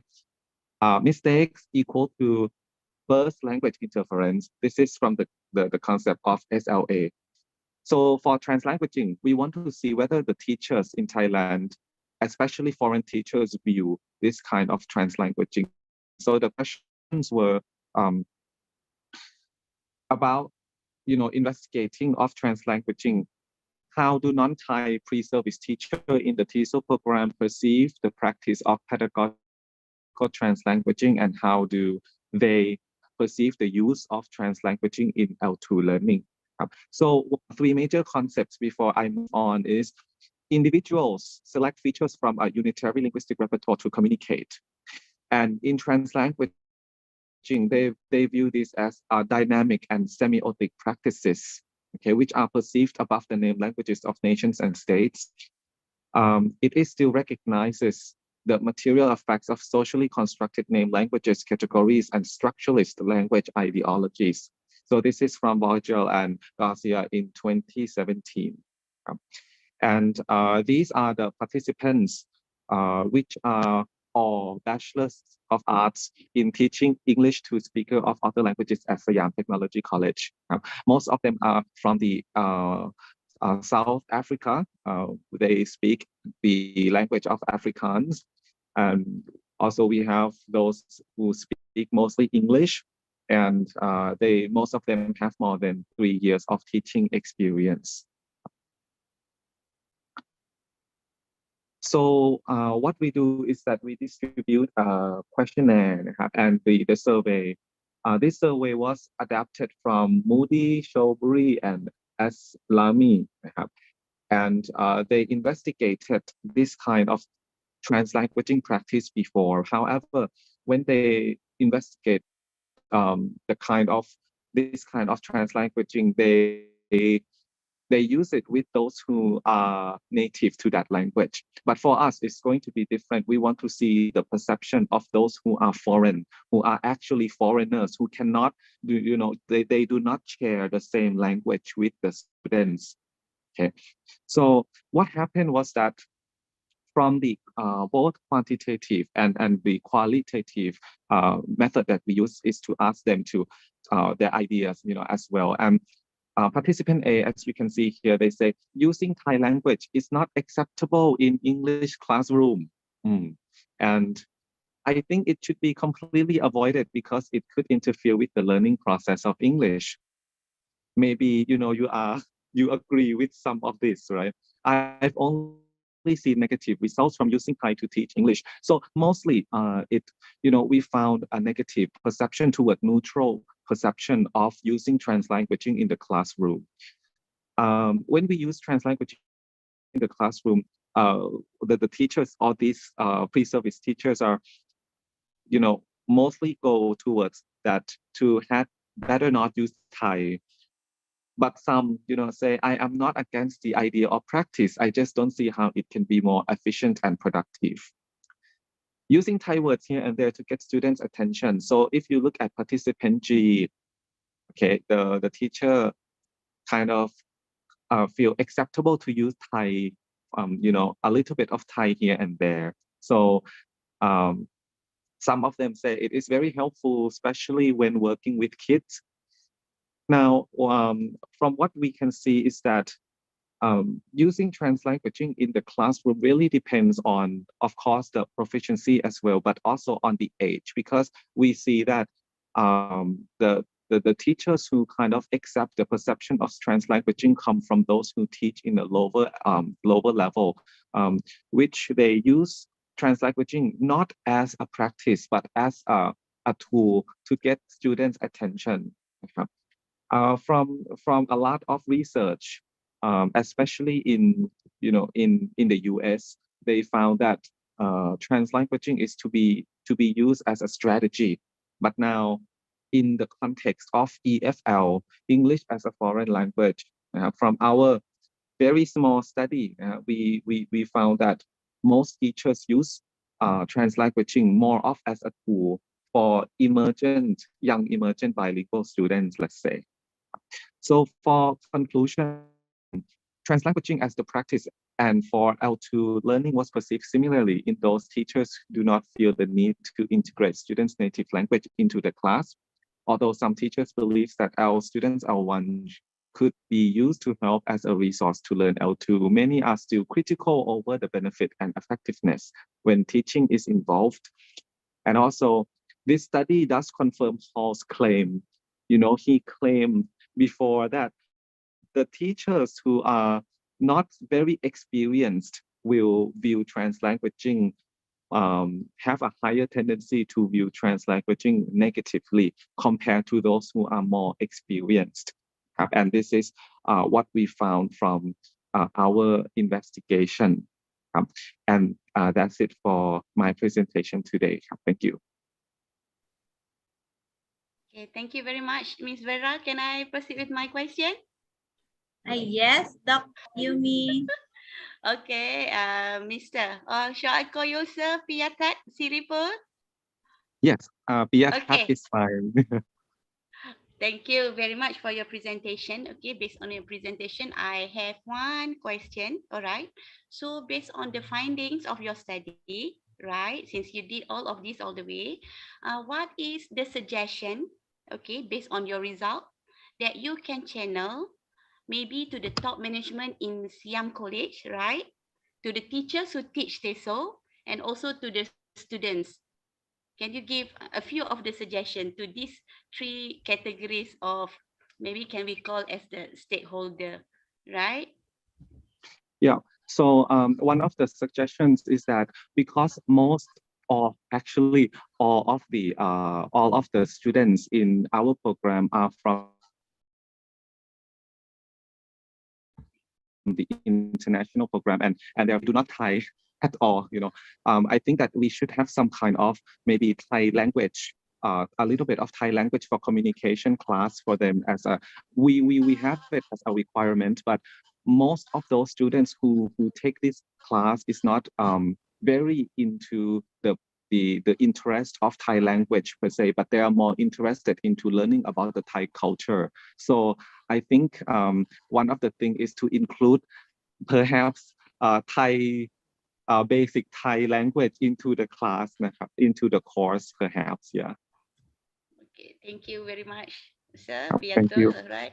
Thank you. Very Any nice suggestion presentation. could be useful. Very new to research. Okay, thank you. Okay. Yeah, most welcome. Okay, Any thank you question so from member of much. the floor? No, right? So we proceed to the next one, Ken? Okay. Okay, thank you so much, Dr. Yumi and Sir Paul. So may I call on our next presenter with a paper titled "To Satisfy or Not to Satisfy the Customer: A Machine Learning Perspective" by Gustigol Duran. Hello, everyone. I hope you are all doing well. I'm here with my friend Hilal, my co-worker, and she will be sharing our screen. Hello. Okay. You can share. Can you see my screen right now? Yes. Perfect. Okay. We are here to present our study to satisfy or not satisfy the customer and machine learning perspective. Next slide.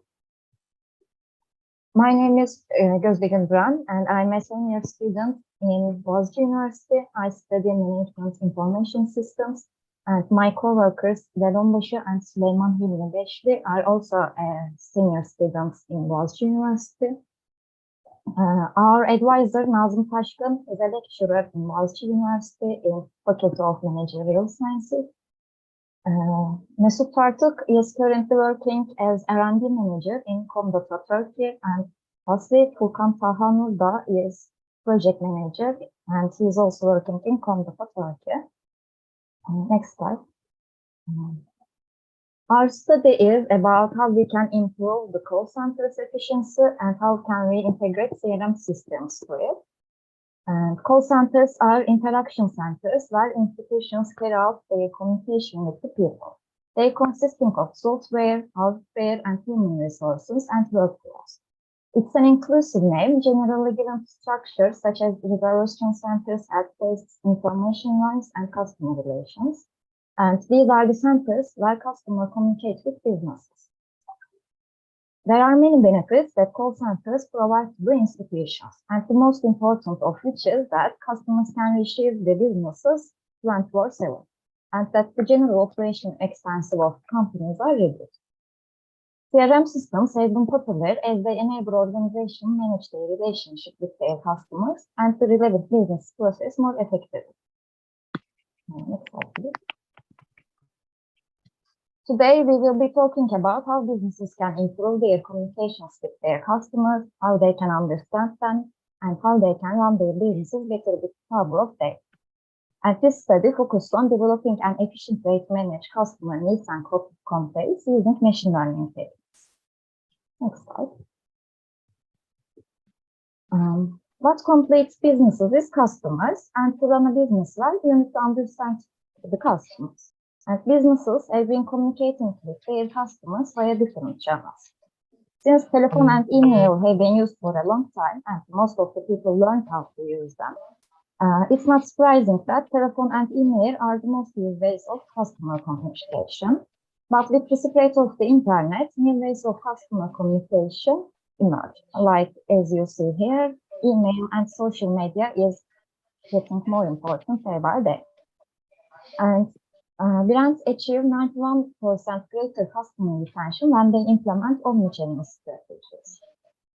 And but when you want to control those channels, it's not always very easy to control. And next slide, please. US conversation on Facebook around chatbots grew 5.6 times in a year, and on Messenger each month, people and businesses exchange 20 billion messages. This creates a huge amount of data to analyze every day. And considering the fact that 53% of respondents is more likely to shop with businesses they can message, it's clear that businesses should increase their efficiency in written communication channels. Next slide.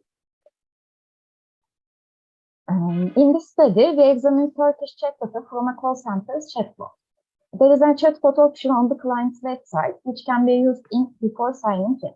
And you can see the chatbot form in the picture on the left, which collects the information about customers' name, surname, mobile number, and email address, and their requests. Visitors approve the General Data Protection Regulations form before entering the data, and in this study, we only used the text data of visitors, which did not include any personal information, such as name or surname. And in current system, data visitors open the client's website, and data which visitors enter in these chat forms are transferred directly to an interface as a record, which is controlled by a client helpdesk. And since this form is a free text space, data entries need to be manually classified by topics and then assigned a corresponding helpdesk employee. And it causes an inefficiency by consuming the main agents.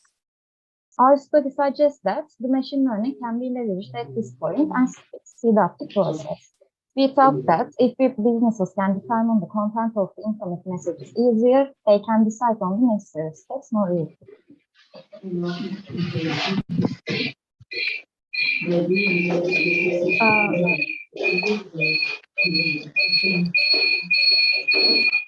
Do you hear this sound too? Okay, I can continue. Our raw data consisted of 502 user entered requests from clients of the support center. Collected data was pre-processed before conducting the analysis. First, we dropped the null values from the dataset. Following this step, all the characters in the remaining 497 entries were converted to lowercase. All the parts, okay.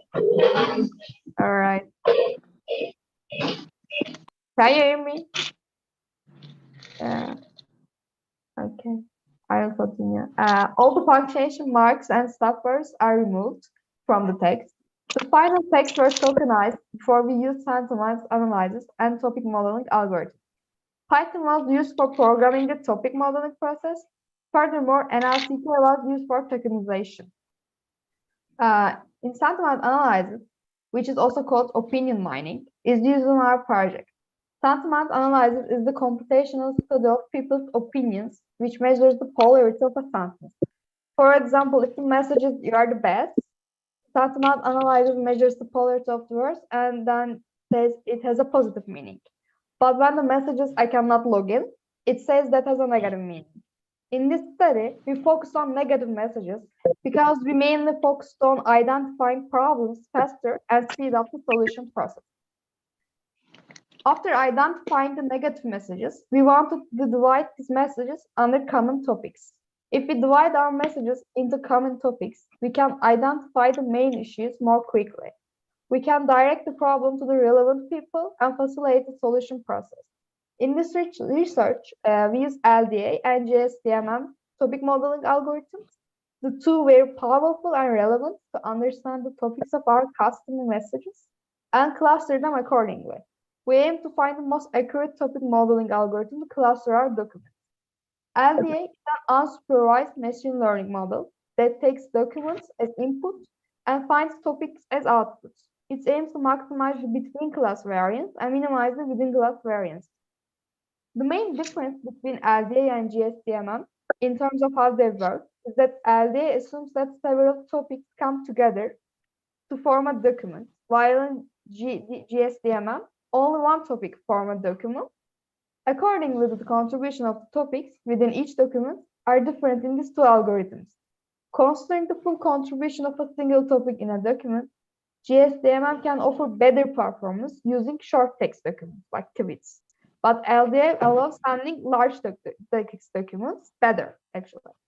Another important advantage of GSDMM is that, like, unlike LDA, GSDMM requires identifying only the upper limit for the topics to be set for the analysis. On the other hand, LDA requires the exact number of topics to set before the analysis. Last but not least, GSDMM does not offer a tool or an easier way to visualize the data that makes the results easier to interpret, unlike LDA. Since we are working with limited data, we started to experiment with small numbers. In our research, we tried LDA with the given number of topics with range from 2 to 8. The results show that a steady decrease after trying 7 topics, as can be seen in figure 2. The optimum number of topics with the highest coherence score was like around 0.65. For our dataset is 4.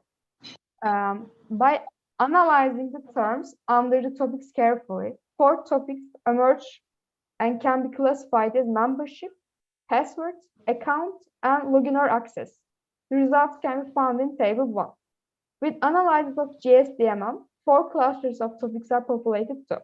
Coherence score of GSDMM algorithm resulted as 0.77, which is slightly higher than the LDA. Using the algorithm, 4 topics emerge from the data that can be classified as membership, login or access, account information, and payment. Table 2 shows the results of GSDMM algorithm. The result of the GSDMM algorithm also supports the findings of the results with LDA. In conclusion, in order to develop CRM systems with machine learning, it is necessary to develop models that recognize words, work with larger data, and integrate the analysis into the CRM system. This study aims combining 3 algorithms: sentiment analysis, LDA, and GSDMM to understand the customer needs or complaints. Main contribution of the study is integrating these 3 analyses to help finding out more on customers, actually. Results show that combining these analyses help finding out the main themes mentioned by customers or public using social media. The major limitation of the study is about the size of the data. While the sample size used for analysis is limited, it still does give an indication on what the problem was with the company and their relationship with customers. However, a further study can definitely replicate these techniques and find better results. This study used bar chart structure, and analysis was conducted using data in Turkish language. The dictionaries used by the analysis are limited compared to English language dictionaries. In addition, for further research, noise can be eliminated as much as possible. Limitization of words may be implemented. These further steps will result in better topic segmentation, which eventually will cause higher coherence scores. Further studies contributing to the development of Turkish dictionaries will definitely be better for studies using text in this language. In addition, topics that are generated can be used into large systems, which will help agents to assign visitors entry to relevant helpdesk agents by quickly looking at the topic of the text data without reading all of the text. For further steps, an automation can be done which automatically assigns tasks by topics without any need of human intermediary, which will save both time and reduce costs for call center agents and increase customer satisfaction due to the faster response rate. In this slide, you can see our references in the presentation, and I want to thank all of you for your attention, and I also like to thank Boğaziçi University Faculty of Managerial Sciences and Comdata Turkey R&D team for this collaboration and all of the support in the preparation of this paper. You can answer your questions if you have any. Thank you very much for the both presenter, Miss Hilal and also Miss Guldigul, right? Guldigul Duran. Okay, this is about customer satisfaction towards the machine learning, right?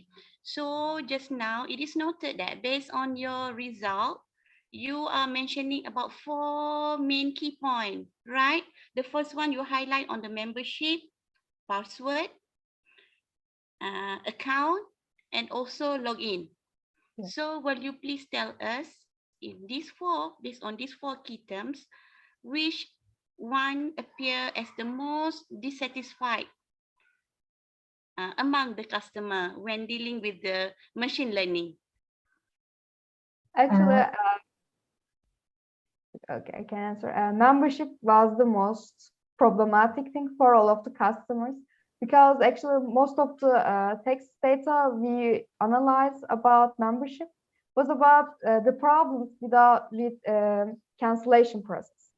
So they don't want to subscribe this system anymore. They want to cancel it, but they cannot because of some of system problems or some steps. They don't know. I don't know. They just face a problem and they cannot solve it, so they just complain about it. And since they are paying it, since it's the money we are talking about, it's the most problematic thing for our customers actually. Okay, thank you very much. That's the only my question. Thanks. Thank you. Thank you, everyone. Thank you, Dr. Yumi.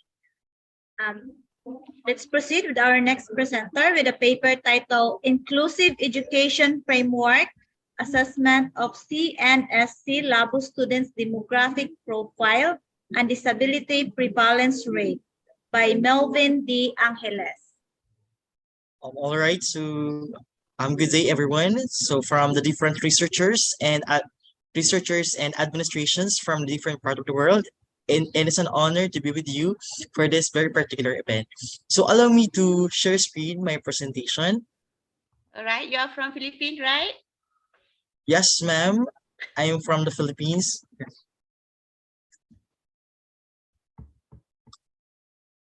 All right, is my presentation visible to all of you? You can be clearly seen. Yes, yes. All right.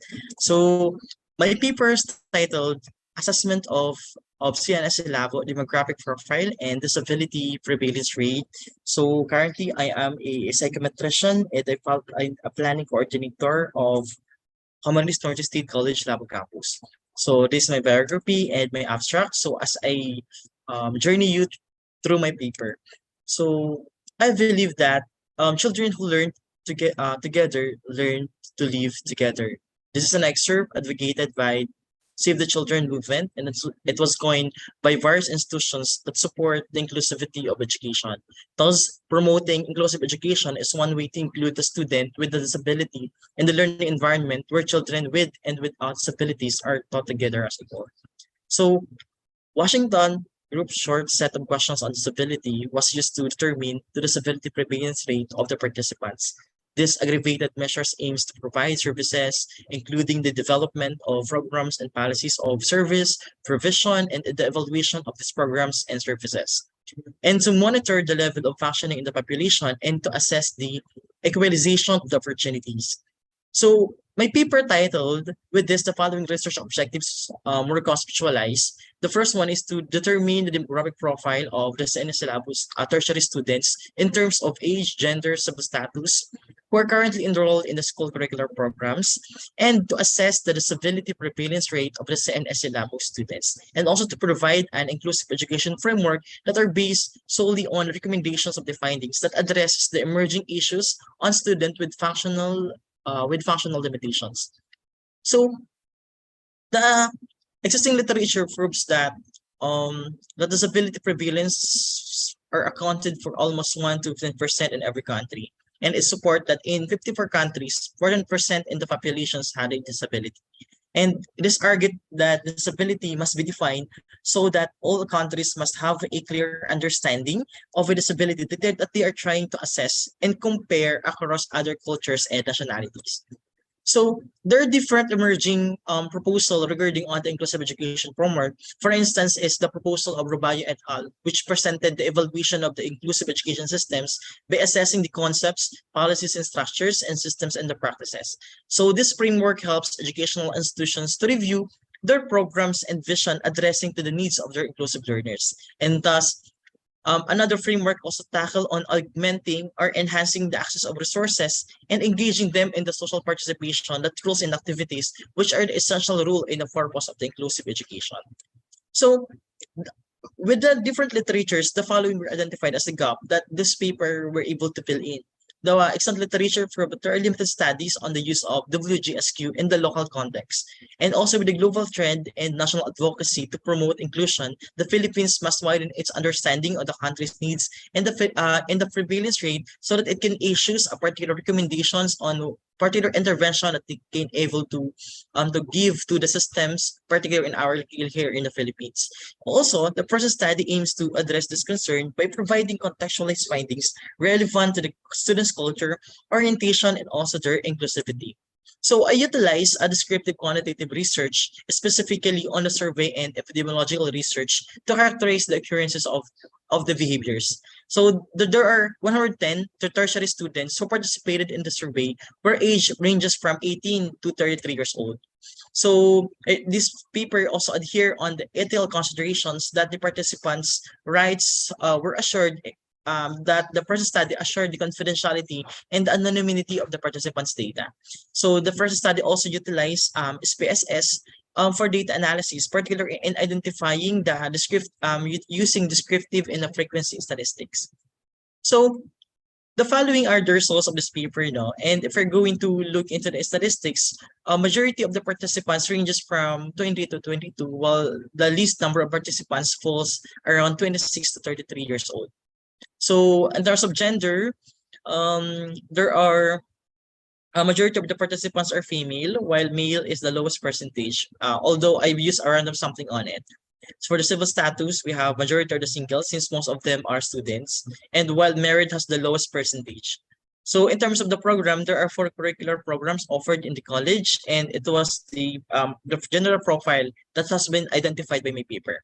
So going to the climax or the main points of my paper. So the following were identified in terms of the disability prevalence rate based on the Washington Group's short sets of questions on disability, particularly on the site. And it was identified that in terms of site functioning, this paper revealed that there are 25.5% of the participants have a mild disability in terms of seeing, while only 1.8% has a severe disability.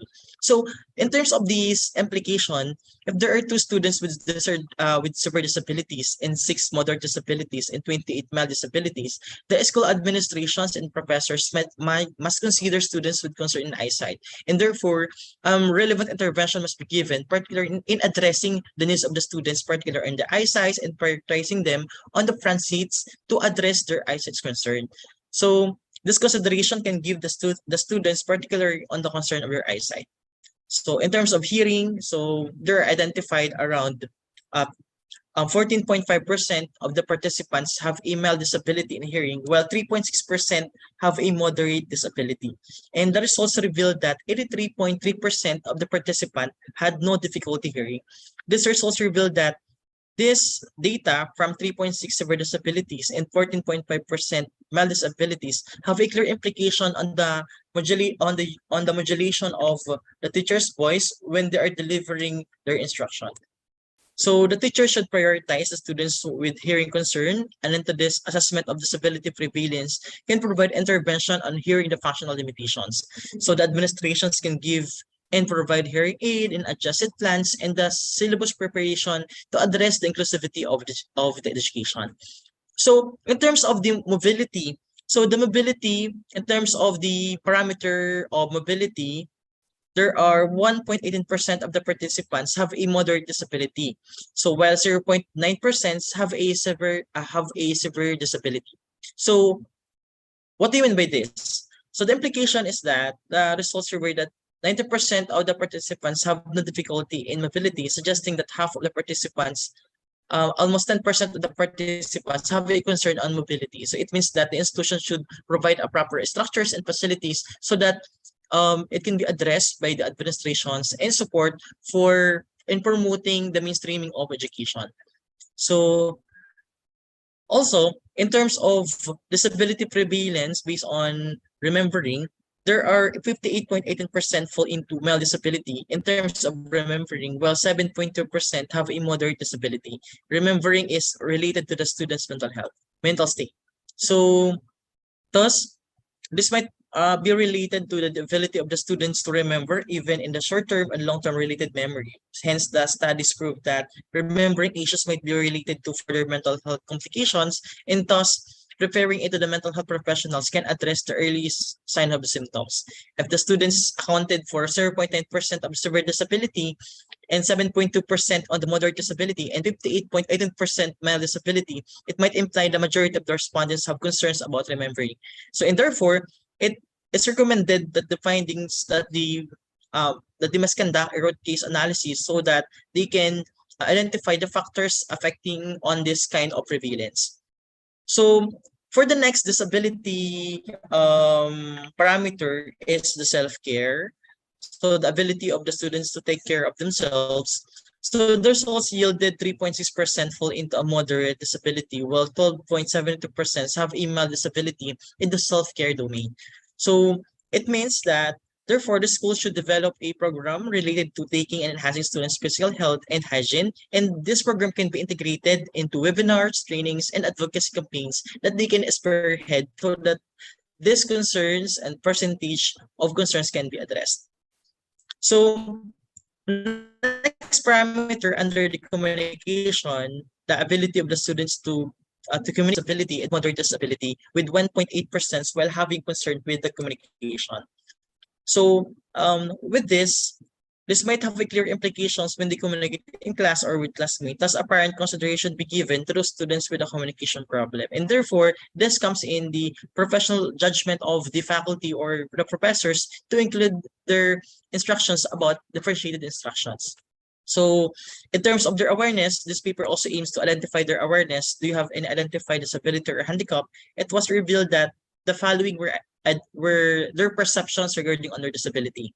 So there are 92.8% of the participants were unable to identify their disability, while 7.2% were admitted and aware that they have functional limitations. For instance, having a nearsightedness, tiredness, color blindness, nearsighted with astigmatism, problems in seeing like nearsighted, and problem in seeing. These perceptions determine the awareness of the students, hence the administrators must treat this concern. So relevant on how we're going to address this is the proposed inclusive education framework that states that needs assessment is essential in determining the profile and disability prevalence of the students. Hence, the office and the institutions must review the policy and monitor the implementation of the program to address the concern of inclusive education learners. So the program's interventions, such as the student development to promote inclusivity of education, must be align with the different concerns emerges from this paper. Therefore, psychological intervention can be given, like mental health programs, resilience building, and counseling must be integrated in the program. Therefore, leakages and collaborations must be highlighted and proposed so that inclusive education should be mainstream in the academy. Assessing functional limitations of students can provide appropriate recommendations and program development for the learners. Hence, this paper serves as the baseline study for further research that can be used from the recommendations and the result of this paper. So with that, thank you very much, and thank you for your listening for my presentation. So if you have any queries or recommendations, I am open to answer your queries. Thank you, Mr. Melvin, for your nice presentation. Okay, I never did this kind of study before, but it seemed very interesting. However, I just would like to ask you regarding your own suggestion, right? For the future researcher, if they would like to do this kind of research, do you would like to recommend them to use the same measurement that you use, which you call WGSO, all right? And yes, how many indicator or how many parameters is there under the WGSO measurement, as I noticed, you are looking on remembering, mobility, hearing, right?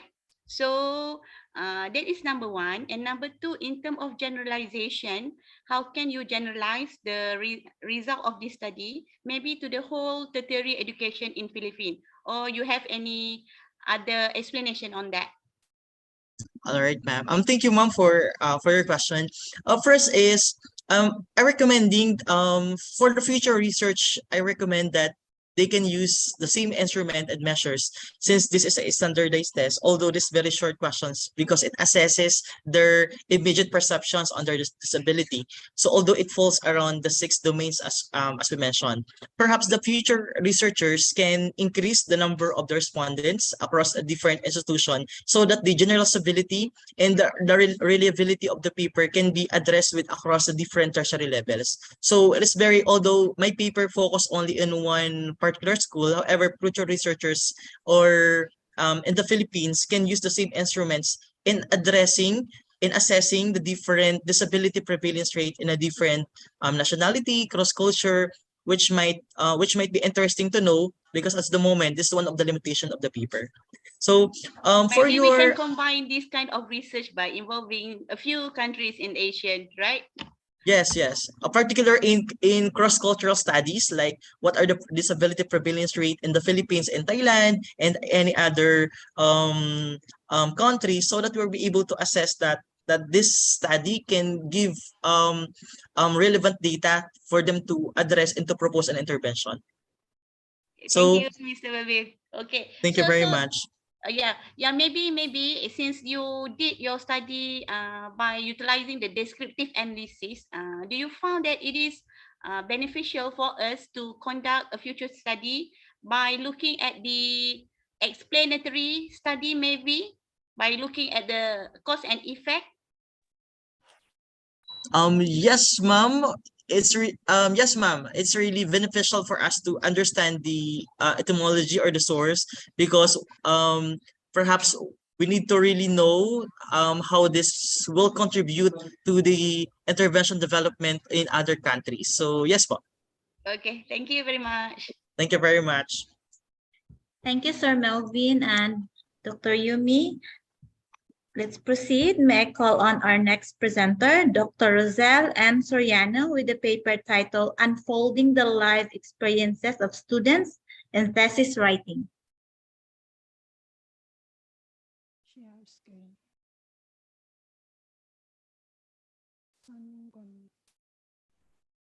Hello, good evening, ladies and gentlemen. I'm very sorry for not having my background as of the moment because I'm having technical problem on my laptop. It is fine. It's okay. It's okay.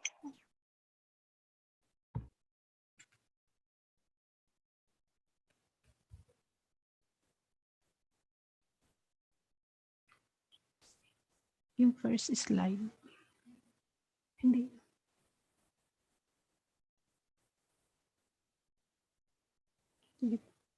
Okay, so my study is titled Unfolding the Lived Experiences of Students in Thesis Writing. For my biography, yours truly is an associate professor at Quirino State University, Philippines, and I am inclined with the study with research interests such as language, education, and social sciences. For the abstract of my study, writing the research document in the form of thesis is considered as the most challenging among the students.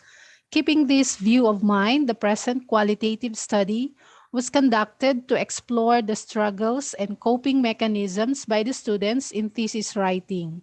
There were 15 conveniently and purposely selected participants in this study from the 8 colleges in QSU, Carbarugis Campus, Philippines. The researchers used interview as a tool to collect data, which included open-ended questions. The results revealed that the participants have different experiences in thesis writing.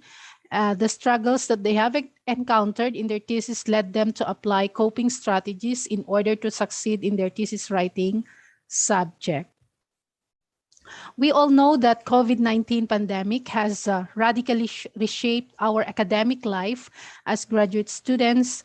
The shift to online spaces as a phenomenon has exacerbated previous challenges in our educational system and added more barriers to accessible and equitable education. And one of the problems encountered by students in the Philippines is on how to write their thesis during the pandemic.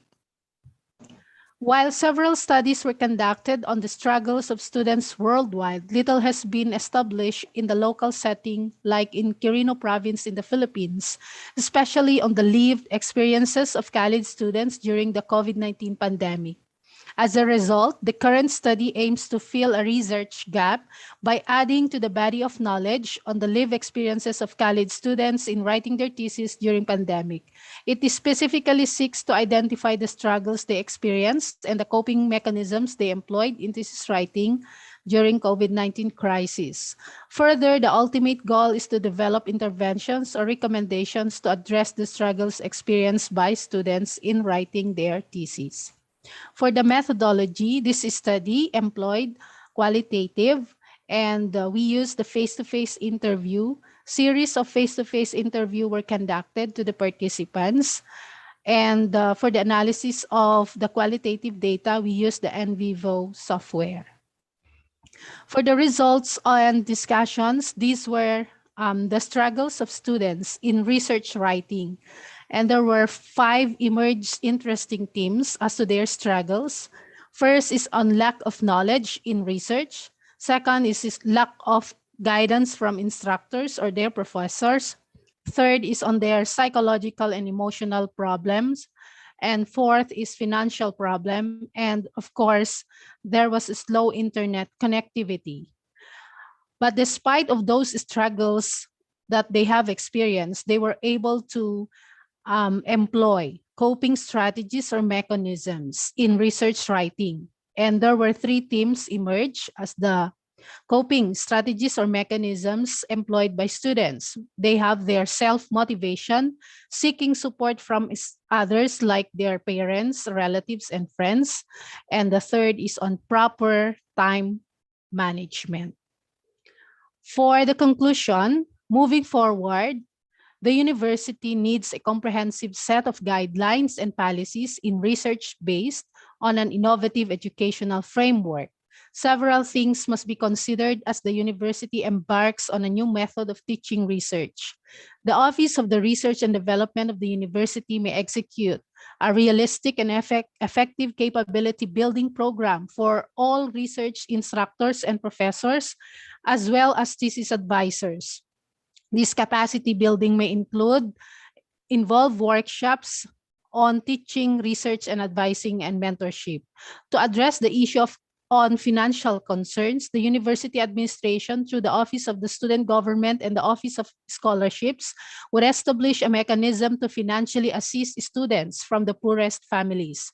Student aid grants would be required to support students who are experiencing financial hardships.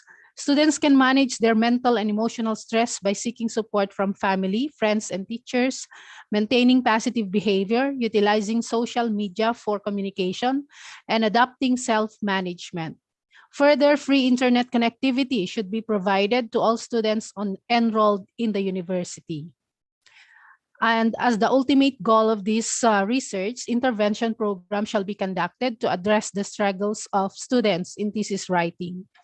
But for the limitation of the study has limitations since the participants were only 15.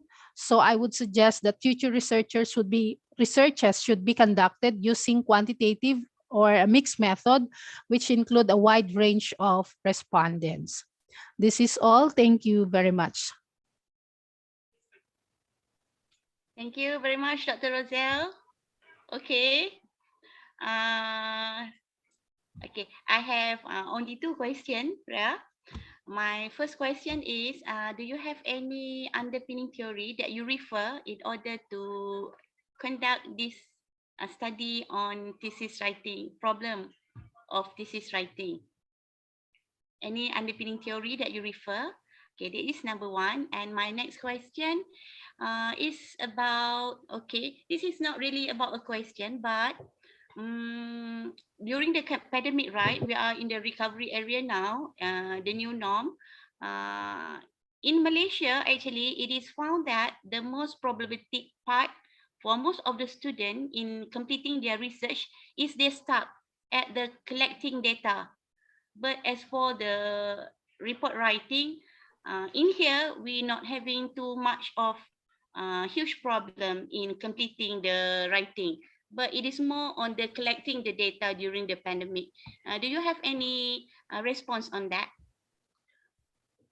For the first question, I use the constructive theory.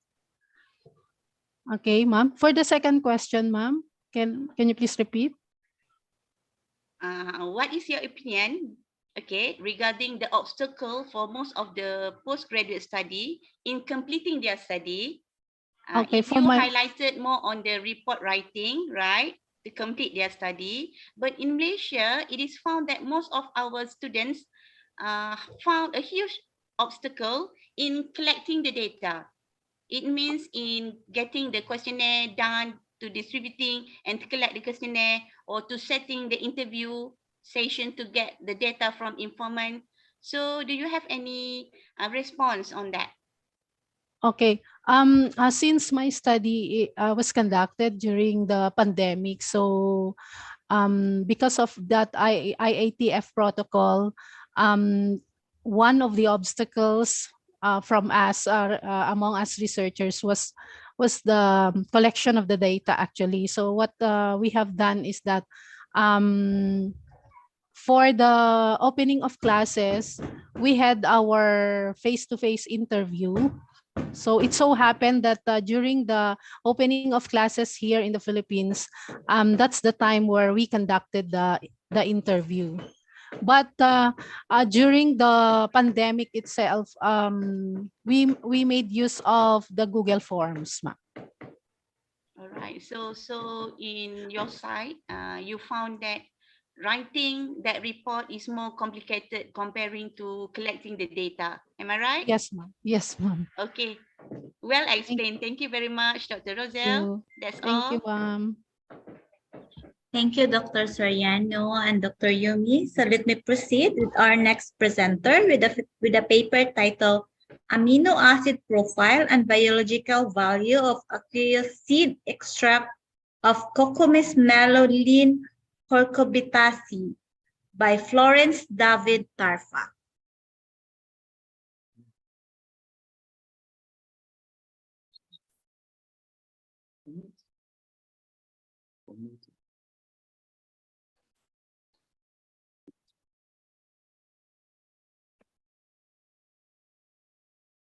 Good morning from Nigeria.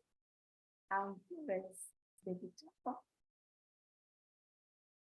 PhD by chemistry, 2014, a senior research fellow with the Pharmaceutical Research Institute for Pharmaceutical Research and Development, Department of Medicinal Chemistry and Quality Control. Area of research interest in natural product research and development of nutraceuticals.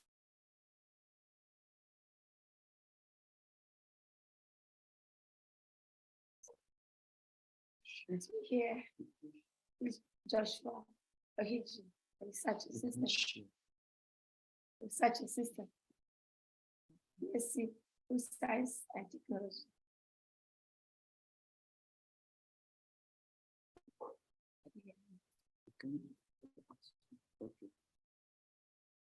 I think we're having a bit of a problem. We're unable to share slide. We're able to share our screen. I see a screen. Okay. Is it? Can we share? Can you see the screen, please? Can you see our screen? And no, Yes, sir. we can see. Can you see our screen? Okay.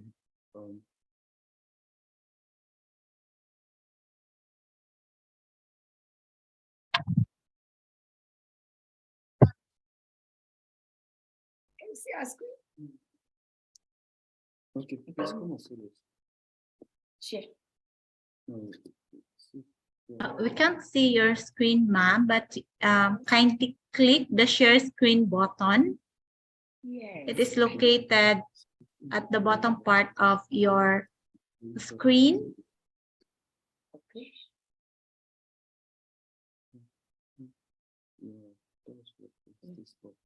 Share.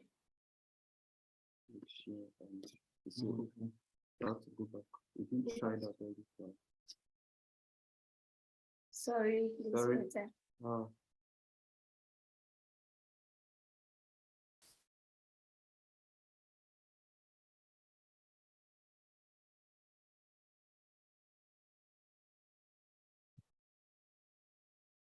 Unable to share. Unable to share. Okay, let me see if I can share from my phone.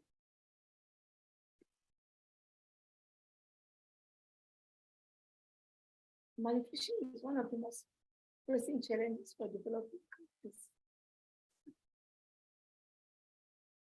Global increase in population and pressure on conventional resources. There is a global increase in population and pressure on conventional resources.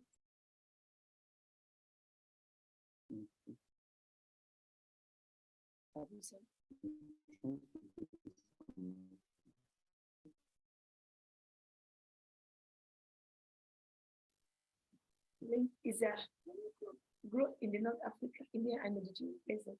The objective of this study was to evaluate the amino acid coordinate to develop varieties of protein-rich plant products for use as a nutritional supplement.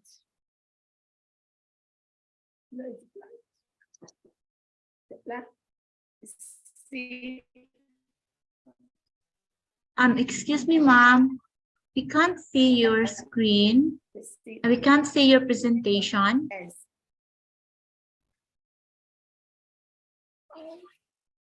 Dr. Yumi, is it okay if we proceed to the next presenter? Maybe we can proceed to the next presenter. In the meantime, Madam Florence can try to fix the technical issue, right? It is fine, ma'am. We proceed to the next presenter first, yeah? Okay. Thank you, Dr. Yumi. So let's proceed with our next presenter. Okay, our next presenter with a paper titled Individuals with Autism Spectrum Disorder in Jordan, an overview of the literature by Muna Abu Al-Hawab.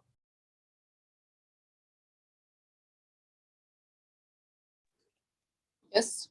Assalamu alaikum, everyone. Hi, everyone.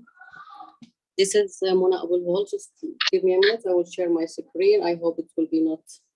No, just okay. Good.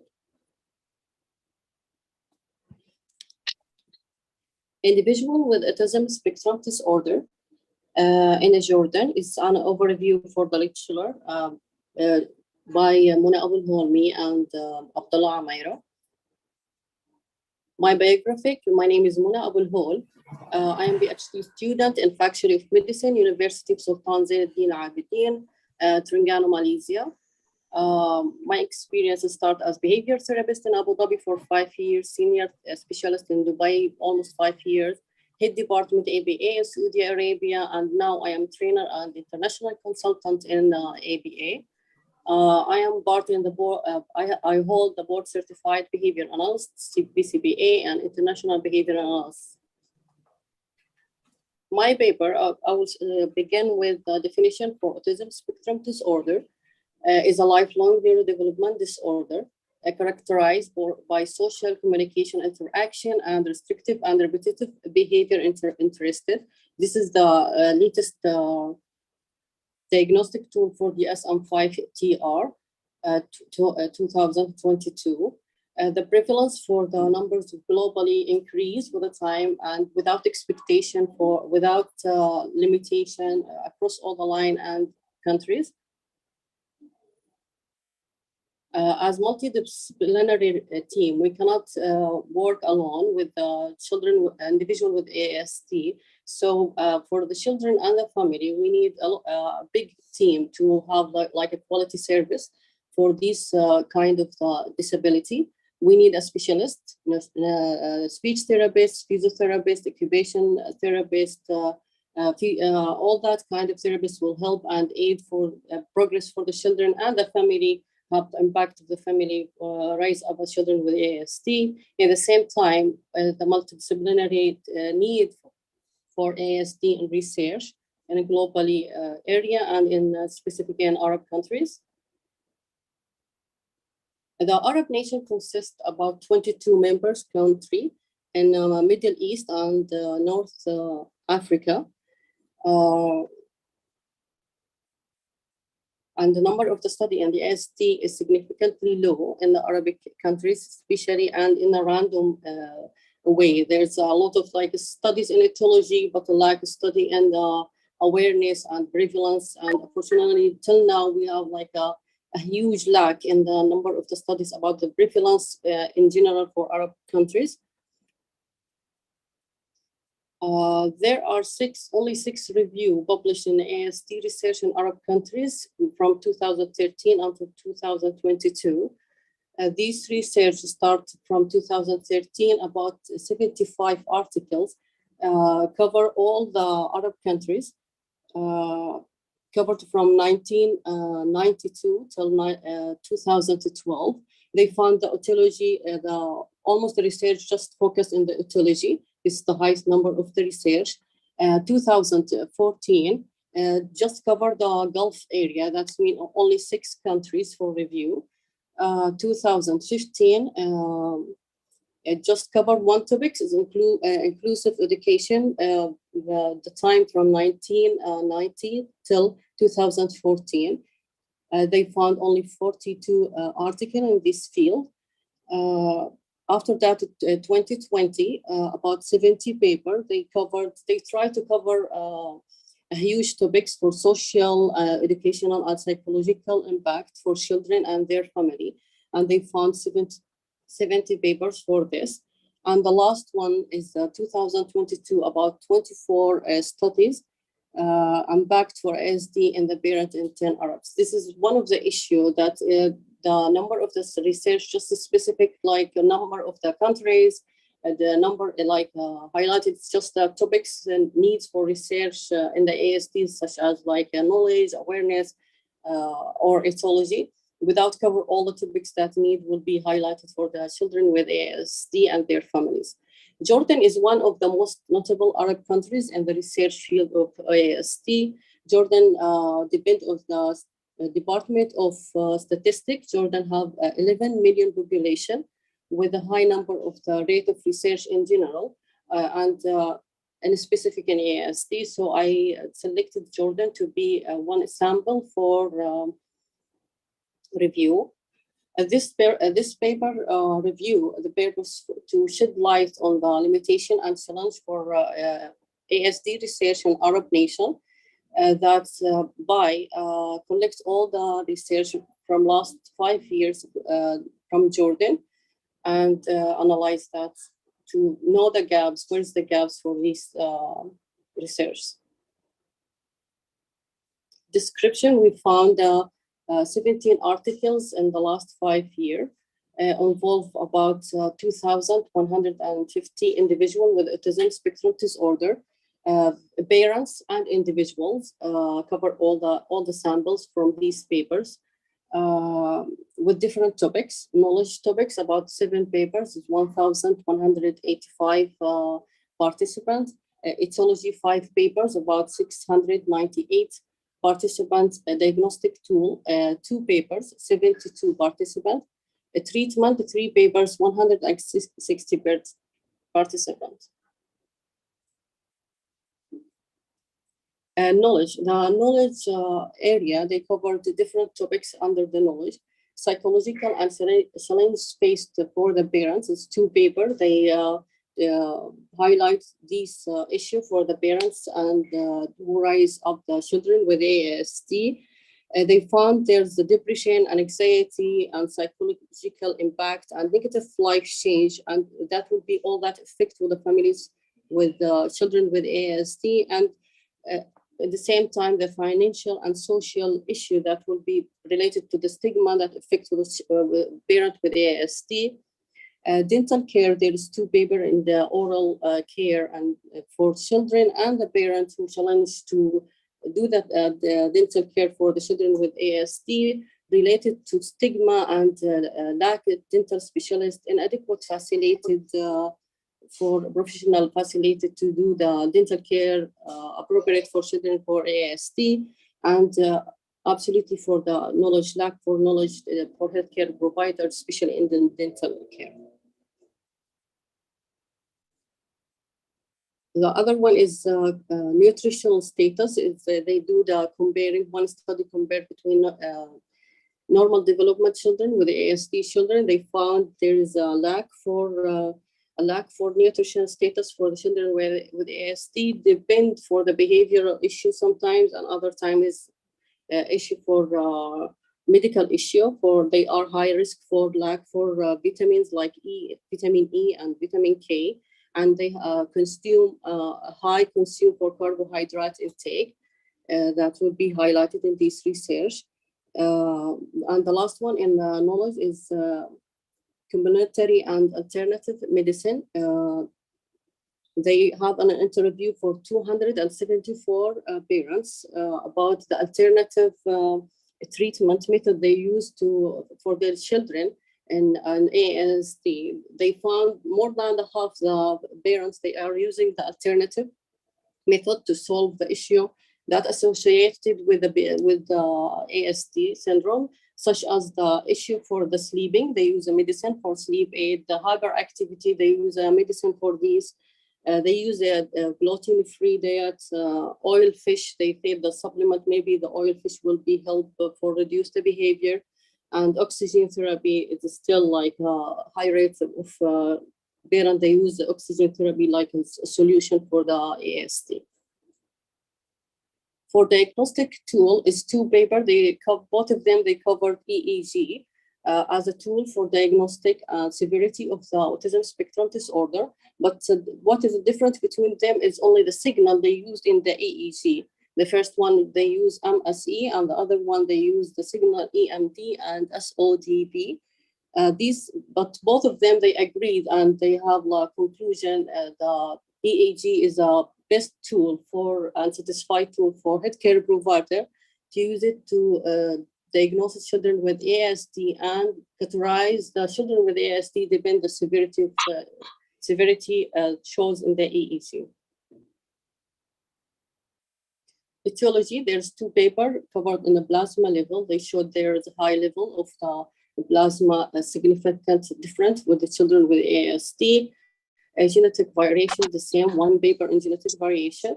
Vitamin D deficiency, they showed a significant low vitamin D deficiency in the 4 children with ASD. Heavy metals is the same. This is the recent paper with the heavy metal. They found a significant difference between a normal when they compare the normal kids with children with ASD. They have a significant difference with the outcome. They use the blood and they use the hair scalp. They scalp for analysis the heavy metals. The treatment, the papers cover 2 categories. The parents and the individual with ASD.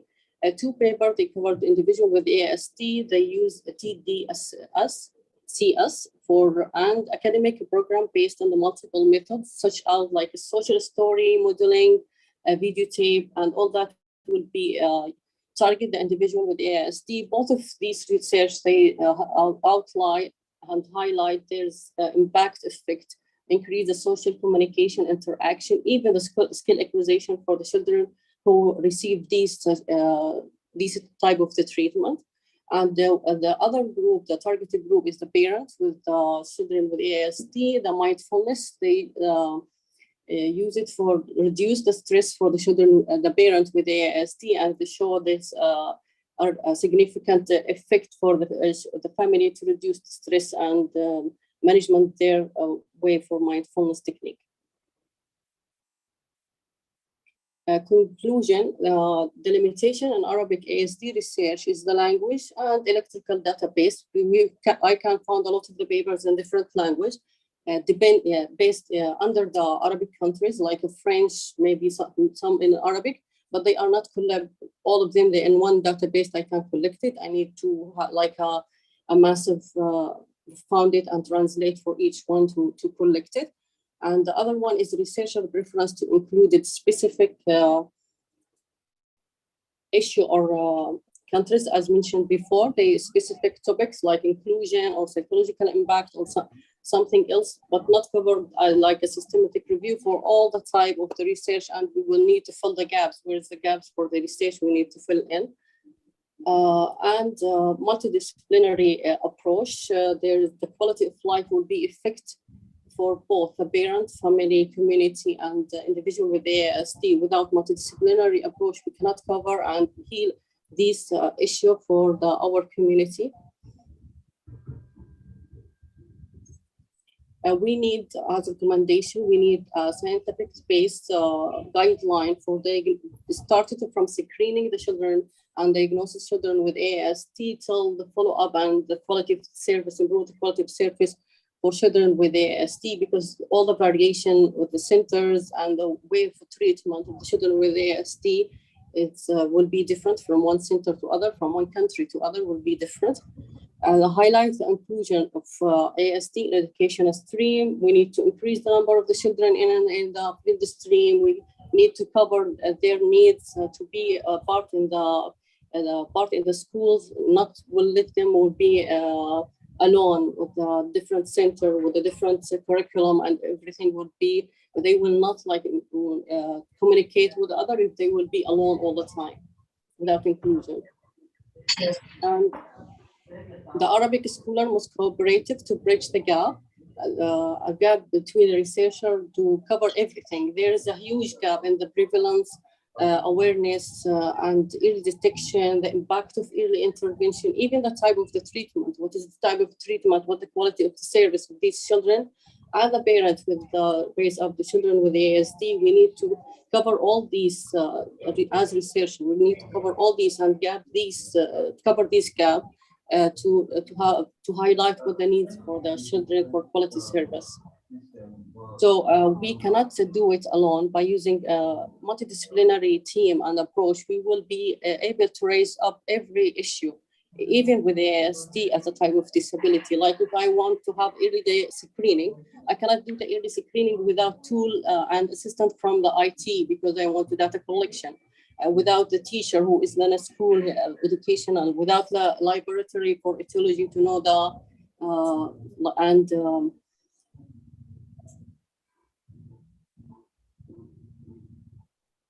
thank you everyone. I hope this will be brief. Okay, thank you, Ms. Muna. All right.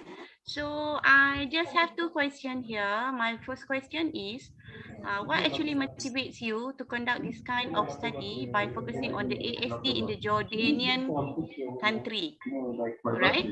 And my number two question, what is the major limitation that you found based on your literature review that you have done in this 5 years back of article? Okay. Can you just review just a minute?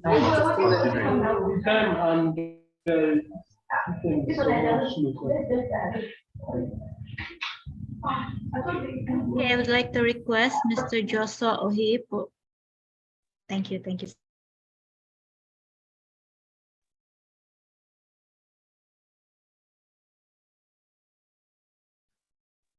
Dr. Yumi?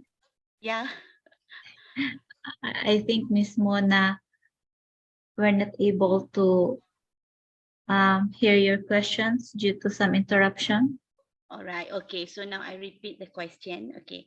My first question is, what motivates you to conduct a study by focusing on autism, ASD? And my second one, since you are doing this literature review to find the limitation and challenges, so based on that, what is the major limitation that you found which you would like to address based on the 5 years back of article that you have referred? You got me, Ms. Muna? Yes. Sorry. I'm mute. Okay, the first question, yes, I hear you. ASD, this is my field since like 12 years working with the autism spectrum disorder. And I feel as a professional in this field, there's a huge gap. And as a professional, we started from the screening for children. We are not, there's a lot of the cases, they are delayed to screening, they are delayed for intervention. And the quality of the service, even they are reached the service, what is the kind of the service and the treatment. We need like to have like a guideline. We need to highlight all the needs for the children with ASD and their parents to reduce the stigma for the families and will be fluent to be inclusion in the schools and everywhere without like limitation. That's why I focus on the ASD, the autism spectrum disorder.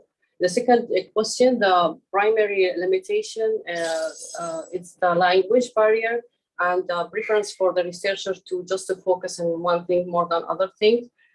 So that's why I already started this systematic review for Arabic research for last 5 years with my with a team with a multicultural in Jordan, Egypt, Lebanon, and Syria.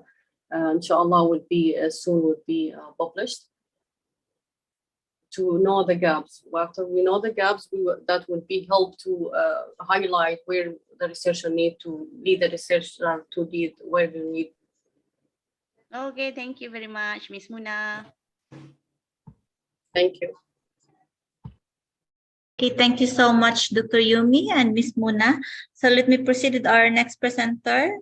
With the paper titled Comparative Study, COVID-19 Vaccine Hesitancy Among Filipinos ages 18 to 59 in Selected Areas Inside and Outside of National Capital Region by Joanna Manyo.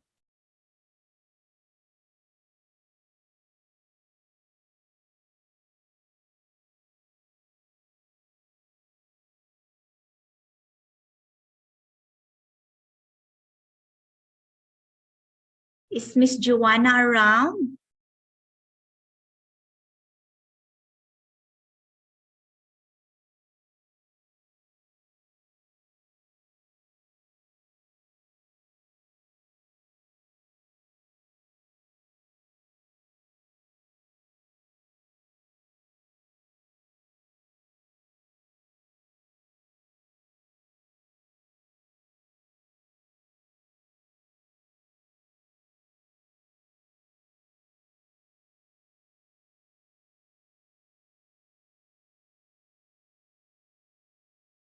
Ma'am Joanna, we can see your screen.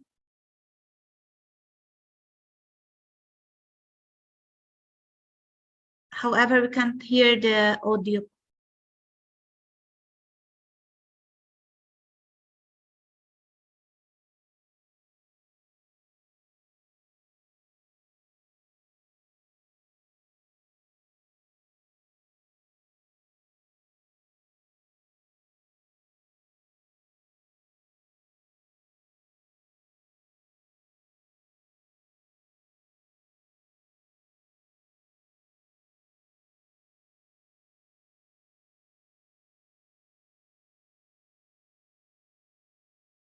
Still, we can't hear the audio po.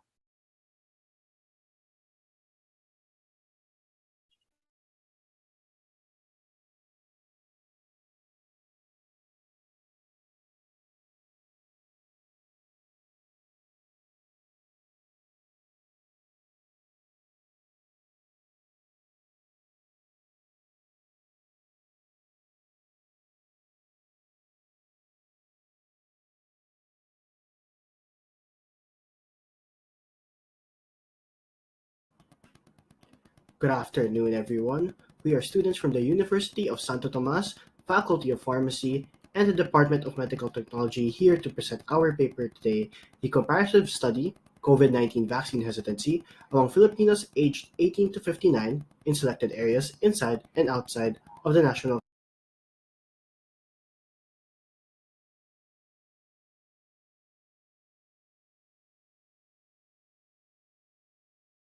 capital region in the Philippines.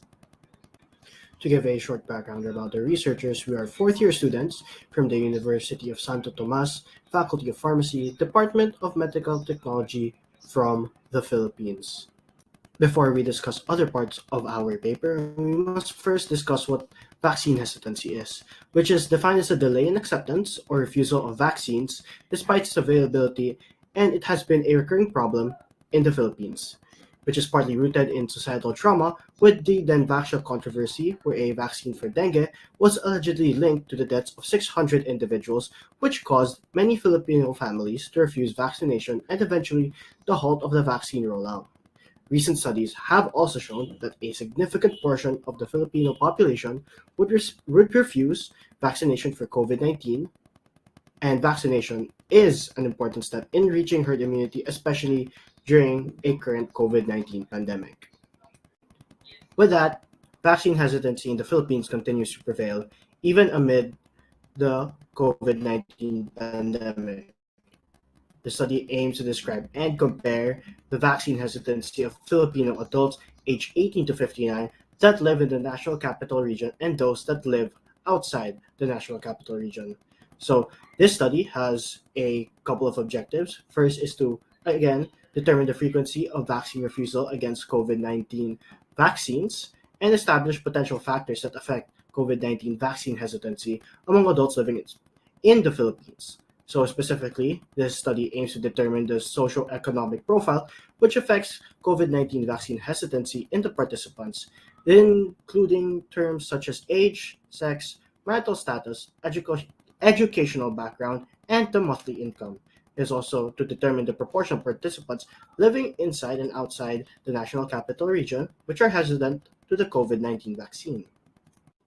Furthermore, this study aims to determine the level of knowledge of participants living inside and outside the National Capital Region regarding immunization against COVID-19, to determine the attitudes of the participants regarding immunization against COVID-19, and lastly, to determine the contextual, group, individual, and vaccine-specific influences of Filipinos in selected areas living inside and outside NCR. To summarize, the researchers conducted this study to evaluate the factors that affected Filipinos aged 18 to 59 years old when considering acquiring vaccinations against COVID-19. The data gathered was compared to determine the occurrence of vaccine hesitancy among a limited population. Snowball sampling gathered 385 respondents through social media, groups, and emails, allowing them to accomplish the questionnaire based on their knowledge, attitudes, perspective, experiences, and expertise on immunization. The questionnaire utilized English and Filipino to ensure the respondents understood it clearly. So moving on to the results, the data collected, the researchers managed to conclude that the most significant factor affecting vaccine hesitancy is monthly income, with an F-value of 10.500 and a p-value of 0.000, which is less than the significance level of 0.05. Other social demographic factors such as age, education, marital status, and sex prove relevant to vaccine hesitancy, but not significantly. Furthermore, the researchers conclude that there is no significant difference between participants residing within the National Capital Region and those outside of the National Capital Region concerning vaccine hesitancy and the knowledge and attitudes about COVID-19. Moving on, discussing the knowledge of participants through the questionnaire, the researchers were also able to confirm that a majority of the respondents believe that immunization effectively prevents and controls vaccine-preventable diseases, such as COVID-19. Out of 385 respondents, 363, or 94.29%, agreed on this. As for their attitudes towards vaccination, 196, or 50.91% of the participants strongly agreed that they were willing to participate in a vaccination program. Finally, the researchers determined the contextual influences that affected the participants' perceptions of immunization. The most significant one is the name and reputation of the pharmaceutical company, with a p-value of less than 0.0001. Other influences such as the seriousness of the disease, the importance of vaccination to everyone, the recency of the vaccine, and the vaccination of other individuals first prior to oneself also proved to be significant influences on vaccine hesitancy. To summarize, the researchers conducted this study to evaluate the factors that affected Filipinos aged 18 to 59 years old when considering acquiring vaccinations against COVID-19. The data gathered was compared to determine the occurrence of vaccine hesitancy among a limited population. Snowball sampling gathered 385 respondents through social media, groups, and emails, allowing them to accomplish the questionnaire based on their knowledge, attitudes, perspective, experiences, and expertise on immunization. The questionnaire utilized English and Filipino to ensure the respondents understood it clearly. So moving on to the results, the data collected, the researchers managed to conclude that the most significant factor affecting vaccine hesitancy is monthly income, with an F value of 10.500 and a P value of 0.000, which is less than the significance level of 0.05. Other social demographic factors such as age, education, marital status, and sex prove relevant to vaccine hesitancy, but not significantly. Furthermore, the researchers conclude that there is no significant difference between participants residing within the National Capital Region and those outside of the National Capital Region concerning vaccine hesitancy and the knowledge and attitudes about COVID-19. Lastly, the researchers wanted to give some recommendations to improve or enhance the study or any other future studies. So based on the study's findings and conclusions, certain areas in the study need to be improved to increase the reliability of the results. Future researchers may conduct a similar study, but with a larger sample size to better represent the population in rural and urban areas. For instance, in the Philippines, different regions of the country, such as Visayas and Mindanao. Furthermore, since the study did not consider the vaccination status of individuals, the researchers highly recommend future studies to consider if the participants have been vaccinated with any COVID-19 vaccine. And due to the insufficient specificity of the data, comparing different age groups can also be a variable to see if knowledge and attitudes toward vaccinations have a significant relationship with COVID-19 vaccine hesitancy or not. Moving on to our appendix, this is a partial sample of the survey questionnaire we disseminated to the participants during the conduction of the survey. And moving on, this is also a partial inclusion of the consent form we used to give out to the participants prior to conducting the survey. That concludes our presentation. Thank you so much for your time and attention. We are now open to any questions, recommendations, and suggestions for the improvement of our study. Thank you. Thank you very much for your nice presentation. Okay, I have one question. Okay, do you need any ethical committee approval before you conducted this kind of study in Philippines? Maybe because nowadays some of the Scopus Index journal, they need us to provide the clarification or verification from the ethical committee before we can publish our paper that relate with the behavior or perception of human. Hello, I can be audible. Do you have that? Yes, even before we have the research submitted to the ethics committee for approval, we have internally our own ethics committee to determine if we should be able to conduct the study or not. So yes, we've had it run through them. Yeah.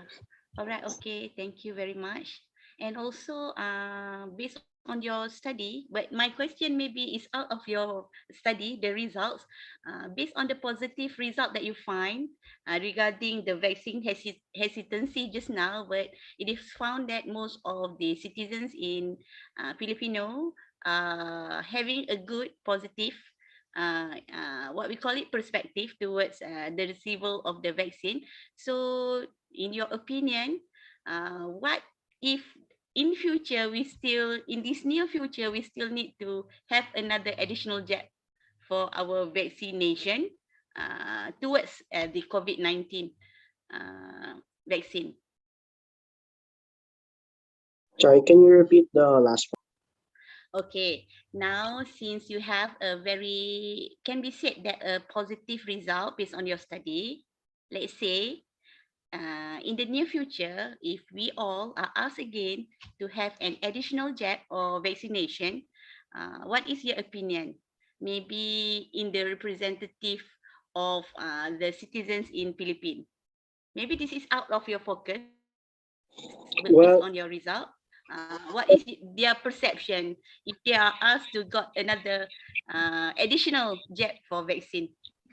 Well, technically that is outside our study since Yeah. we focus on the two primary doses or the one primary dose, depending on the brand of the vaccine. But based from the data, most likely they would be not very hesitant to take the vaccine, or they'd be willing to take the vaccine most likely.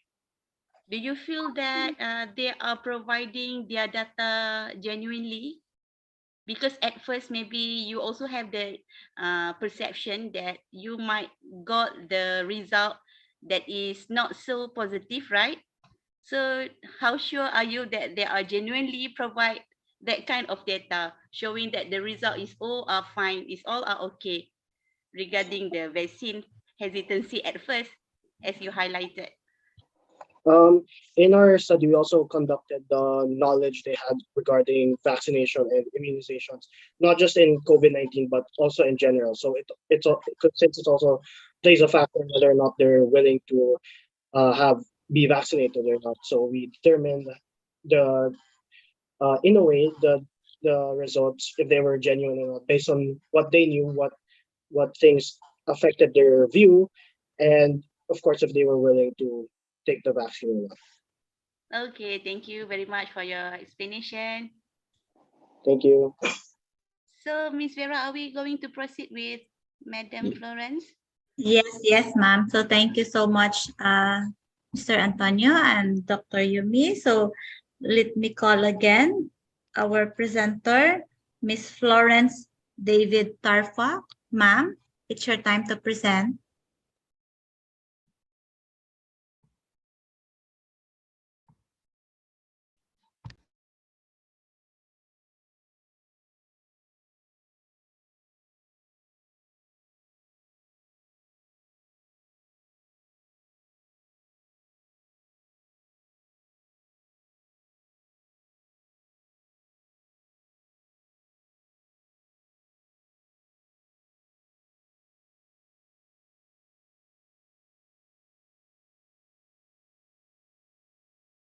May I call on again, Miss Florence David Tarfa.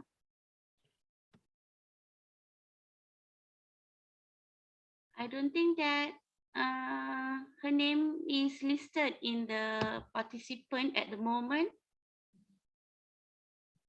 Or maybe I mistakenly have a look here. To my view, there are no more Miss Florence here in the participant list.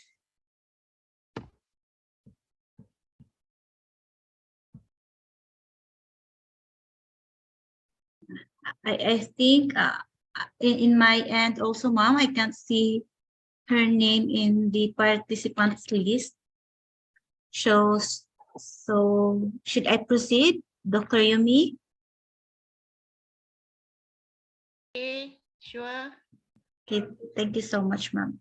So that ends of our technical session 2, and I would like to extend my gratitude to Dr. Yumi Naima Sarai for having us with us as our session chair this afternoon. At this juncture, on behalf of the IFERP, I heartily thank all of you for having us here, to our delegates and students who have contributed to the conference. The day 2 of our conference will continue tomorrow, but before we end today, I would like to request everyone to open their cameras for our group photo.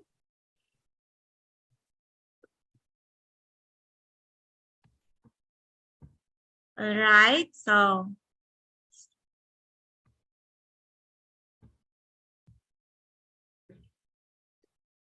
okay, I will count. It's 1, 2, 3.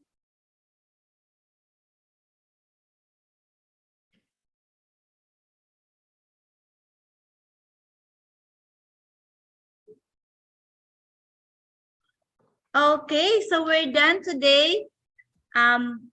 This concludes the day 1 of this conference. Good evening, everyone. See you. Bye-bye, everyone. Thank you very much. Thank you, organizers.